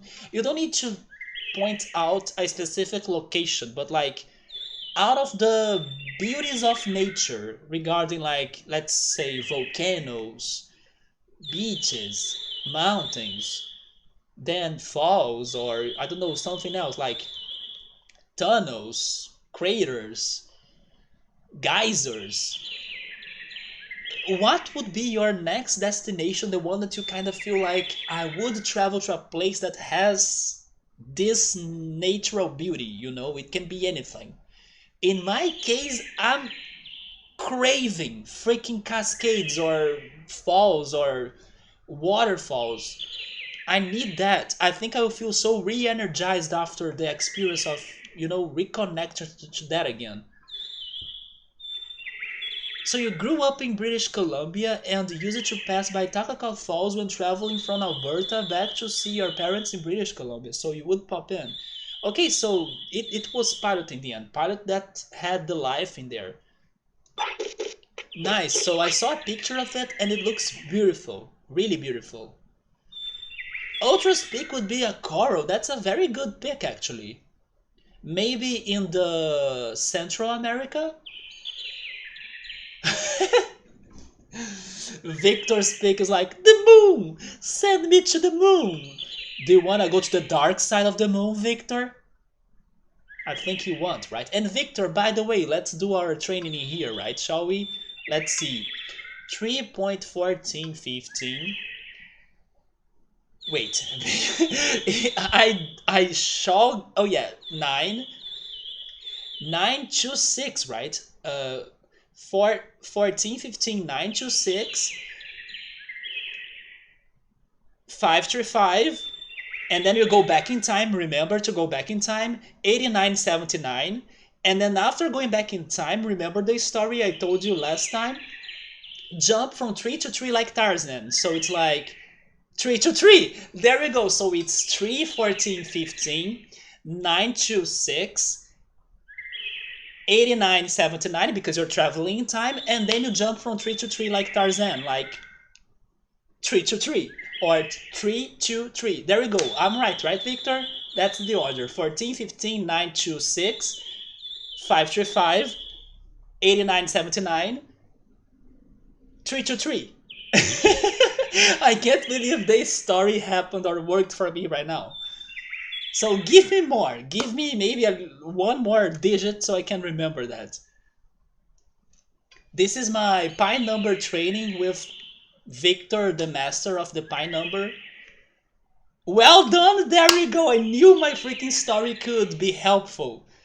Because otherwise we'll not remember the 323. But there we go. Just create a story, a plot behind the number, and then you got it. Travel in time, and then you jump 3, 2, 3, like Tarzan. There we go. That is pi. Yeah, Victor has been teaching me digits or numbers every stream or every weekend, and then I'm trying to remember the most I can. Maybe one day I will kind of give up and stop, but so far it's been working. But it's been getting harder and harder, especially because don't try to remember those numbers like through the week. You have never been swimming in a tropical setting like that with coral, but I think odds look impossible for you in the immediate and the intermediate future. I just hope that we don't keep on destroying the corals, right? The big one I want to travel to is an active volcano to see the lava. Dude, you see, that's why I mentioned the volcanoes as an option. Pilot wants to see the lava. Are you tired of the cold weather, Pilot? Is that why you want to see the lava? Seriously though, lately you have been more into watching the stars. Maybe you are developing a connection to the sky, like I was saying earlier, Victor. I started a connection or like a special. Uh, is there a word that can be close to like admire? But I'm pretty sure that admiration doesn't doesn't exist. Yes, a special relationship with like the sky. You know, I had to start it because of the pandemic. It was my refugee. Or have you been playing Mario Galaxy lately, Victor? Actually, I posted on Discord. I was listening to the Space Jam Galaxy song. It's like one of the best Mario Galaxy songs ever. And when I was reading the comments, there was this person with this like it's a bit cheesy if you stop to think about it, but beautiful comments still that it's so uplifting to read about like even if you feel like the space junk, just like the song of the video, you can still be important, you can still matter, you can still be beautiful, because the song of the space junk, which you would imagine like something like it's trash or like it's just garbage, it is one of the most beautiful melodies. So even when you feel like, oh, I'm useless, or what is my point to exist, everything has everything matters, like everything has a reason. And if you don't know what is it for the moment, keep on looking, keep on searching. It was such a motivational speech that I was like, holy shit, I'm going to share this on Discord because it did get to me somehow. So I was enjoying that song this week. I don't remember what I was doing at the time, but sometimes I keep on playing some video game music extended for like 30 minutes while I'm probably working on something.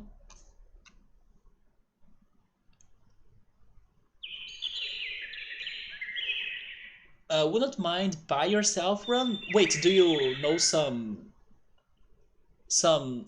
numbers as well, Ultras?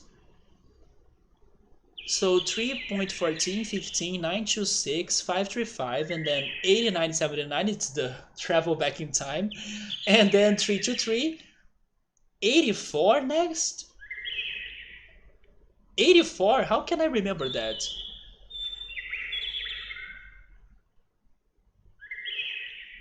84 is hard to remember, but maybe.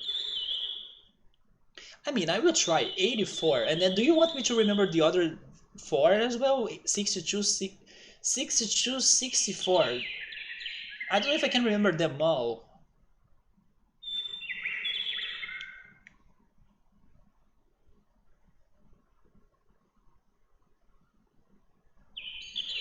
I will just go for the 84, Victor. I'll give 84 a try. And then if I can make it through 62, 64 can be easy to remember next, right? The reason why I wrote those last six digits rather than just one new number is because the pattern. Yeah, they do have a pattern, but I don't know if I can get them all. Nope, I have just seen most other things. The other one is grabbing a cabin on a scientific research ship going to Antarctica. Dude, that's like final missions on Earth, right? Going to Antarctica? People will be like, I still need to go to Europe. I still need to go to Asia. I still need to go to Africa. But it's like, hold my beer, I want to go to Antarctica. Damn. But it's great still. I just got flashbacks of that movie though, the one that has a clone of Scap. I think it's called The Thing, right? It's a very somewhat smart movie about like that has the same idea of like Among Us, like is this person infected or not? and then it happens in Antarctica, and that's like my most recent reference, or the most recent time I was thinking about Antarctica when I was watching that movie that has a clone of Scapluni on it. Ultra's mom went to Antarctica? What? How's that? That's so crazy. Maybe Antarctica is like a trend. There is something lovely about space in the sky. I have always liked that since you were a kid. If Belius is still here, Belius watched an anime like I did as a kid that's called Ronin Warriors or Samurai Warriors. And that anime has like 5 main characters, and each one is like a samurai based on a different element. I mean, element quotation marks. My favorite is the one based on the sky, which is the 5th one. I think his name is Tommy. Yeah, he was my favorite because the episode when they need to like uh, wake him up from his long-term sleep is an episode when they need to go to space because he's like floating in orbit around the planet to really like bring him back to surface. And it's a very good episode. Like, it's beautiful to see the earth and the space and everything. And then I also like his samurai outfit because it's like a very dark bluish color. So he was my favorite in that anime, but sadly I'm bringing this up when Belius is probably lurking or not around anymore. But Belius would know who I'm talking about.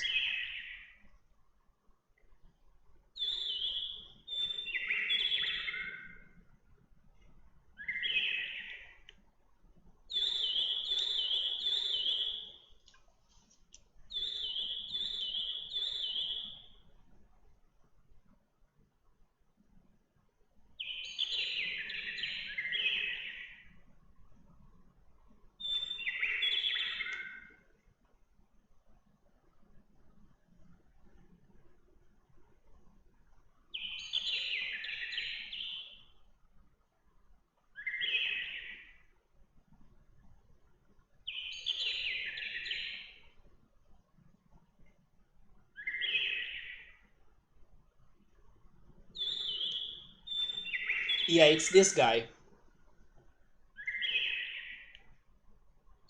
Actually, now I notice he has my favorite colors. There are some horns on his helmet that are yellow. Yellow and blue are my favorite colors, which is also a coincidence because those are the colors from Sweden, or from the Swedish flag, right? But yeah, those are my favorite colors.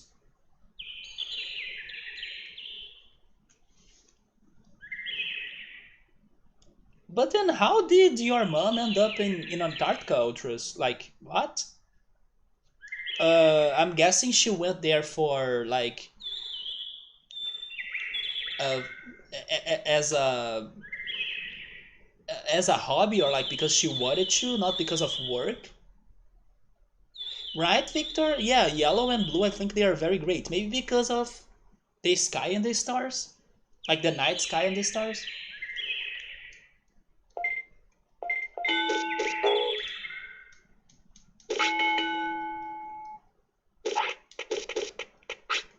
Man, today we have talked a lot, right? It's like 11:21 p.m. here, and I'm still training my rookie. Normally by this rate I would be almost getting an ultimate or something. We talked a lot. But hey, now that the ultimates are over, the climax for the streams are the champions.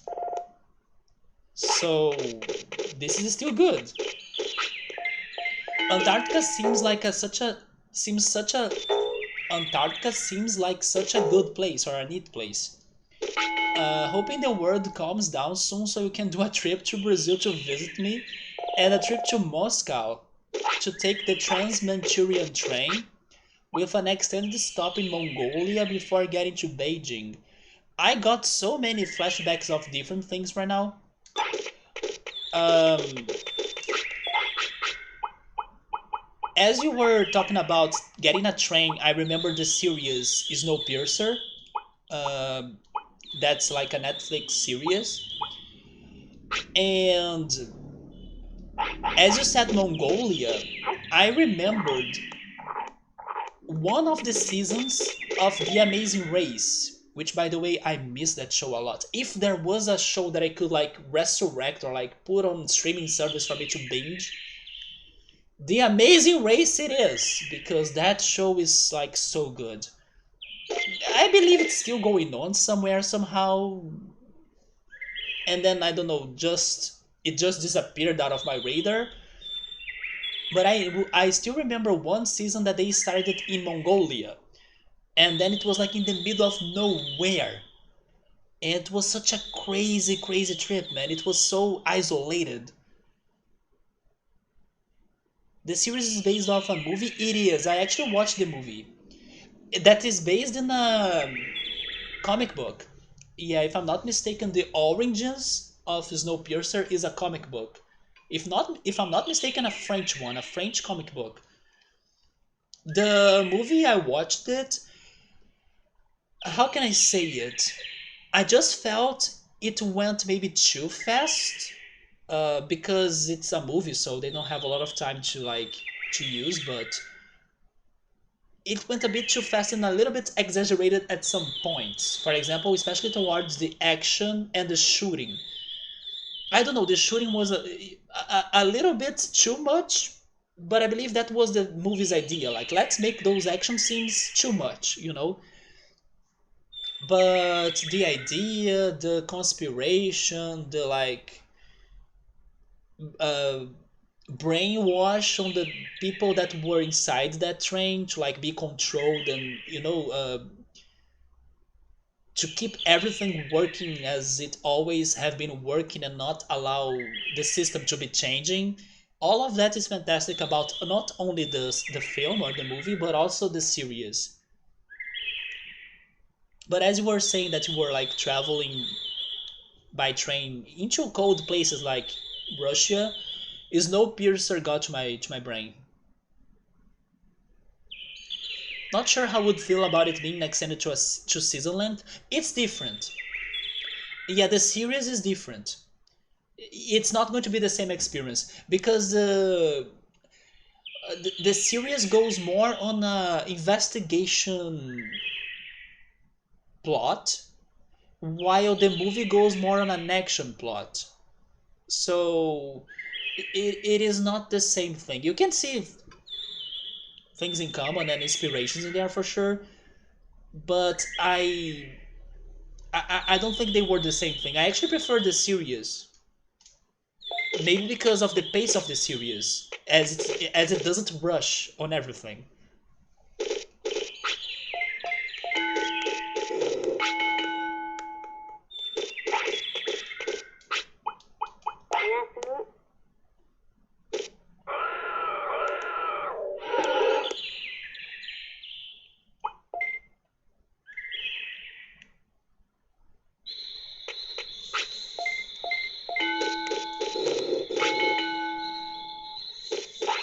Oh, it's happening. Should I look at this? Can I have at least a little bit of hope? Because it's like 1 in 6. The odds are 1 in 6. I'm getting something else right. It's like Centauramon.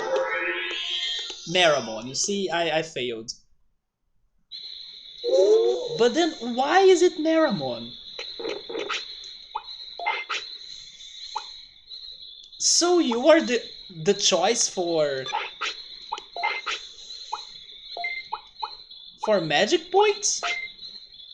I could swear he was the speedy course. Okay, at least since he's not the speedy course, it means that maybe that's an idea for me to try on the next time to go for the speedy course. Okay, you know what? Sure. So then maybe the option, but then wait a minute. If that, no, no, no, wait a second. If that empty slot is monochromon, which is this guy right here, for those that don't know who is monochromon, it's that dinosaur. How the heck can he be speedy? He cannot.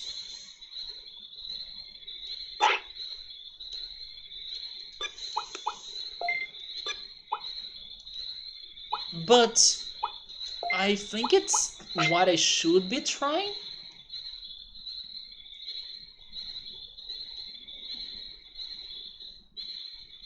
Well, I will have a somewhat low hope. This, I mean, wait a minute. Maybe there is another situation in here. Maybe Monochromon is the digivolution of Gabumon, and then this empty slot is somebody else that is speedy or fast. Sure, I can also have some hopes on that. But honestly, if that's the course for Monochromon, I don't know. You have to give it a watch, give it a try. It's okay if you don't like the show that much, but I think it's worth a try. It can be at least distractful. Thank you so much for another sticker, man. What the heck was that crazy noise, right? We were talking about ASMR earlier. This one sounded like some sort of water sounds ASMR. What they were trying to do with the Monka S emoji for that sound? That was weird, but thank you again, man. You were going there, pilot? Time to hit the hay, my friends. Alright, man. Thank you so much for stopping by. Uh, Hopefully you have a good time in there, since you are going to spend like a whole month, right? Working in this base. And then you can go back to your recently got an apartment and then maybe get a hammock, because you're still making me jealous. You were planning on getting a hammock. Do not go for the freaking special couch in there you wanted. Go for the hammock. But good, great to see you, man. Take care. Have a great week, and good night. Do the path colors? No, they don't have anything to do with what they need to evolve into. Unfortunately, they don't. But I think I will try the speedy course next time, because if you really stop to think about it, none of them look like fast. I mean, the one that looked like fast was Meramon, the Digimon that I ended up getting. This volcano or lava guy. But as you can see, speed was not what I was training him. Actually, it's the one that he got the least amount of points. So he seems to be the magic points answer. I will try the speedy course, and then now I will hope that actually Agumon evolves into something else than Monochromon. Oh, that noise was sweat. Oh my god. Okay, it makes sense. I would never guess that was sweat. Welcome back, Subaru. The browser was bad, or like it was giving you trouble. Is it better now? We got Maramon, and then I'm like, how can Maramon not be the speedy course? So I'm thinking about trying the speedy course next time.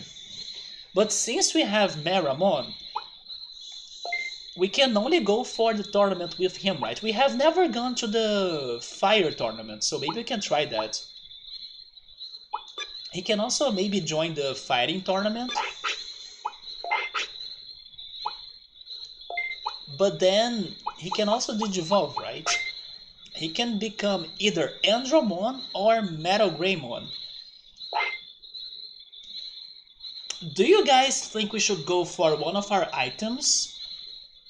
Or should we try digivolving him naturally? We have Vademon's item, right? Actually, we have a Metal Greymon item. I just remembered that.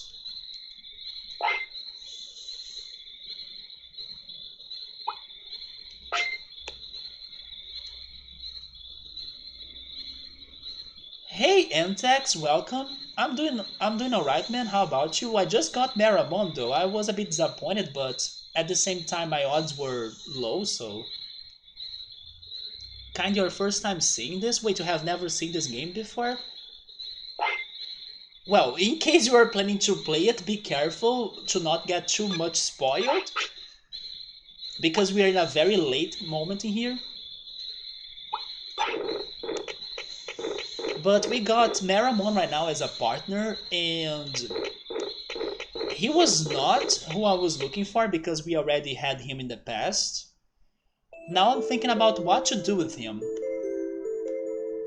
I can either train him naturally to digivolve him into his ultimate, or I can use an item to like get something for certain.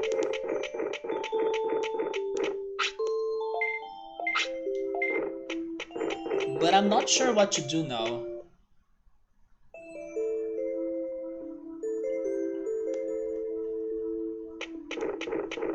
And Remojamon hasn't returned.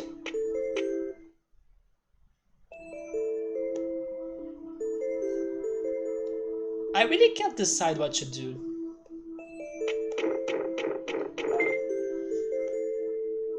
Sabri is saying that I'm not sure if speed would be the answer for Monochromon, but in Dino Crisis 2, you can kinda guess or get that Triceratops can be fast. I know, but...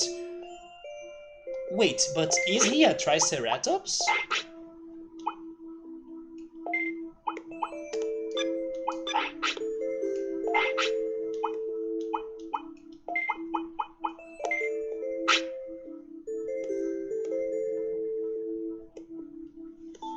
He is, right?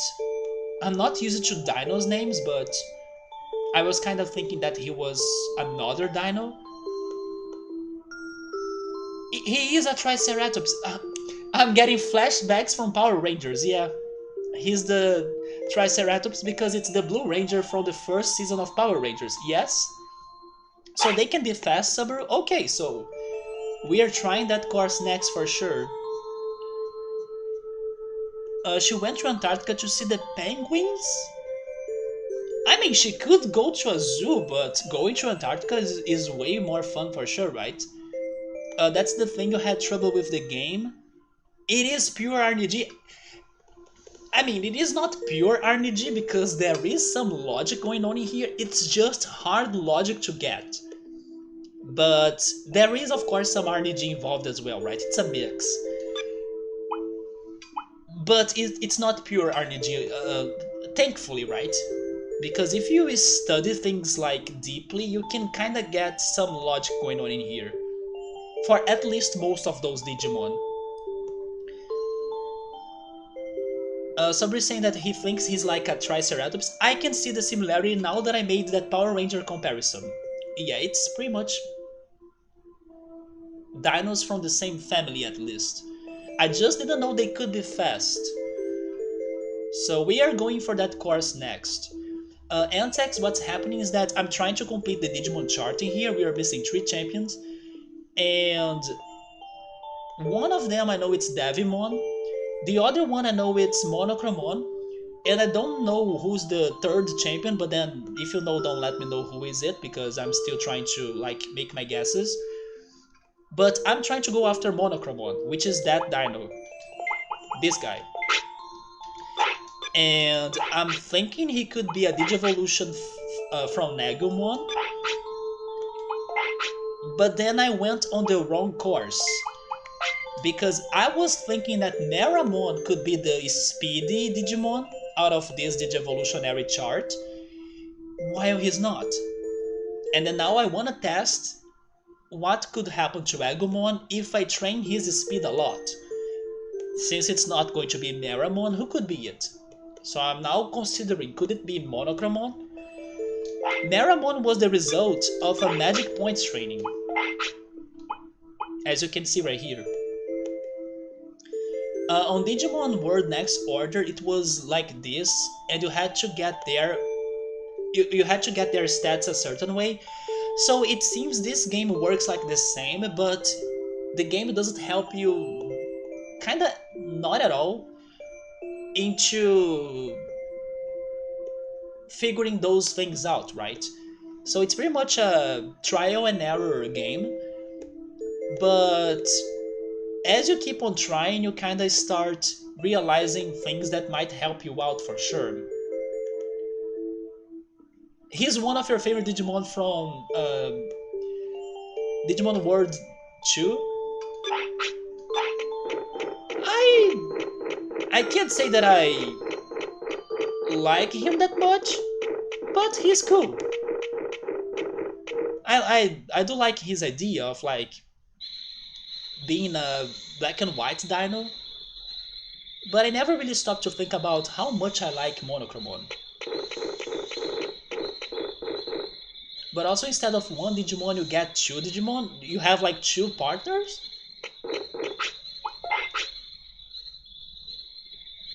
I did watch a video this week, by the way, but I decided to not take on notes because most of the Digimon the video was telling me about were somewhat very recent Digimon that I didn't know them, or like I imagine that many people in here would not know them either.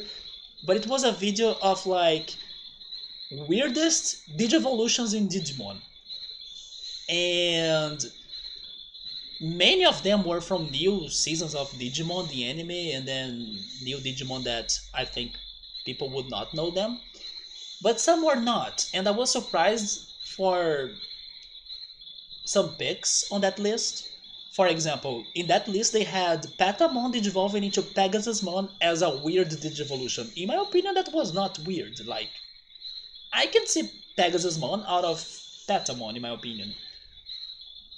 But one that was somewhat weird for sure, not to mention, let's say, Patamon into Angelmon and Tailmon into... Tailmon or Gatomon, right? Into Angel Woman, is Angel Woman's evolution, that she becomes like one of the legendary dragons or something. I cannot remember the name of the dragon right now, but it's like a crazy pink dragon. That's a very weird Digivolution for sure. Can I remember any other crazy Digivolution? Oh yeah, they were surprised into Pyokomon digivolving into Biomon. Because Pyokomon is like a plant, and then it turns into a bird. I never really stopped to think about that one, but yeah, the only thing they have in common pretty much is the pink color. So I kinda could see that one. Why not, I don't know, Pyokomon becoming Palmon, for example, which is another plant? I liked using his ultimate in the beginning on Digimon World Next Order. Someday, hopefully, I can play it too, because this game, I enjoyed it a lot. Even though it's frustrating, it's hard, it's freaking painful, it is also very fun when things go well, or when things go right. Magnadramon, yeah, that's the pink dragon that Angel Woman digivolves into. It is a very crazy digivolution for sure. They also had in there... Um,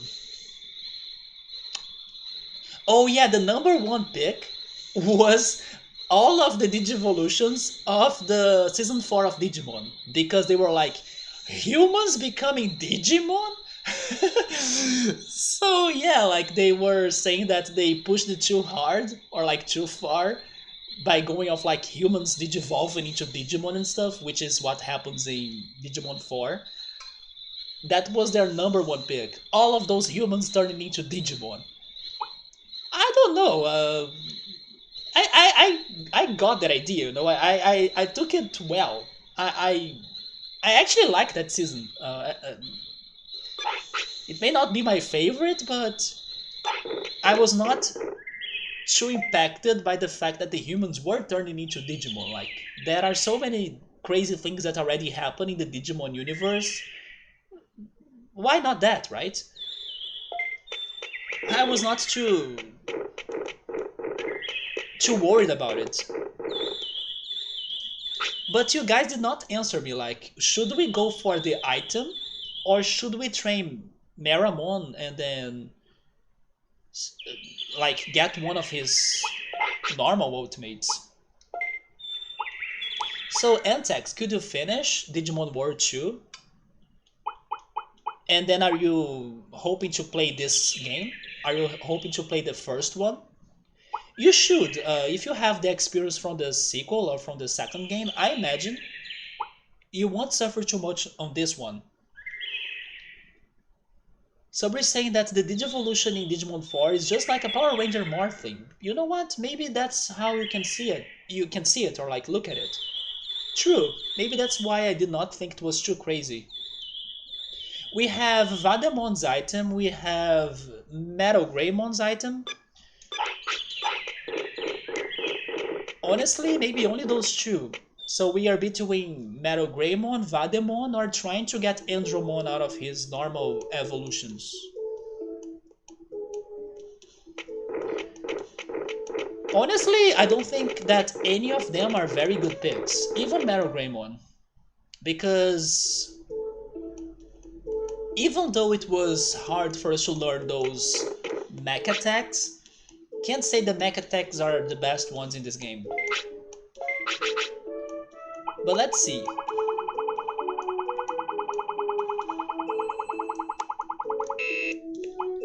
Yeah, this is Vademon, this is Metal Greymon. Oh! I forgot about that option.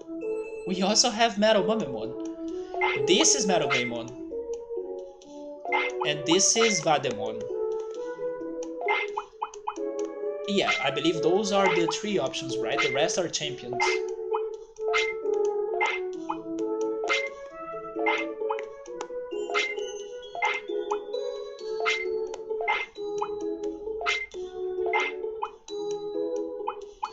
So we have Vademon, Metal Greymon, Metal Mumemon, and maybe Andromon. Yeah, all of them are kind of like mech Digimon, right?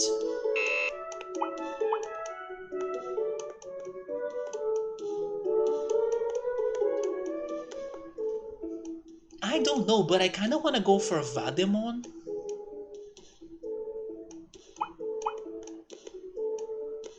We have tried Andromon before in the tournaments and we were not successful. But we never really tried Vademon.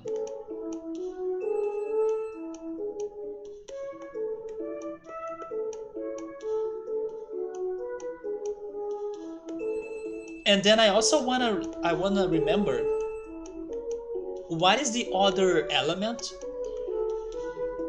of Vademon's attacks? Maybe he can use electrical attacks? Because Andromon is physical and mech, right? Somebody say that Vademon is only noisy. Well, we had Megadramon before. Megadramon is very noisy.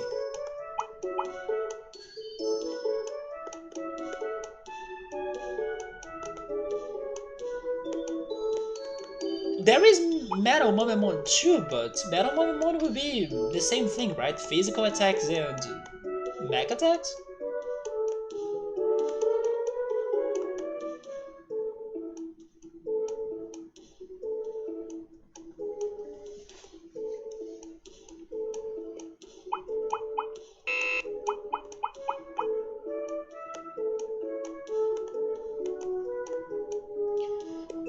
I don't know, I kinda wanna go for Vademon as weird it sounds.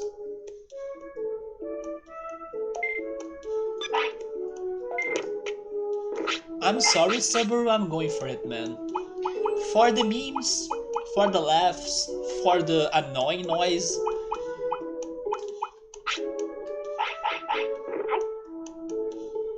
I think we only had Vademon once, right? So let's give him a better run, because the last time he died to Itimon.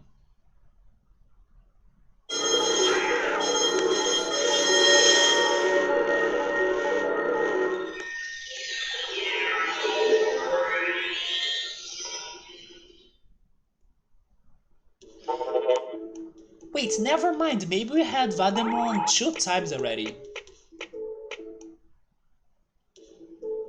Oh yes, we had him before as well, right? Like, another time? Oh, okay, he is noisy. He's very noisy. But let me check his stats or like his attack. Oh, he's a plant user?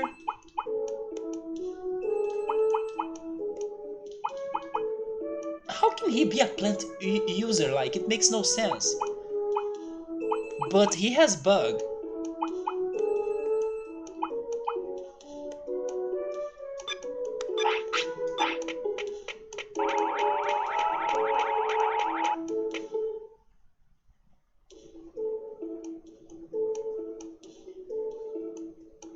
Well, those plant attacks are better than the physical attacks, so...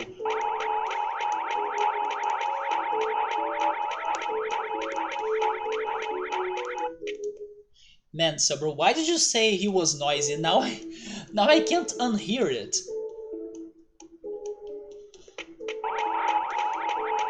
Hey, Riddle?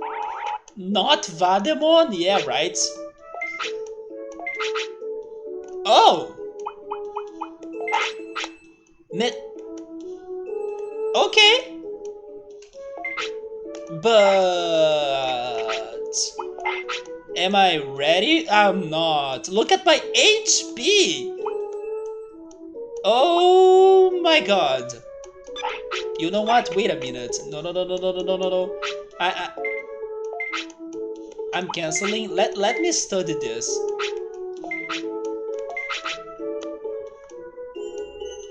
Yeah, the metallic tournament is the only one that's new to us, but we have like 1500 HP, and I don't think I have items that could buff my Vademon that fast. Today is the 13th, right? It's today.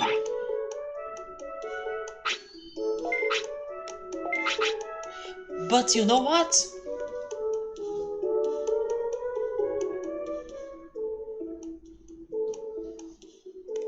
We gotta do it for honor.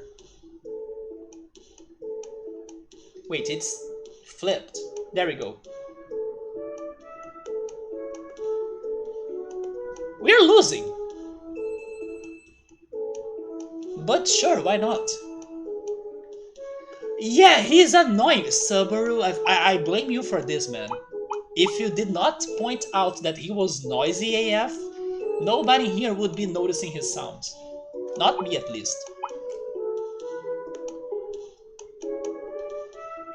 There are some hours for me to buff him a little bit, but man, he has no HP. Look at that description. Extreme Android Digimon. Extreme. But sure, I need to learn more about this tournament anyway, right? We're dead, but we are trying. It's the YOLO life, right? You only live once.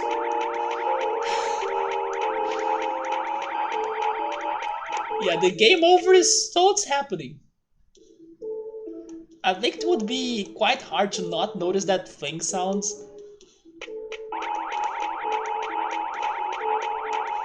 What does it remind you all of? I'm trying to think on what does it sound like. It definitely sounds like something I have heard before in my life. I just can't point it out. Someone was saying that we have hours to train. He wants to sleep.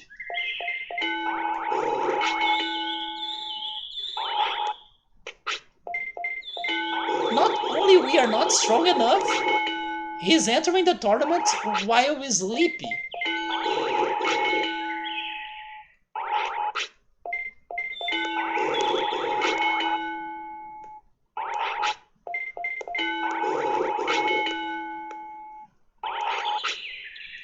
Oh my god.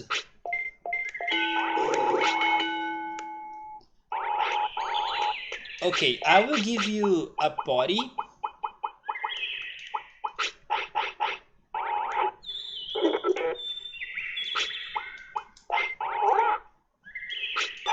The only thing that can save us on this tournament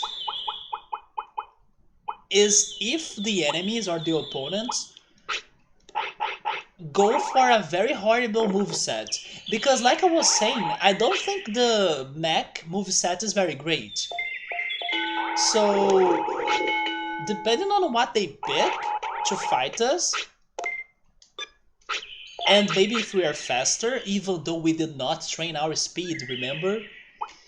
We can have a chance to at least get far? Maybe not win, but, you know, not lose at first?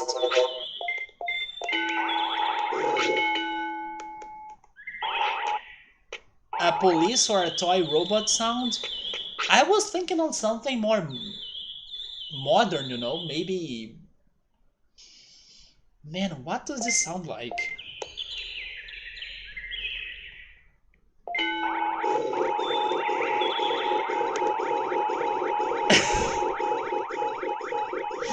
We can listen to it forever if you want now, I just don't need to press a button. If you guys don't behave on the chat, this is what you'll be listening to for a long time. Okay, I will give him 3... Seriously, this is not the time for you to freaking feel tired. I was going to give him the 3000 of HP. Yes, I cannot remember what does this sound make me think of, but it's totally familiar to me. It's an object, maybe a mixer or something?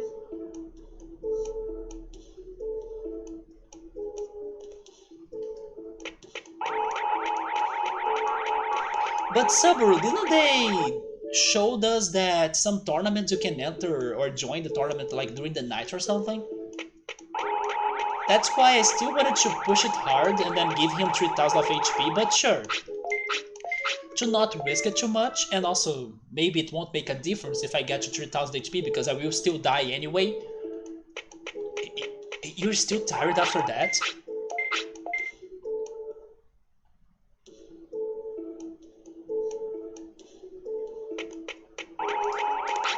Man, this Vademon...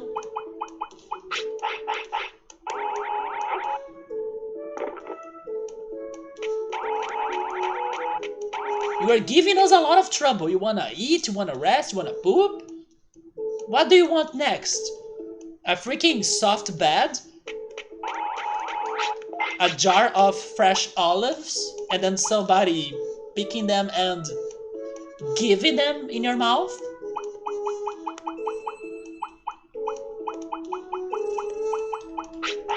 What do you think you are, a king?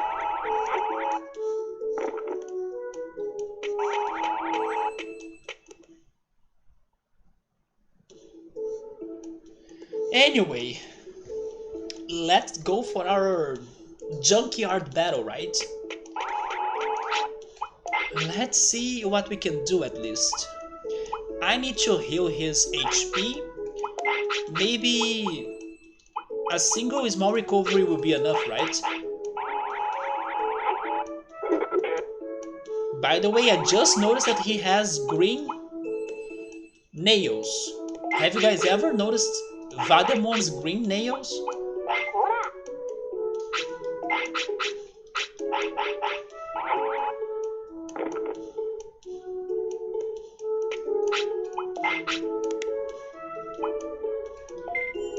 Okay, we are going for bug for sure, even though I do not have enough brains. Oh my god, I don't have enough brains to pick my moves.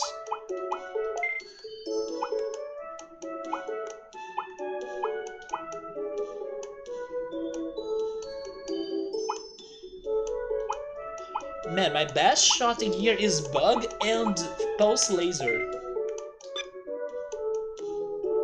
Look at his finisher though, abduction beam.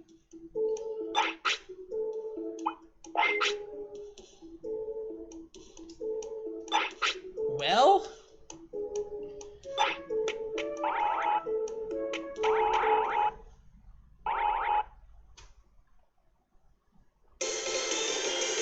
Armors, machinery, metallers. Who's first Digimon? Oh my god, Megadramon. We are fighting Metal Greymon at first. Megadramon lost? Toy Agumon is like a... what? Toy Agumon is metallic?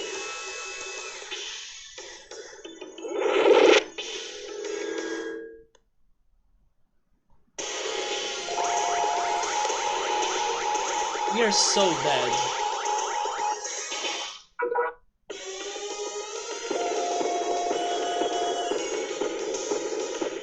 Okay, so that's where I need to get when joining this tournament, to the 7000 HP levels. I will remember that for the next time. Don't protect against my bugs.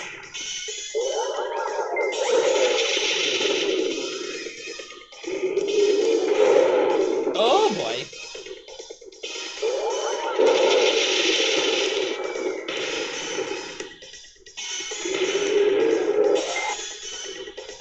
I hope that Vademon's better at fighting than it sounds. He is not too bad, as you can see he has a good attack. It's just that... how can we compete against 7000 HP? We can't. But if they give me this tournament after some more days... wait and see, right? But yes, Vademon was born today, like, he had no preparation for that. So Toy Agumon and Clear Agumon are both machine Digimon. I did not know that. He pooped before the competition and now he wants to poop again?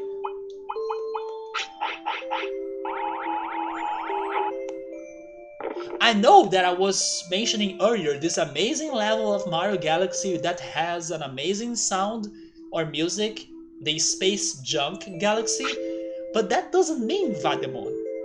That you need to be the Space Junk yourself. Like by pooping every time and sending junk into the universe. Or like creating that noise or that sound pollution.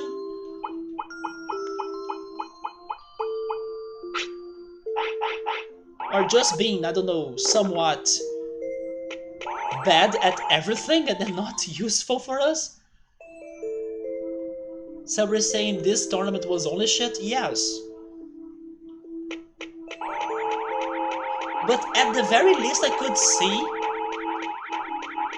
some of my opponents, like Toy Agumon and Clear Agumon, I could also see the level or the range of my opponents, that it's starting at 7000 HP, so okay, I need to get as good as that. I just wanna hope that tournament will be back to us, so we can have a better shot. It was also surprising to see that Andromon won against Megadramon. Megadramon normally wins everything, but he sometimes loses to us, right?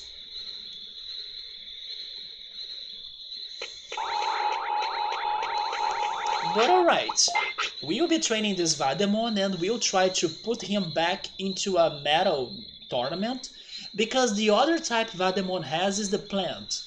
And we have already won the plant tournament, right? So, I mean, unless I make this question, but then I don't know if somebody in the chat would know the answer. If there is a different prize to the plant tournament other than the fertilizer, don't let me know what is the different prize in case there is one, but let me know if there is a different prize, because then it will be somewhat worth going for that secondary tournament. Because if it is just the fertilizer, we don't need to go back at it, right? So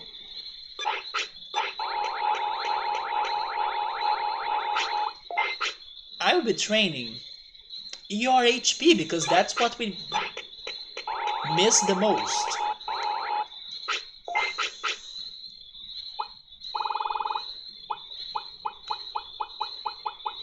I don't have carrots, but I have radishes.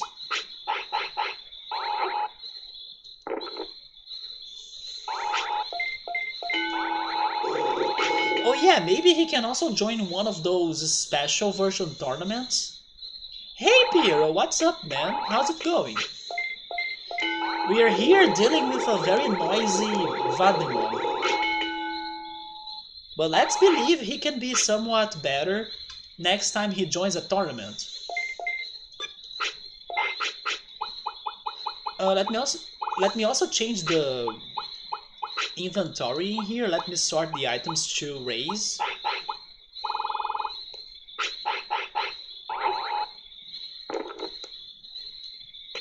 By the way, Piero, look at this. We are now only missing 3 Digimon. And we were trying to get Agumon's last champion right there. But something went wrong and then we got Meramon. And then we turned Meramon into Vademon to give Vademon a shot, but I'm already kinda regretful of my decision. I should have heard Subaru.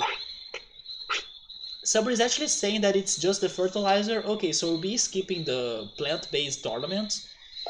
We'll be checking the metallic tournament again. Or the version 1, version 2, version 3, version 4 tournament. We got the last ultimate last time. Actually, we were finishing Mega Dramon cycle today.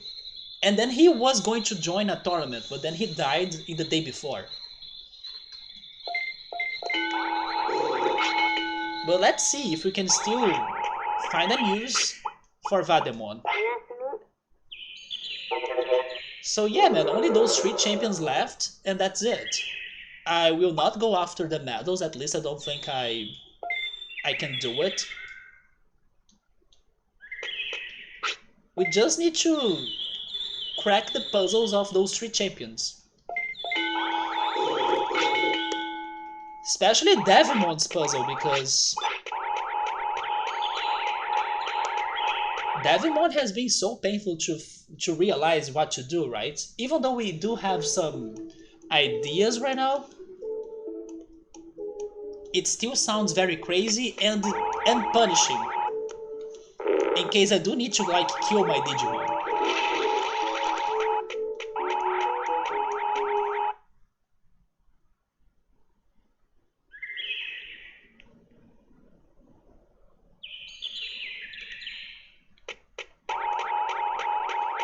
Do you guys have a hardest tournament? Like, do you, or could you pick the hardest tournament in your opinion?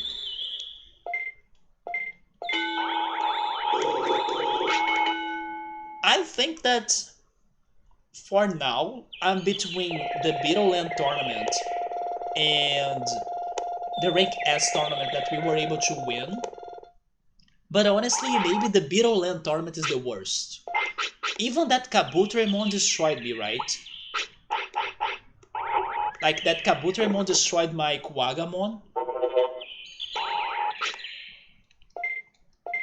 I'm thinking about saving Devimon for the last, yeah.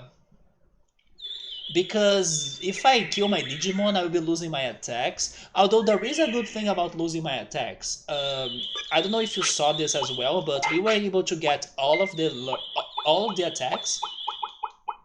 But for some reason, the game decided to not award me with anything. So I did not get a medal from doing it.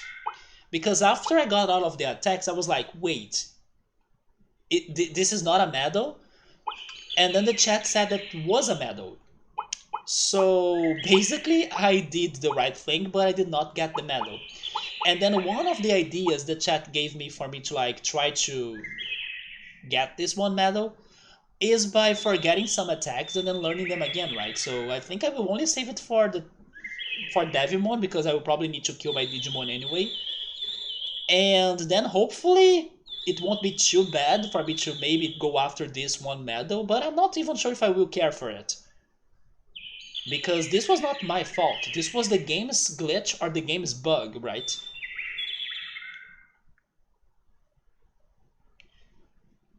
Subber is saying that probably it's a bug for limiting who can enter or who can join. You mean in the Beetleland tournament? That's why it was so hard and then that Kabutorimon was so buffed? As it only has bug Digimon, so they kind of become very strong.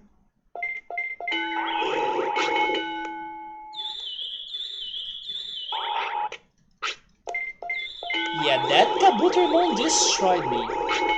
But then it's because he buffed, right? He was using that buffing attack.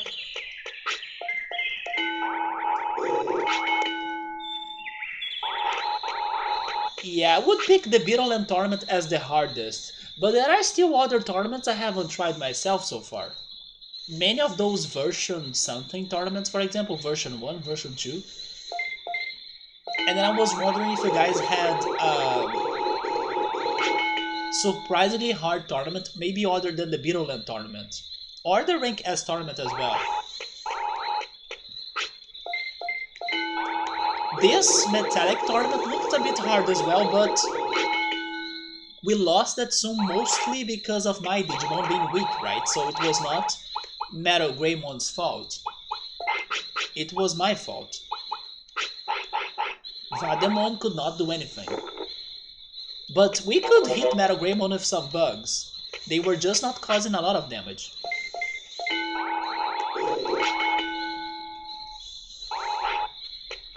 Hey, at the very least, this training is looking like it's going well. Like, this is still the first day, right? And we are almost getting to 5000 HP.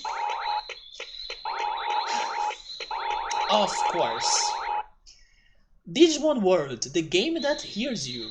As soon as you say something, they are like, hey, we have better investigation or spyware technology than some of the hackers out there, so we can hear and understand what you're saying in the real world. So, you're saying this game is giving you an easy time, or like, you're saying that your training is going well?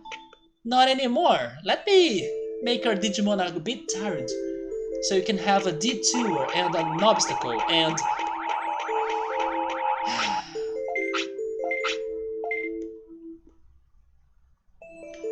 yeah, in the manual of this game, there should be on page 1, do not compliment Digimon World, because this game listens to you.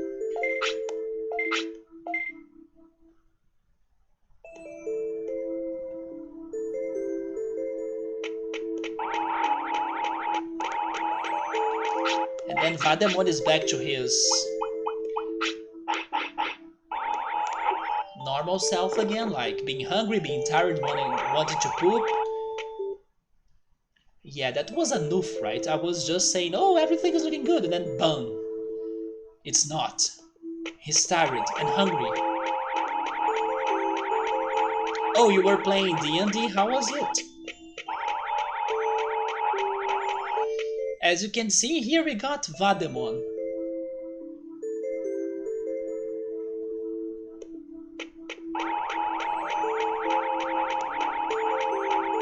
Oh, raindrop?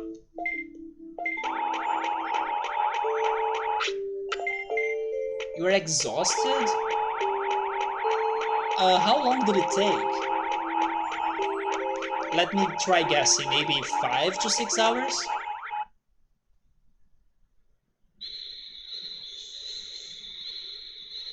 I'm actually hungry, so I don't know if I will keep this up for very long.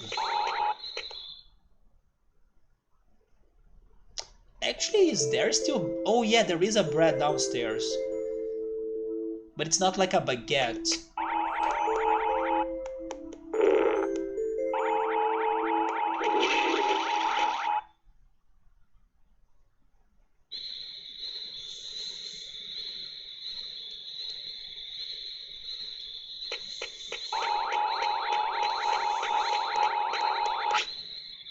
Oh, 6 hours long? Man. Do you guys have snacks, or like, do you guys eat something in the session? Because I'm guessing this was a virtual meeting, right? Or are you already meeting up with your friends and everything?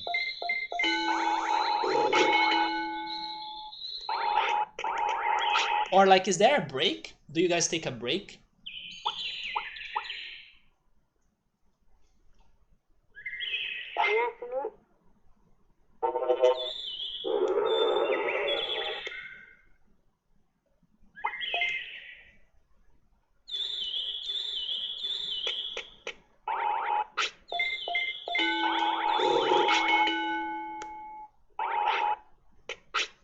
So after I'm done with the HP training,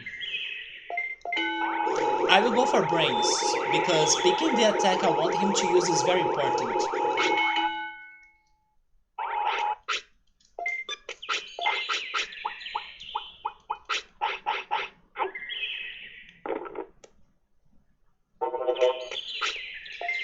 Gabrielle, earlier we were talking about JoJo, right?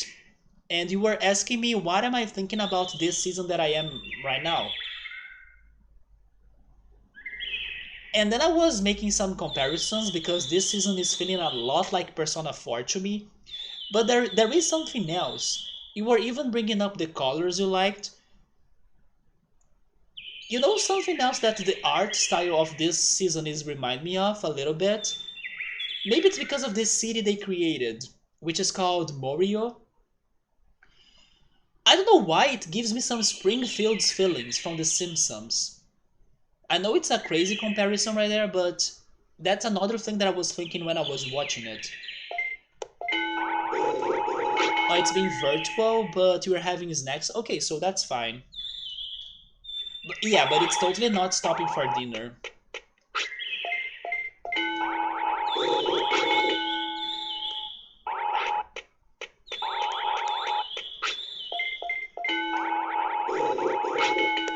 Right? Maybe the colors? I remember thinking about that too.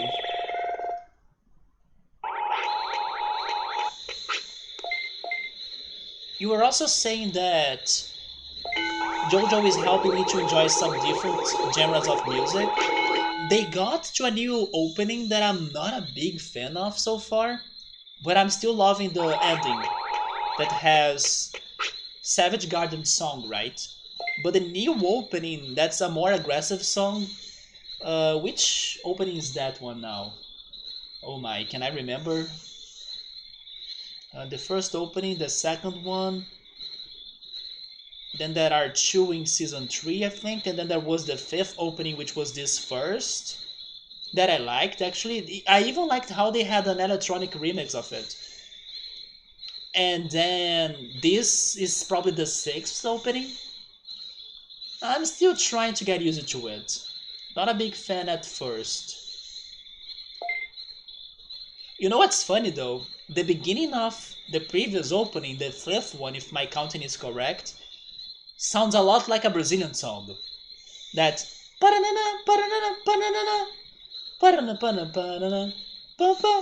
that sounds like which song? I think it's Descobridor dos Sete Mares, if I'm not mistaken. That's a lot like the Brazilian song. Is it called Chase? I'm not sure. It is a more aggressive sounding song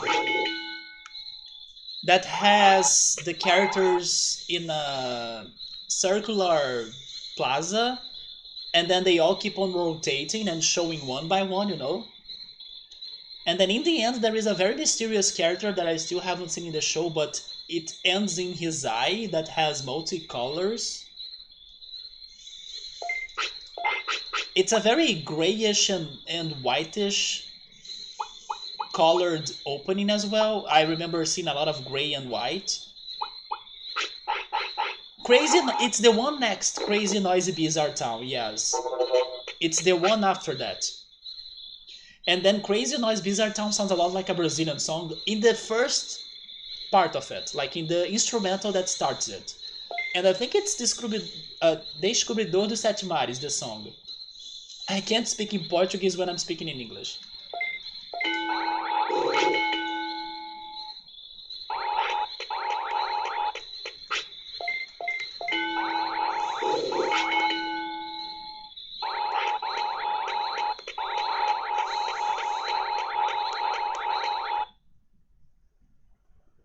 But then, regarding the characters, I don't know. I noticed that they changed. How is the kid called? Man, how is that kid called? They changed that kid's hairstyle to like make him look like Polnareff. Like I totally noticed that, but I forgot the kid's name. So the second one is called Chase. You love that song. Man, I don't know. I'm still trying to get used to it.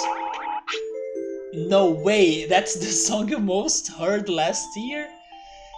Jesus. Okay, I'll try not to lose my hopes. But for now, what's getting me the most are the endings. The endings have been superb.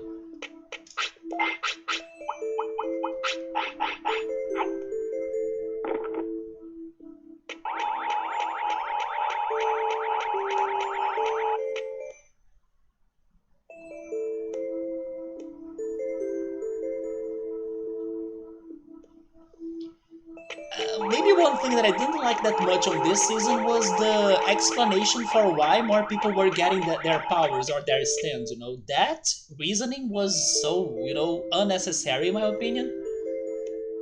Like, seriously, this is how they are getting powers?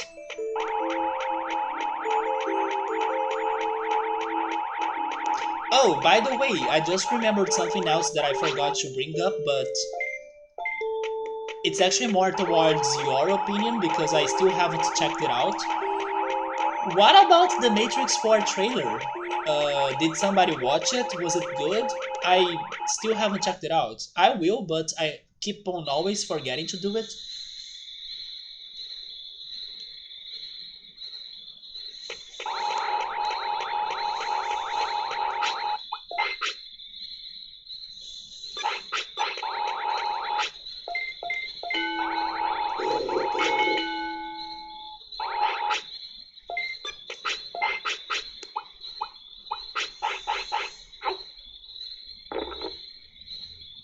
Also, there were many games that were recently released.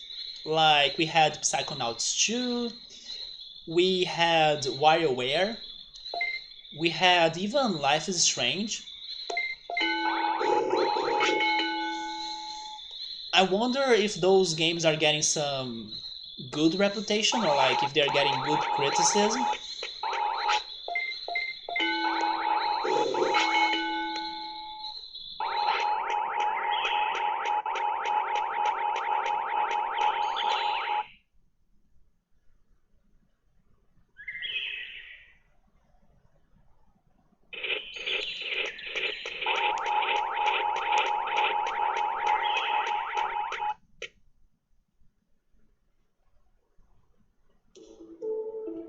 Actually, regarding Life is Strange True Colors, I did read that.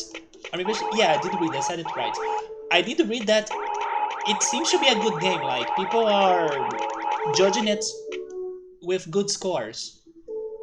I did not stop to watch the playthroughs because I kind of want to hope that I will be able to play it someday. But I remember checking a little bit about the, let's say, reaction to the game, and it is getting some good scores. Even though it may be a somewhat, let's say, short game of like 10 or 11 hours long, the experience seems to be pleasuring the critics. I mean, I did like it, but a lot of your friends are saying that they didn't because they are trying to milk nostalgia, repeating everything that happened before. About that, I heard some buzz about bringing Morpheus back or something. Maybe that's what your friends are complaining about.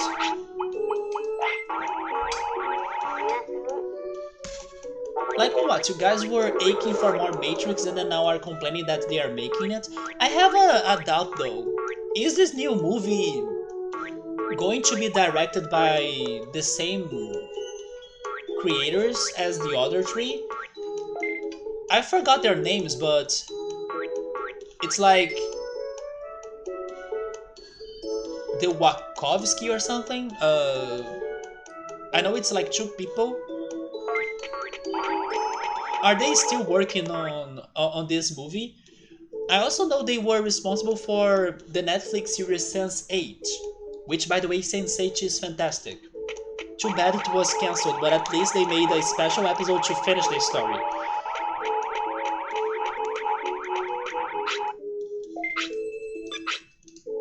I even saw Sense8 on a list of like shows that Netflix should regret canceling. They had Sense8, they had The Society, um, I can only remember those two though, but they had a bunch other ones. They had even recent ones.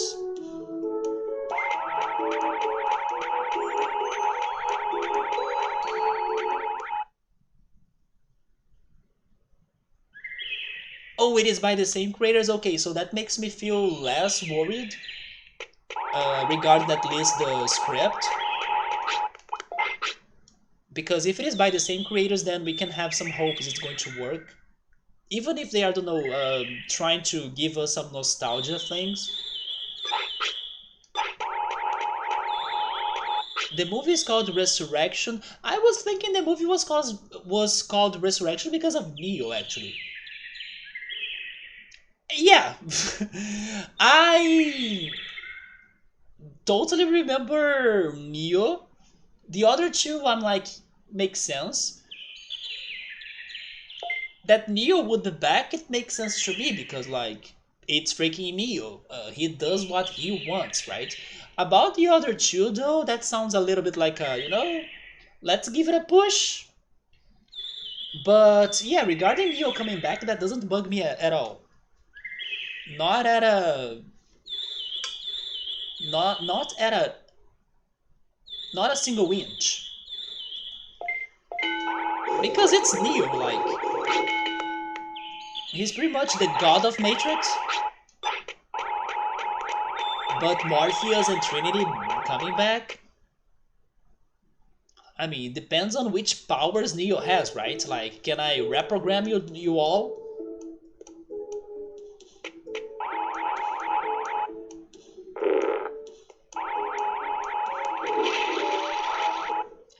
Oh, I think Bookmark is not around, but I just remember this other, let's say, announcement or reveal. It's about that one Nickelodeon's game that's like the Smash Brothers from Nickelodeon. It was kind of leaked on the game's cover that we are getting the characters from Avatar in the game. We are getting Korra and Nang, so that was very awesome.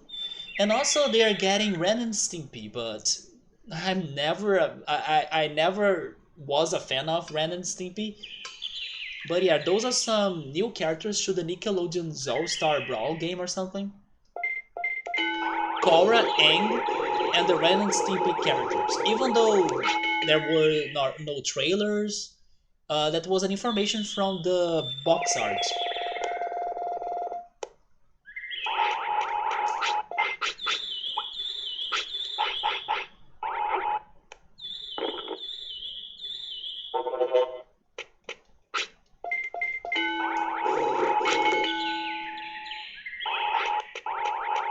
I wonder now if there is a video game where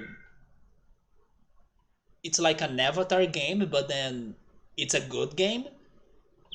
Is there any? Do you guys know if there is like a very good Avatar based game? There should be, right? At least I say there should be as like I'm hoping they will make a good one because I still haven't heard of a good one so far. Even though I know there are a couple games, there is one even for the DS.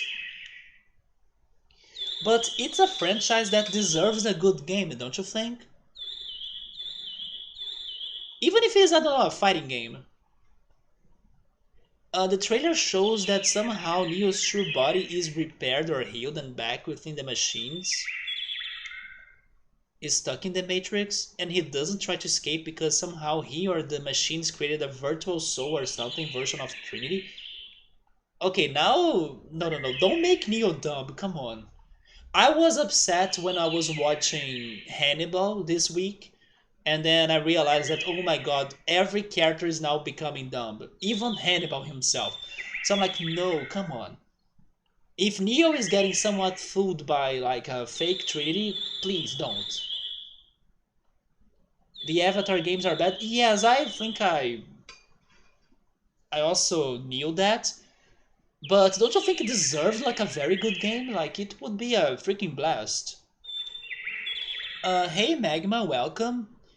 No, Avatar is not trash. Come on. If you say that Korra is not as great as The Last of Aang, then sure, I think I could agree with you. But man, the Last of Aang is good, especially in comparison to some other cartoons out there.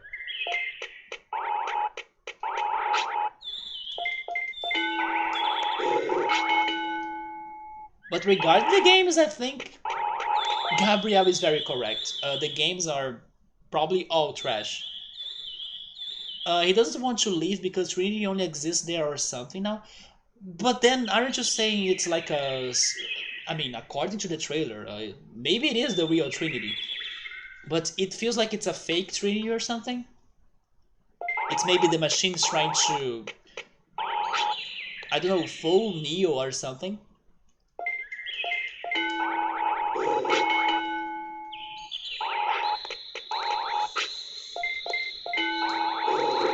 But I will watch the trailer. I did not forget about it. It's just that I was getting distracted by other things. Oh, you started a new anime, Rebel? It's called Eden Zero? That sounds familiar to me. Somehow I have heard of it before. Somewhere. Have you been liking it? Right now I'm back to JoJo. Yes, after I was done with Haikyuu, which by the way, go watch Haikyuu, please. Go watch Haikyuu and go watch Beastars. No matter what people say, like, you're watching a volleyball anime? Are you crazy? Go watch a real volleyball match or something. Don't listen to those people. Or like, Beastars? Are you a furry? Even if you are, or maybe especially if you are, go watch Beastars. It's so good.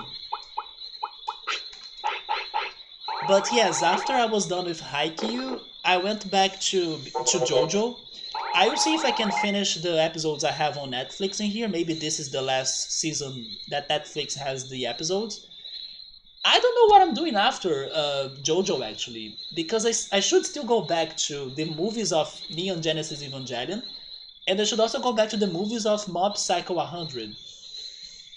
But then, like, anime wise, should I start another one? I could also consider going back to the Psychopaths anime, but the first episode did not get me at all. But like X5 was saying that it gets better, I should not give up. Maybe I could try going back to it, even though I will suffer at first. But I'm also watching Pokemon. I was watching Pokemon's weekly episodes today, and I'm also watching Dragon Quest. But then those two shows only release an episode on every week, so I don't binge them like a lot, right? Dragon Quest is also getting to its end or final part, so maybe soon I can also finish it. It's good you like the guy behind Fairy Tail's work. I also have never watched Fairy Tail, but I know it's a big animal, a big show. Like in the Matrix world, couldn't the machines have made a backup of your mind to simulate it inside their simulated world?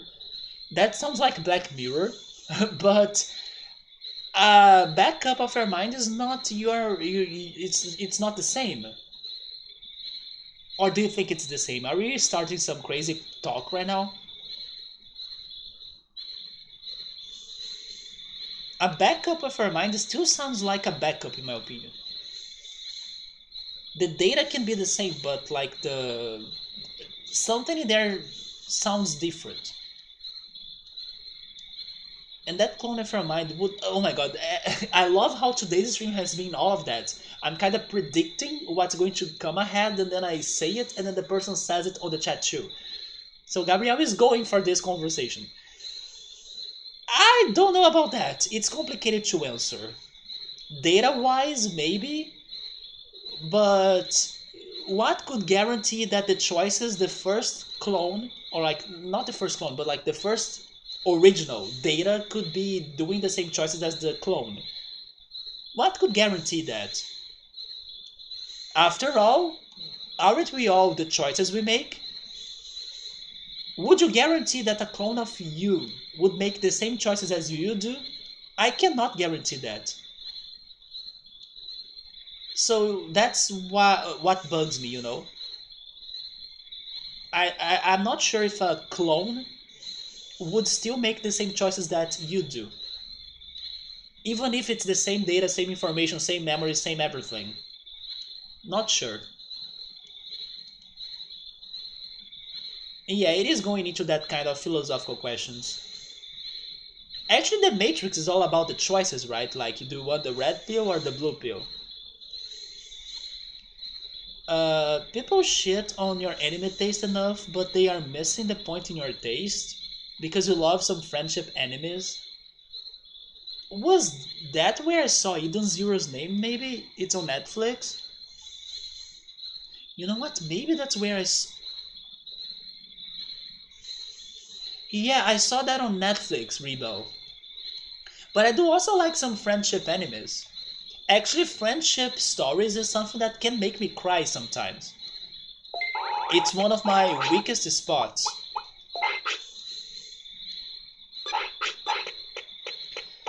It's the same conundrum about teleportation and cloning. It's two different versions of you, but would other people know the differences? But then teleportation, what is the situation in there? I mean, teleportation sounds like risky AF to like somehow impact on your body or on your physical state, maybe even on your mind. You already cried on episode 1, oh my goodness. So you know what, you are giving me hopes, I would like it. I will add it to my watch list for sure. Eden Zero.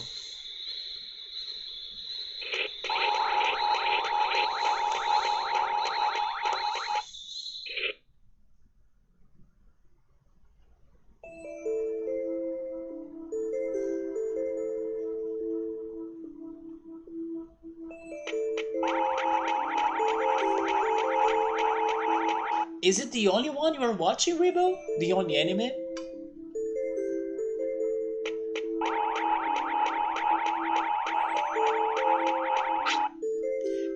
Basically the basis of teleportations is disintegrating your whole as data to be transferred somewhere else. Yeah, but then you are not like creating a backup, you know?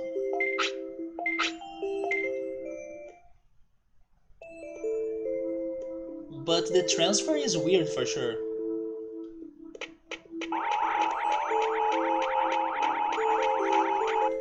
I never really stopped to think about transportation like this deeply. I have been watching Boruto and My Hero Academia. Yeah, those are more mainstream, but actually I have never watched them both. Oh, you know what? Maybe this could be my chance to go back to Monster Rancher or Monster Farm, because not only they are remaking the games, but I never finished watching that freaking anime. Oh, and then I just remembered one of these days I wanted to watch an anime to like fall asleep or before sleeping, and then I decided to watch one random episode of this one anime called the Deltora Quest. Have you guys ever heard of Deltora Quest? It is an anime that I have watched around 2008 2009. It's like an adventure anime. It's a bit cliche, but I still like it. And after watching that one random episode, I kind of felt like, should I go back to this? But man, Monster Rancher, I need to finish watching that show. Teleportation should have multiple forms as well. Like crude teleportation should be copying pasta, but advanced would be tunneling. Oh yeah, good call. Like a wormhole or something? It is all speculation anyway. Teleportation being similar to cloning is a supposed more possible one to reach in real life.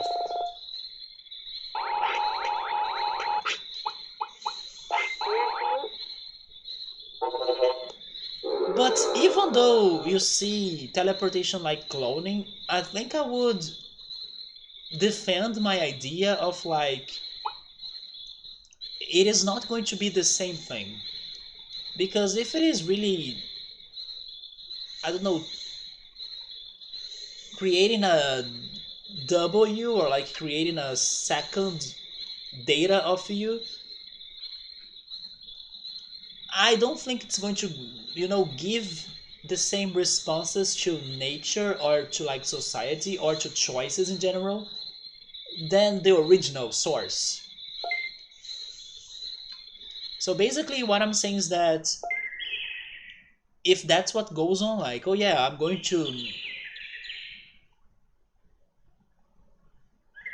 uh, destroy your body and then rebuild it after it's teleported, I think it's already different. It's probably not going to be you anymore, even though it sounds weird for me to say that. But it is, if it is something like what Rebo is saying regarding tunneling, then it's still you. 5 out of 7 will try world's first teleporter for money. Remember when I was saying that if dinos were real, I would not go visit them? Teleportation? Not at all, come on.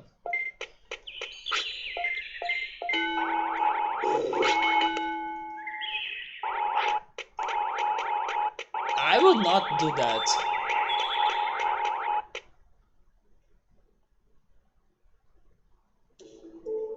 The worst case scenario, there are two of you. Would you guys go to another planet like Elon Musk and also uh, Jeff Bezos? I think they have been racing between each other to go to Mars and stuff. I also wouldn't go to another planet. Or maybe even go to the atmosphere to see or to look at Earth.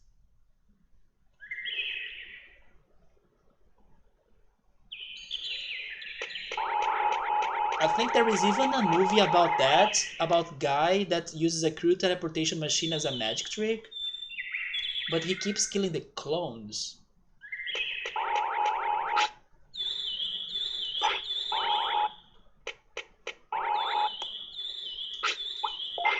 Let me change the training to more brains, right?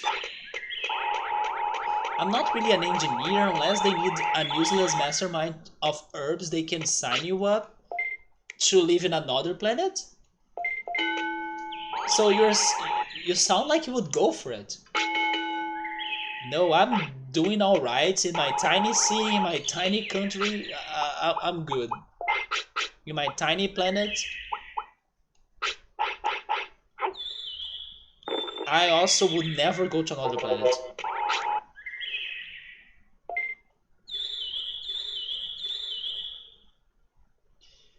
I would never go to another planet knowing it could help thousands of people out of poverty. Wait, because they would start a new life? What do you mean by that? Or because like they are paying a lot of money for people to go to another planet? I want to find some purple alien behind to Smosh. Man, do you remember Smosh still? I used to watch their Pokemon based videos. Oh, I have heard of that movie. Doesn't it have a sequel of movies? It does cost a lot to go to space for sure. It costs a lot to sometimes travel in Earth. Imagine going to space.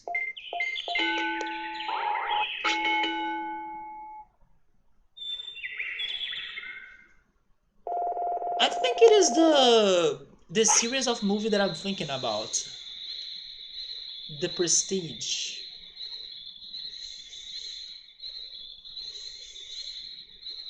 Or maybe... I'm not sure anymore.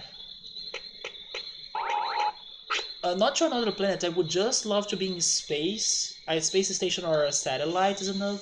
Even that, I'm scared. Unless there is some very good safety. For example, if they say that traveling to that spatial station is as safe as, I don't know, traveling by plane. If they get that technology and data, then maybe I can consider it. But not in the early years of the technology.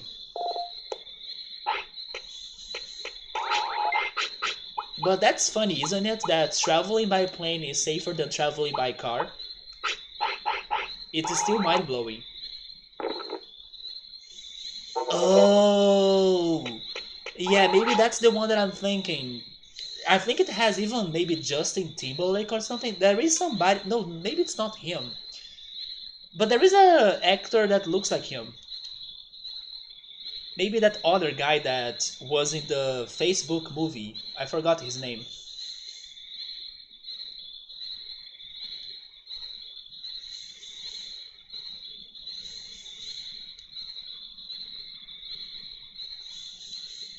Yeah, that's the one that I'm thinking.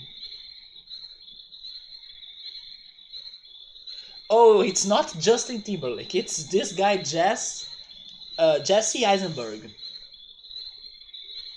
This guy.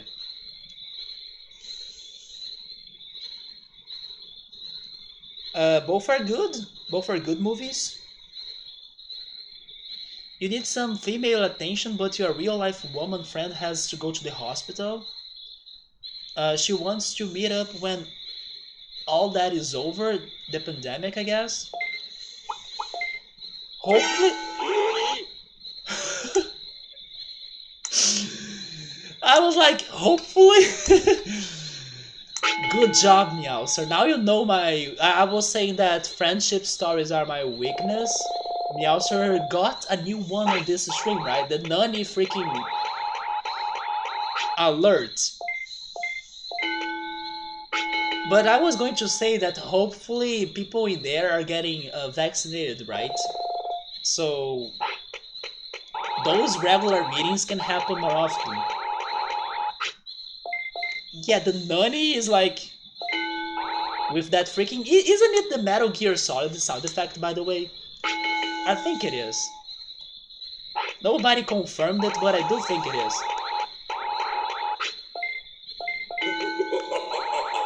Yeah, the Mortal Kombat one is also very great. I like that. Today we are having all sorts of sound alerts going on, maybe because Vademon is making us to prefer to listen to something else. And we are having some that we haven't used that much. For example, Subaru even used the Game Over one.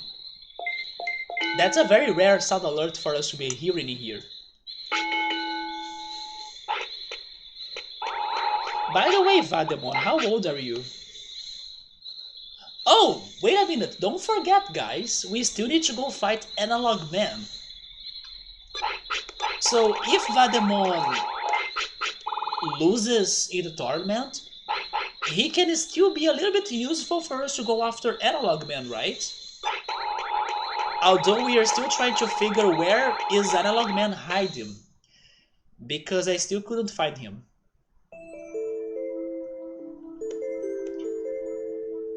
By the way, Meowser, earlier you were saying that your dream is to kinda study the wolves and like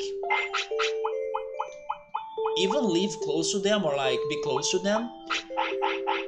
And I don't know if you answered, but I was asking what was in the wolves that made you that fascinated, you know, or turned you such a big fan of the wolves. Oh, but you are heading to bed, alright, man? Hope you have a good rest. Thank you so much. I will totally be watching that ASMR video that I was talking about that will put me to sleep like instantly. So I'm confident I will have a good night, even though I may be getting some nightmares, right? But hopefully I can not have those. But Meow sir, thank you so much for stopping by, man. Get some good rest as well. Take care, and I hope to see you next time. It hurts my meow meow, you have to leave. I also have the sticker now. Or not the sticker, but the magnet.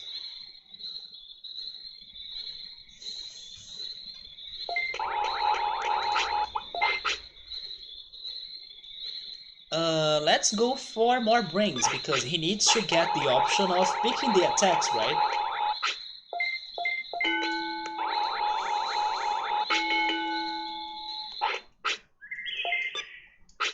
I was checking his age, but I forgot. He's already 10 years old? Okay, this is not good. We gotta rush. I just remembered some weird news I saw this week, but they were more Brazilian news. So we had the... There is the sound effect for the sticker and my magnet. Alright man, thank you again for the sticker and have a good night. I was talking about the PlayStation conference or the Sony conference, and one of the games they talked about in that conference was a game called Tiny Tina's Wonderland, if I'm not mistaken. And here in Brazil, something crazy happened towards that game pre-release or like pre-ordering website on Epic Games. Can you believe Epic Games was listing the price for that pre-order in 10,000 reais? Actually, I still don't know if they have fixed it because I haven't checked it anymore. But believe me, Tiny Tina's Wonderland pre-order on Epic Games in Brazil was costing 10,000 reais. Well, I know that some companies or gaming companies like Nintendo, like Sony even, like what they were doing for Horizon Forbidden West, right? That you want to transfer your data from your PS4 to your PS5, it can only happen if you buy the deluxe edition of the game because otherwise you cannot transfer your data. So some companies have been like, greedy, but Epic Games 10,000 reais for a game that's not looking that great even. Like maybe some people will like it, but it's not that exciting even. But I'm hoping that by now they have fixed it. What was weird is that when I was checking those news, some time has already passed by and then probably they have already seen what was wrong, but for some reason they did not fix it. So it was weird to not see a fast reaction by Epic Games. But now that more time or more days have passed by since then, hopefully it is now changed.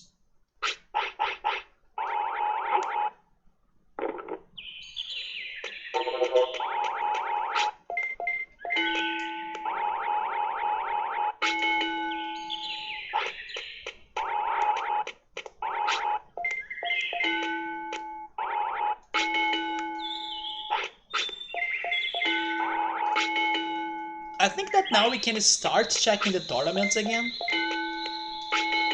to see if there is one we can enter.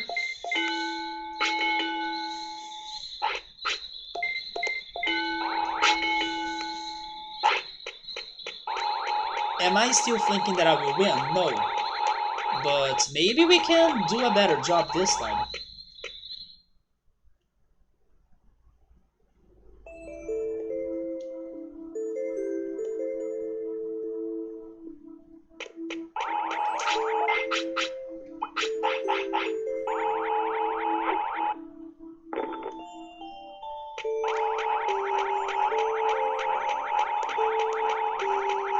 By the way, I did not drink water today, did I?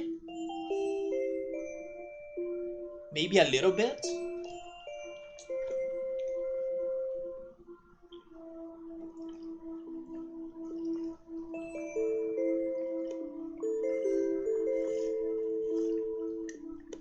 At the very least, I'm glad that after I turned the air conditioner on for those 5 minutes, the room was at a better temperature, because at first it was very hot.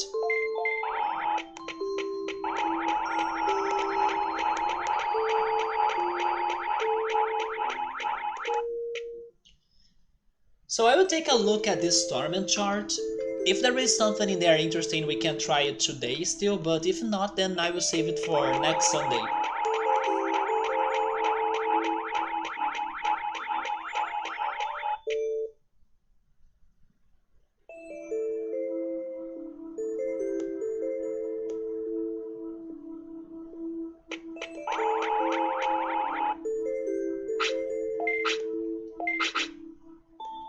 Is this one of the special version things? It is. Okay, we have a tournament for the night. Oh, Victor, I did not watch it, man, because I was not expecting it to be like an hour and 40 minutes long. But I will try to check it up. Even though I'm not a big GoldenEye fan. Actually, I don't know if I can even say that I'm a GoldenEye fan, but it's a game that I do have some memories as a kid. But I was reading the comments of that video though, and people were saying that they were laughing a lot. So I'm expecting to be a very fun video. Or a very fun movie, right? I just hope that even though I'm not like a crazy fan of the franchise, I can still enjoy it. But yes, I still haven't watched it because I was not ready for an hour 40 minutes long.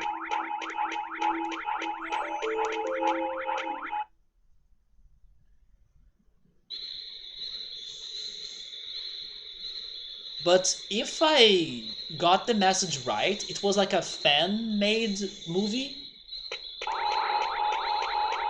that maybe got, I don't know, fundraised to happen or something. It is a good movie. It is like a documentary of GoldenEye because the movie was all about bring GoldenEye again, right? You think I will enjoy it? Yes, I liked what I read regarding people thinking the movie was funny, or like some people were saying on the comments. I had like no expectations for this, or like I felt this could be a cringy experience, but in the end, I actually laughed a lot. So that made me positive about the movie. But then I'm not a crazy fan of GoldenEye, so maybe I won't get some jokes. But as you were saying that you think I will enjoy it, and actually, since you don't watch many movies, I should watch the ones or the few ones you watched and liked, right? So I will see if I can check it up.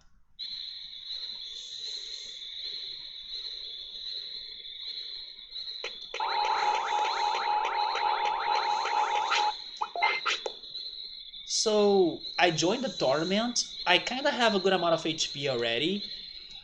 I should go for more magic points. That magic points training will also give me more defense, right? So it is a short documentary style, but it's basically a comedy based on a stupid character playing GoldenEye. You were lost listening to Chase here. To Chase? While fixing some stuff for next week's session. Have you ever heard of Victor's movie right there, Gabriel? How was the name of it, Victor?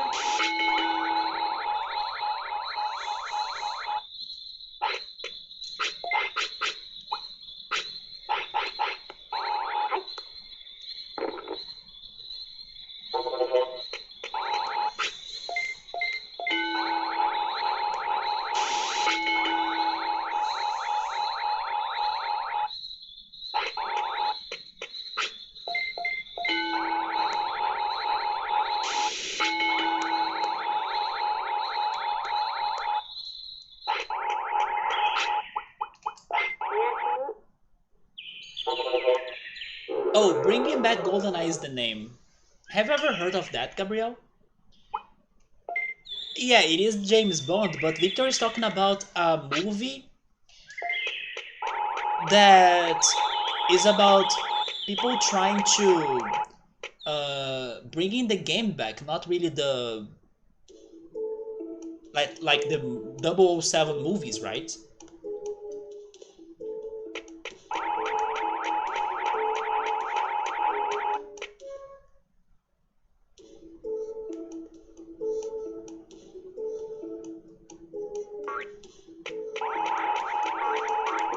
Yeah, it is about the game.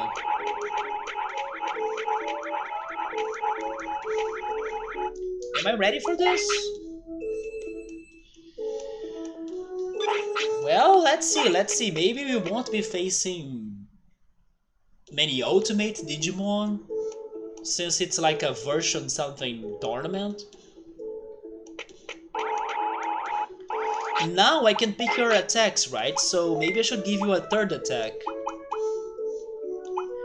Do you have a buffing attack or a paralyzing one? Green Trap is the only one that can paralyze, but I can't say that I trust it. So it's about a guy trying to bring back the GoldenEye World Championships. And the characters are very great. Sounds like a very stupid movie. Man, people were saying on the comments that they laughed a lot. That's why I was curious about it. And then Victor is saying it's fantastic too. And then the music is by Grant Kirkhope, so it will at the very least have a great soundtrack. But then the GoldenEye soundtrack was also by him? Or am I crazy?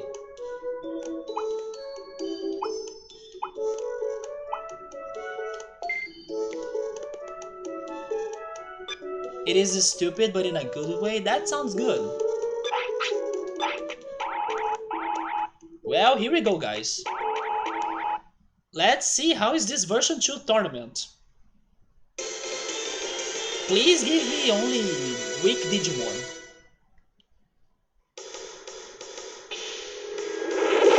I mean, sure. The only ultimate in here is me. But then again, do not underestimate your opponents. Remember Vegemon, remember Kabutorimon. But first impressions are good. We are facing Gabumon first, like Gabumon? Gabumon. You're not a threat, right?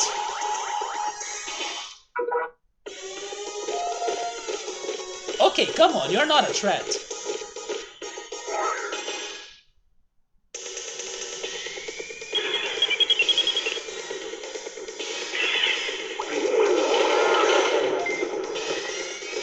That hurts a little bit though.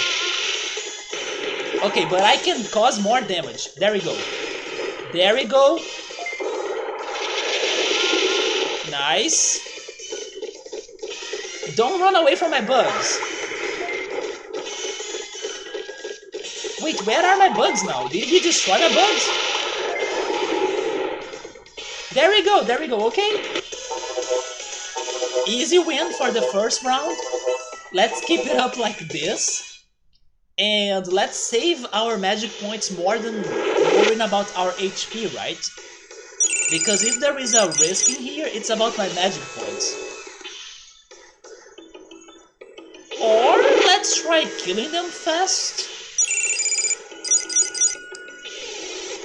Yeah, that was an overkill, but that doesn't mean that I'm not worried.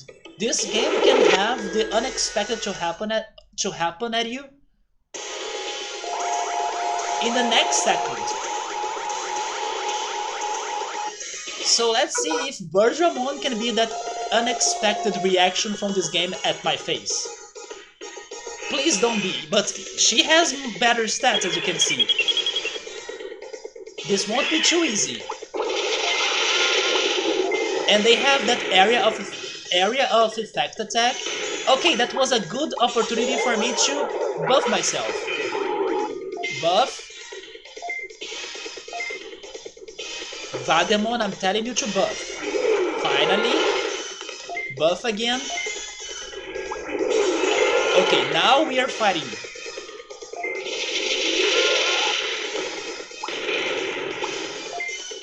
Okay, I think we got this because our bugs are doing the job.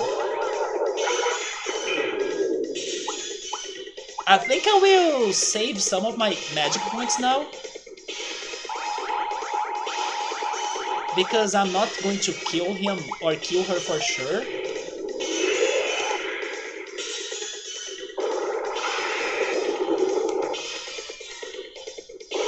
Oh wait, now I'm getting flattened. Oh my god, look at this broccoli. A finisher? I'm back to fight. I'm back to the fight. I was not expecting a finisher.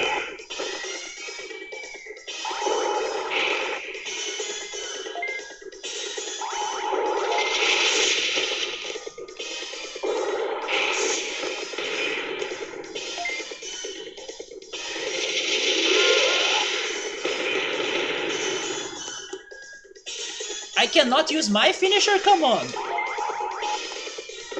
I could not use my finisher, but I still won, right?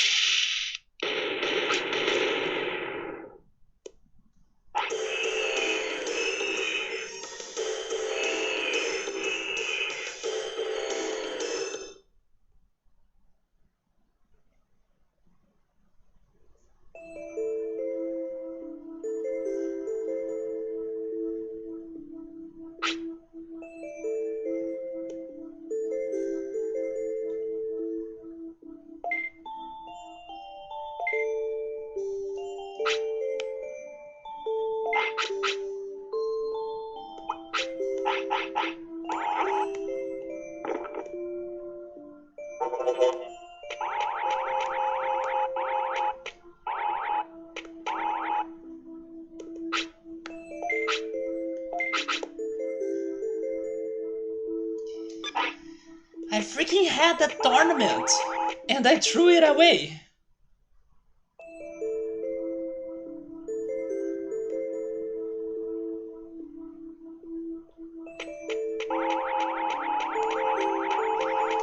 Man, I was so...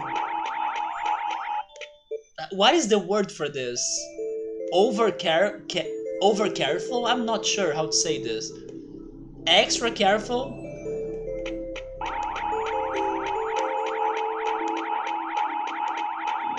Because I was expecting that the finals against Wildmon would be worse. So I was trying to save up on my magic points. But I was like... The freaking timer! The time was not passing by. There are times that timer flies by. But today I was like waiting forever for it to be over. I acted like 99% of villains do, like... let's give them a little bit of hopes they will be winning, but they're like, let's hide our true potential to the very last, and then at the very last it's too late. They are careless. Yes, that's not that. I mean, I was.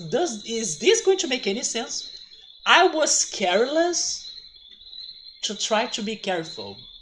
Does that make sense? Or did I break some sort of logical rule in the universe? I mean, that sounds awesome actually. I'm kind of hoping I did break the logical rules in there. But I was careless by being careful.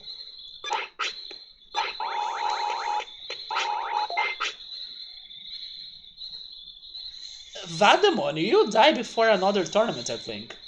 But actually, after that loss, we are finishing it in here, guys. Yeah, especially because it's 1 AM already. But hey, at the very least, I learned that the Rank 2 version cup is not too bad. And I should not contain myself. This time this was my fault. If Vademon did not have the option for me to pick the attacks, I'm pretty sure we we would have won, right? So pretty much giving him the brains was my problem, or like what went wrong. But anyway, guys, that's it. We did not get progress today. At the very least, we had good talks, or a lot of talk and a lot of chatting. It's still not over. We can still try using Vademon in Analog Man's fight. Maybe see if we can get another tournament.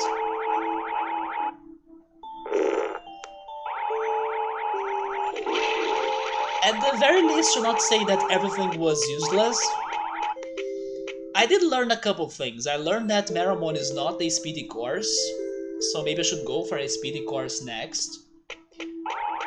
I learned more about the two cups we joined, the Metal Cup and the version 2 cup, so next time I can be more ready for them. And that was it. So thank you so much for stopping by. I hope you guys have a great night and a great week. Take care. I see you then probably on next Sunday, since I'm taking a break from the Saturday streams. I see you then next Sunday. Take care and good night.